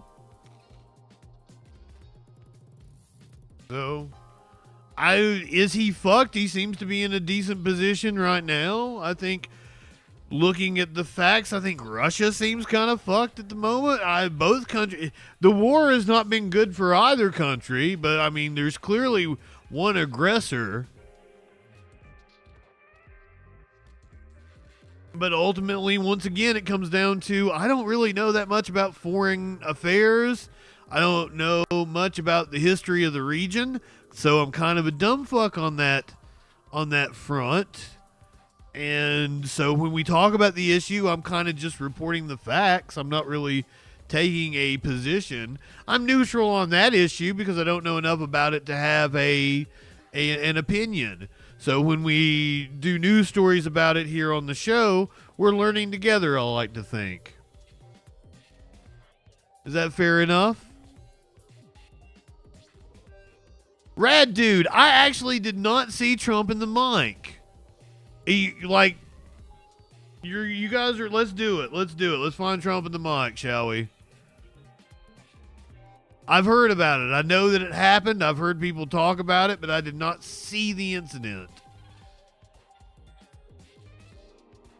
I will go find it now. Let's do it.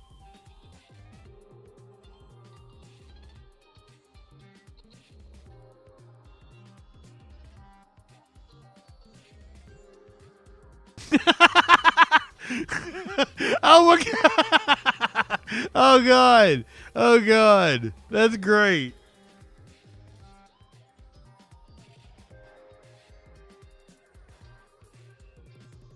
Who am I trolling? I'll let people try to troll me. That's what I'm hoping for. Mr. President, obviously you're that's a what are the yeah, like I had a friend that was like, you know, that's a human response. It's a funny moment. There's nothing like to be outraged about. Like, that's just funny. Mr. President, obviously you're concerned. You're concerned about the situation in Gaza. What are the hopes now to? And what a serious situation. In broadcasting, they actually call that a dead cat. I always thought it also is a cat lover. I hate the name. But it's a windscreen for microphone. So it's got a like a plastic hard shell around the microphone, and then the windscreen goes around it. Obviously you're like Trump's reaction to it's funny. Like, I hate that he's such a funny guy. He really is. But he has no sense of humor. He doesn't understand comedy. He doesn't know why he's funny, but he's fucking hilarious. Mr. President, obviously you're concerned. You're concerned about the situation in Gaza. What are the hopes now to get the hostages back? She just became a big story tonight, right? Yes, sir. Did you see that? Hey, you see, I knew it. It hurt his pride. Like that was his reaction is genuine. Like, his pride is being hurt in real time. See, yes, alien. I see it now, and he's trying to like laugh it off. Mr. President. And that's what makes this expression that much funnier. You're concerned about the situation in Gaza. What are the hopes now to get the hostages back? She just became a big story tonight, right? Yes, sir. Did you see that? Mr. President, obviously he's like, in a year or two, I can have you executed. you're I just the sly look over and then the eyebrows. It's just fucking amazing. You're concerned about the situation in Gaza. What are the hopes now to get the hostages back? She just became a big story tonight, right? Yes, sir. Did you see that? The Secret Service should have jumped in front of it and took a mic, boom mic for him.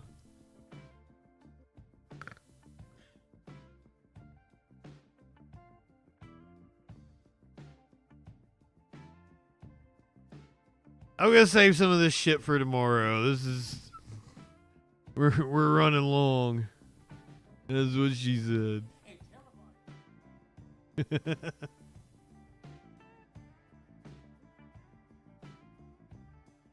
Oh, they didn't do it purposely.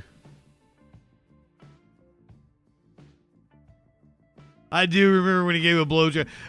He jacks two dicks off when he's dancing. Torchy, good night. We'll see you tomorrow night. We're going to be doing Irish music for Live Music Monday tomorrow night. Be sure to join us. On Thursday or Friday, a plane caught fire on the runway at Denver Airport.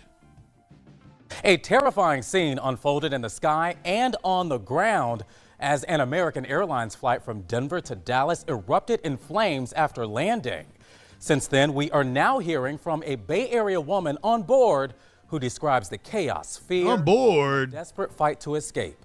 News Channel 8's Georgia MacArthur has her story. Imagine being trapped inside a plane as flames rage outside and smoke fills the cabin. Passengers say that was their nightmare on American Airlines Flight 1006. I spoke to one Tampa woman who was on board and says a total stranger helped save her. I was extremely nervous and scared, and I really thought that the plane was going to blow up and we were going to die.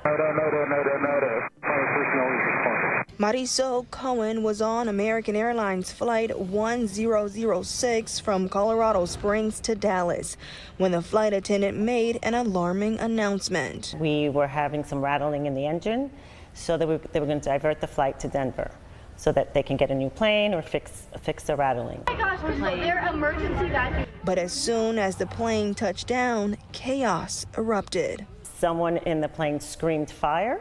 Which lucky. Could have happened because then everybody lost control. In seconds, thick smoke filled the cabin. So they made it to the ground just in time. See the flames just bellowing to our right, and the windows are melting. Many passengers scrambled to the emergency exit, but Cohen felt some seated in that row weren't prepared to act. The regulations that they have to sit in emergency exit, I think we really need to rethink that. Cohen says flight attendants did their best for the back and front of the plane, but in the middle where she was, people were stuck. She managed to get to the wing, then a stranger on the ground offered to help. It was this tall gentleman that just looked up and said, "Jump, I got you."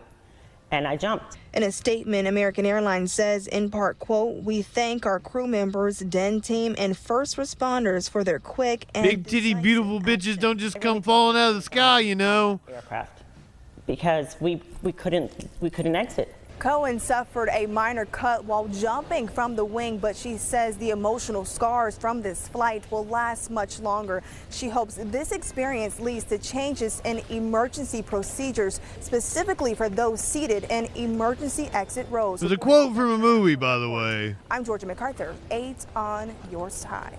Did she say AIDS on your side?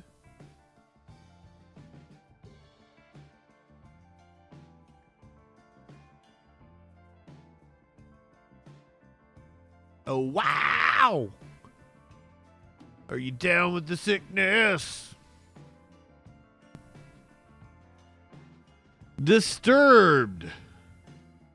What is this, 2001? Disturbed concerts, pyrotechnics. Damaged Chicago Bulls championship banners. Banners from the NBA team's Michael Jordan reign suffered minor damage during Metal Band's United Center concert. Won't be on display for the remainder of the season. What kind of pyrotechnics was Disturbed doing up in here?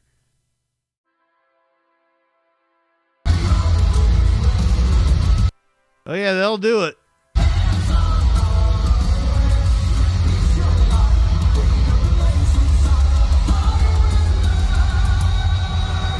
Wow!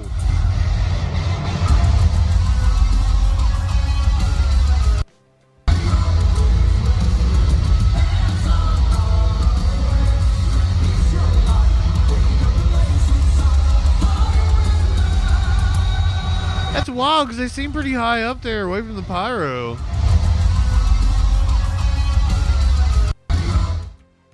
Apparently they're kind of chuddy nowadays. Well, maybe they always were. Speaking of chuds, let's go to the king of the chuds. Then you gotta ask, which one of them am I talking about? Kanye, don't you know, I don't know who you're texting, but it ain't me, says Joe Rogan.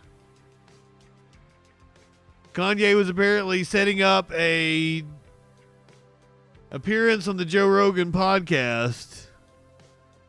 Joe Rogan's had some controversial guests on his podcast, but it looks like he's not planning on making Kanye West one of them, despite the rapper's claims to the contrary. He's already been on there before. Here's the deal. West shared screenshots that he said were images of talks he's having with Joe about setting up an interview on the host's super successful podcast, The Joe Rogan Experience.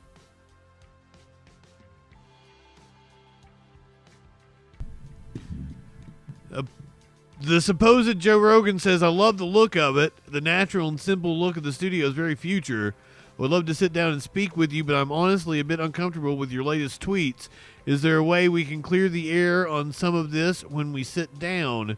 That's what the idea would be, Ye says.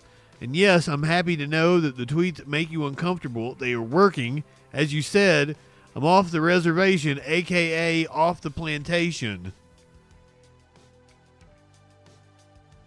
During the chat, the person who claims to be Joe asked if they could talk about the anti-Semitic remarks.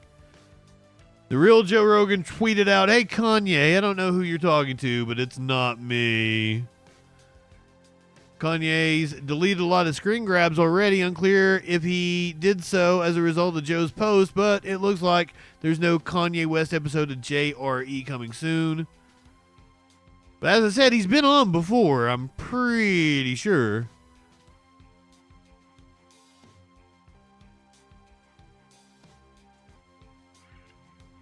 He did AI video, fake Kanye video, celebs flip off Hitler loving rapper. What is, I've not seen this.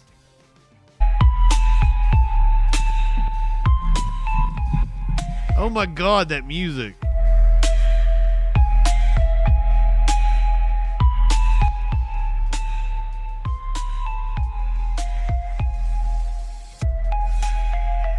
I hate AI. I hate AI so much.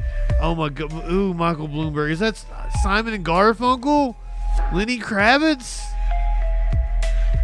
Ooh. The John Hamm?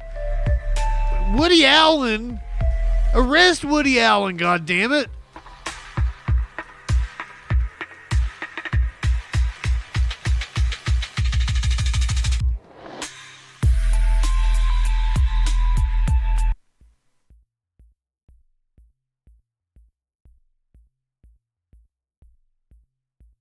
Is Globus in here? Globus, good evening, my friend.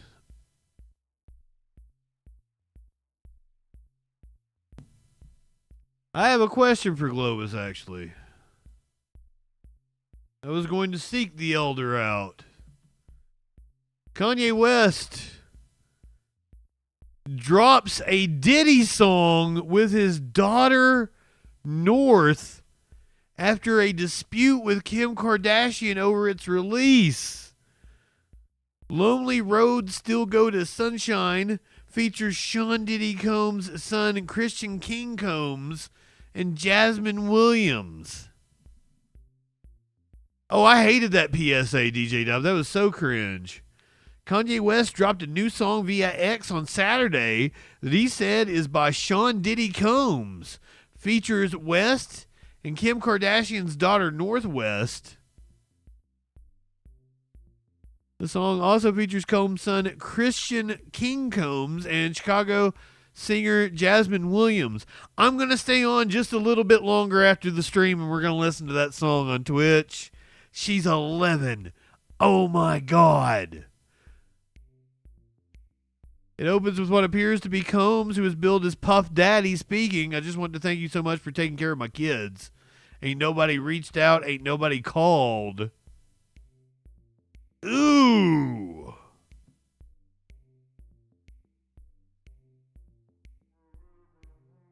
Oh, fuck most of the celebs that were in that goddamn Kanye video. Okay, Globus. Michael, good evening. I was getting ready to transition to that. Globus, my friend. Have you used the AI on Spotify? Because I've been giving it a try over the last week or so. And I don't think it's AI, but I can't prove it. I'm like George in that episode of Seinfeld. I don't think it's AI, but how can I prove it? Crick says it's not AI. I don't think it is. Not the latest version. Oh, you haven't tried the latest version. Okay. I do not think it's AI. I think it's pre-programmed, pre-packaged shit that it's saying to me. I've listened to it enough now that I'm pretty sure it's just doing... It's taking... probably about like 3 or 4 of my top played songs, and then it's probably doing like 3 or 4 other people listen to this, and this is also in the top 100. And then it does like and like it says the same shit over and over again. I love that it thought that Tool was a band from Law. That was the most hilarious thing to me. The band Tool from Law. I think it's a personal algorithm. That's what it's a series of algorithms. I'm almost certain. Marcus Daly, welcome in, my friend. Welcome in, Raiders. Good evening. I am JustinFREAKIN. We find out what that news be doing Sunday through Thursday at 8 p.m. Eastern, but we're coming towards the end. We're kind of in what I call the bullshit section of the news program. We do politics, foreign affairs, then we do a lot of crime stories. Now we're in the bullshit. Good evening, my friend. I'm not sure that I am... friends with you or following you, Marcus. Allow me to give our new friend a follow.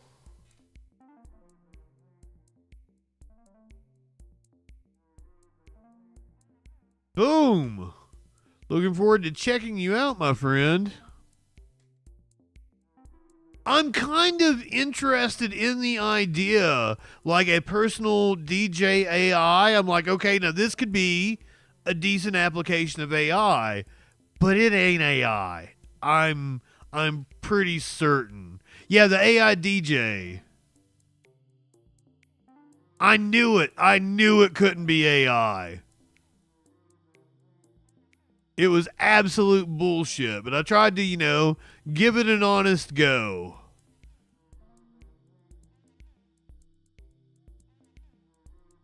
Yeah, I just got tired of it and went to one of my own, because I got my own curated playlists, but I just wanted to see if it had something to offer. You like going into the political dumb stuff? Oh shit, you're in the right place, my friend. Like, I like to say that this is a stream for people who like C-SPAN and dick and fart jokes. We absolutely give people titty slaps when they deserve it. A titty slap! Come on now. Is an algorithm really? Well, you know more about it than I. I'm not going to argue with you about the technical definition. You definitely know more about the subject than me. I'd like to talk to you about it sometime. We'll have to put a stream together, my friend. We also cover sexual anarchy around here. You live in sexual anarchy? Kevin Gates says he apologizes to his penis. I can't believe I put you through this. I'd like to say, yeah, brother, I feel you too, but I absolutely can believe I put it through it. I'm a horn dog with no standards. I've had an issue with Twitter on this browser tonight. Apologize. It's beautiful when you allow yourself to make mistakes, man. I done had to apologize to my dick a lot of times. Like, I can't believe I put you through this. Damn. I can't believe I put you through this, bro. I never do this to you again. Yo, and then he does. That one, I'm not gonna lie. I done had to apologize. That shit. I done had to apologize to myself before because I was like, damn, it done got this bad. It done got this bad. What does he mean by this bad? Here's the thing. I like dirty sluts. I want a dirty slut. So I don't know who he's been fucking. He's regretted. I don't regret anybody I fucked. I had a good time. As long as they wash their ass. Life is too short to walk this earth for a crusty asshole. Wash your ass. Speaking of asses, Chapel Roan apparently had a wardrobe malfunction when she was at Paris Fashion Week. Content warning for this one. Please don't kick me off Twitch. She ripped the entire back of her fucking dress.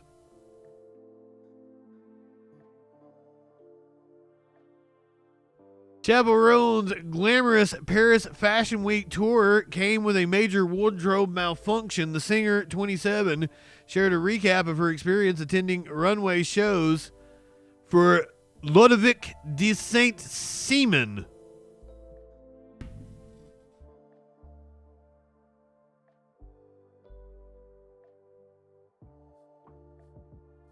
Why, Byronic? Why?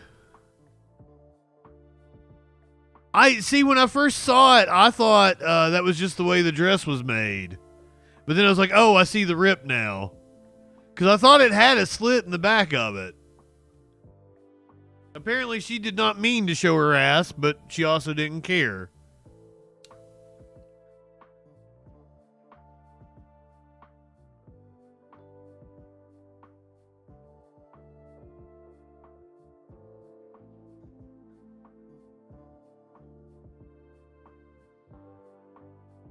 I want to know what that comment was about being a guy.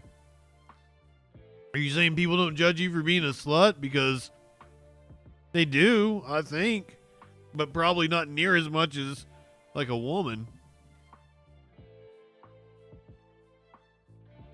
I'm assuming I wouldn't know.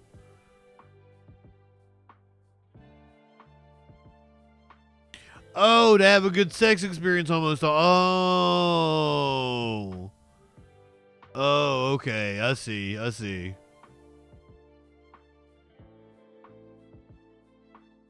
Okay, I feel you. I get it. Any men out there that are listening to me, it's right there.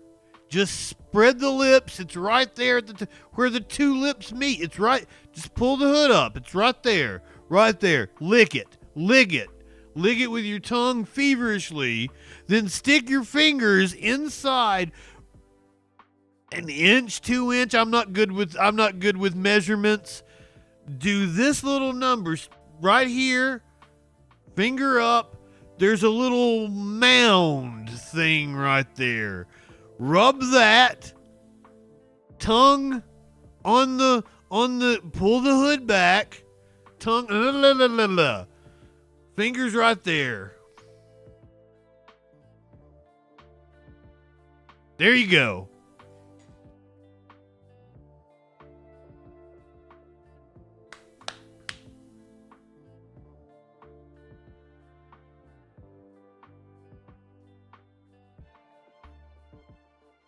That's the information that you guys have been lacking if your women aren't satisfied.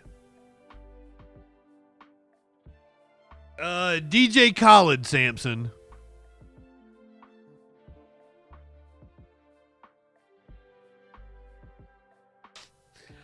You don't need a song. I just did it perfect. I told everybody what they needed to, what they needed to know. I don't understand. Like, pussy's like the best tasting thing in the world. How are you not going to? It's fine to have preferences. Now, everyone. Okay. I've got to step back. Every woman is different. I've been with plenty enough to know every woman is different. I gave you two, general rules of thumb, but you need to communicate with your partner so that you know what their likes and dislikes and the things that get them turned on are. So don't just think you can and do that.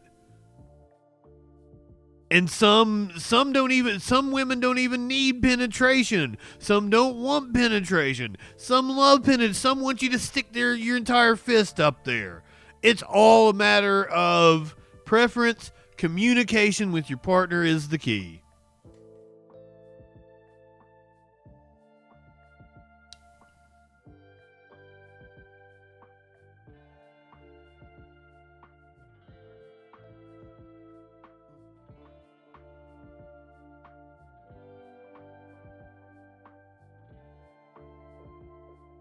And the entire time since we did the Chapel Roan story, I've had baby, I'm the giver.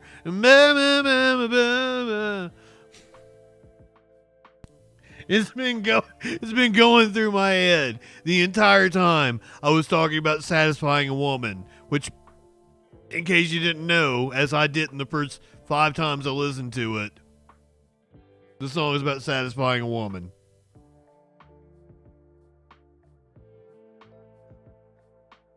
Curiouser, you're going to love this. Lunar lander gets a rare view of eclipse from the moon. Maddie B, welcome in, my friend.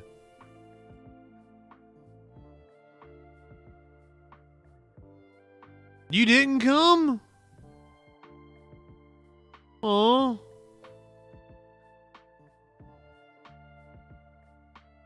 So this is the lunar rover on the moon service seeing the eclipse.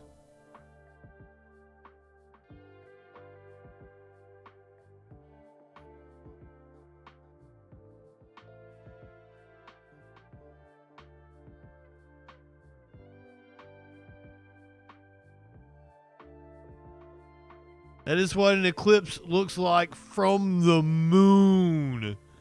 So that is the Earth passing in front of the sun.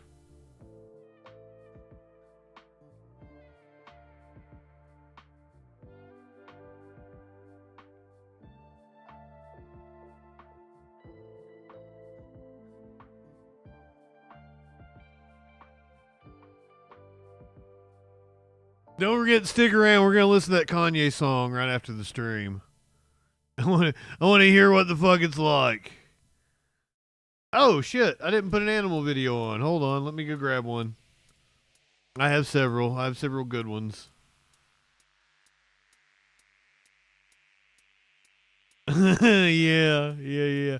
Let's watch this Florida dolphin follow a police boat for a swim along. That's exactly what we want.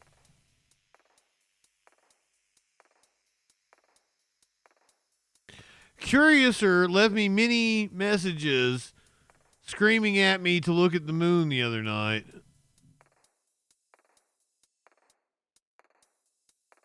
You're gonna get really upset because I didn't do it.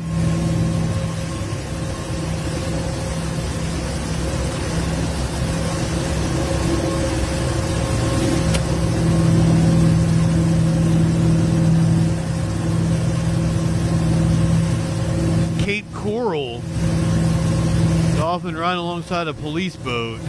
A cab to the boat. The dolphin probably trying to get a good shot at him. Dolphins are smart.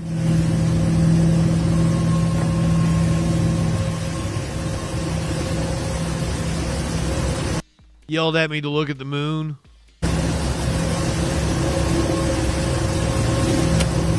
Yeah, the dolphin's probably trying to take the boat down.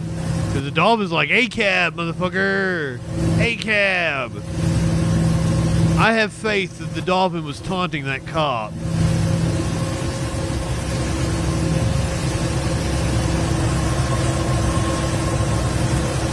Bye-bye, dolphin. Oh, one more jump.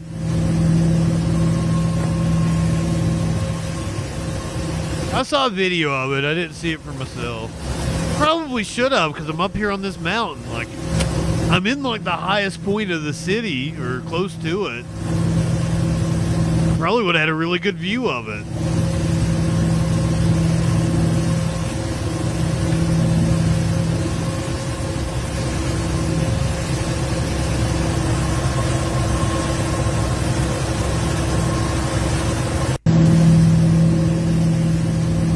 Alright, so podcast people, YouTube people, Rumble, Odyssey, D-Live, BitChute, Kick. We're saying goodbye to everybody but the Twitch people.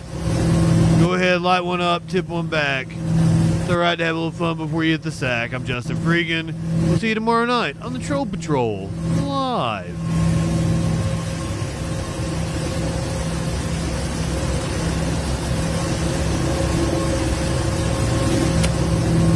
I don't think I ever turned YouTube on. Did we ever have anybody from YouTube comment? Oh God, I'm sorry. My bad.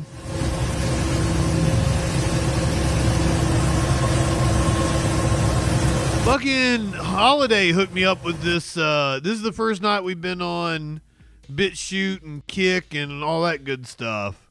I'm always on YouTube and Twitch.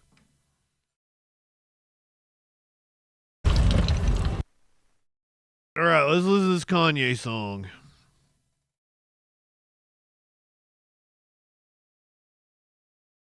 With fucking P. Diddy. Oh my God. Is it gonna be horrible? I like Kanye. I hate to admit it.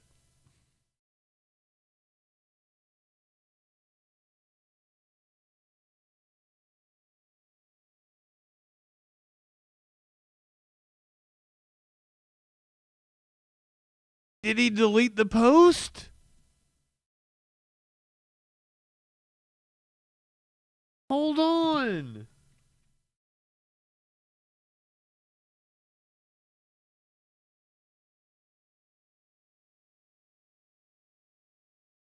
I think this motherfucker gone and released the goddamn song, but it's still bound to be out here.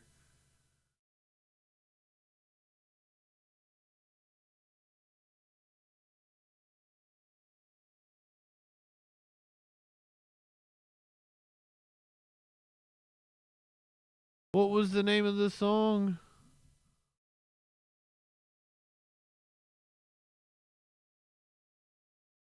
Lonely roads still go to sunshine.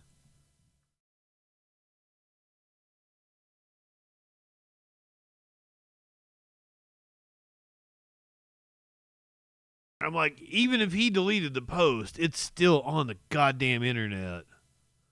Yeah.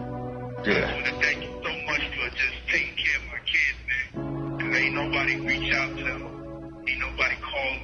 You know what I'm saying? Nobody, you know what I'm saying? That meant so much. You know what I'm saying? That you reached out to them and took the money away while I've been this far, man. And I appreciate you. Bird up, man. Yeah, absolutely. I love you so much, man. It's like you raised me even when I didn't know you. You know what I'm saying? Yeah. I feel the love, man. Been on my own for a long time. Lonely roads to go to sunshine. Lonely roads to go to sunshine.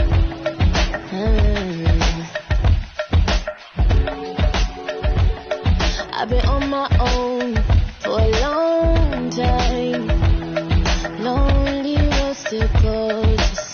sunshine. Lonely roads to go to sunshine. Okay, good night. Okay, good night. Money, power, respect, still the key to life. Key to life. Key to life. In the midst of darkness, I can see the light. See the light. See the light. See the light. God sent his signs, hope I read this sucks. Read it right. Read it right. Read it right. You need light. Ready, set, get on your mark. Drink champagne in Spain and piss in the same bars. I look in the mirror, have visions, insane talks about willpower. Copper color skin came from God, that's the real power. In here, our kingdom niggas, we built. Is this P. Diddy's kid? Different. Gave niggas my recipe and it's still different. If you stand next to them, you gon' see the real difference. Roll something up, take a puff for the namesake. Put the whole world against me, I'ma keep the same face. I wanted all the real love, the fake hate. The headlines gon' still say vacate the throne. Young nigga, I'm home. Dead wrong like B.I. Still the king like T.I. Still bop like D.I.G.D.Y. Close your eyes, you don't wanna see me fly. I can't wait to see they face when we collide. Doing everything I wanted, that's the key to life. When you see me shining, then you see the light. Running through the jungle like a cheetah ride. Surrounded by fake friends I don't even like.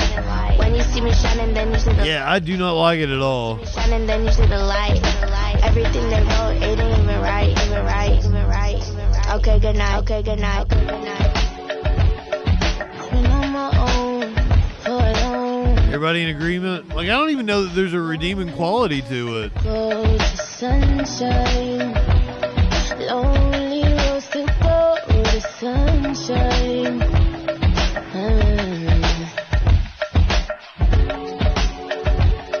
I've been on my own for a long time. Lonely roads to go to sunshine. Lonely roads to go. Especially with the context.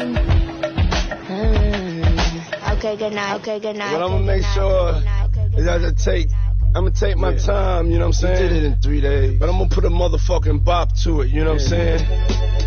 Is this Puff Daddy's kid?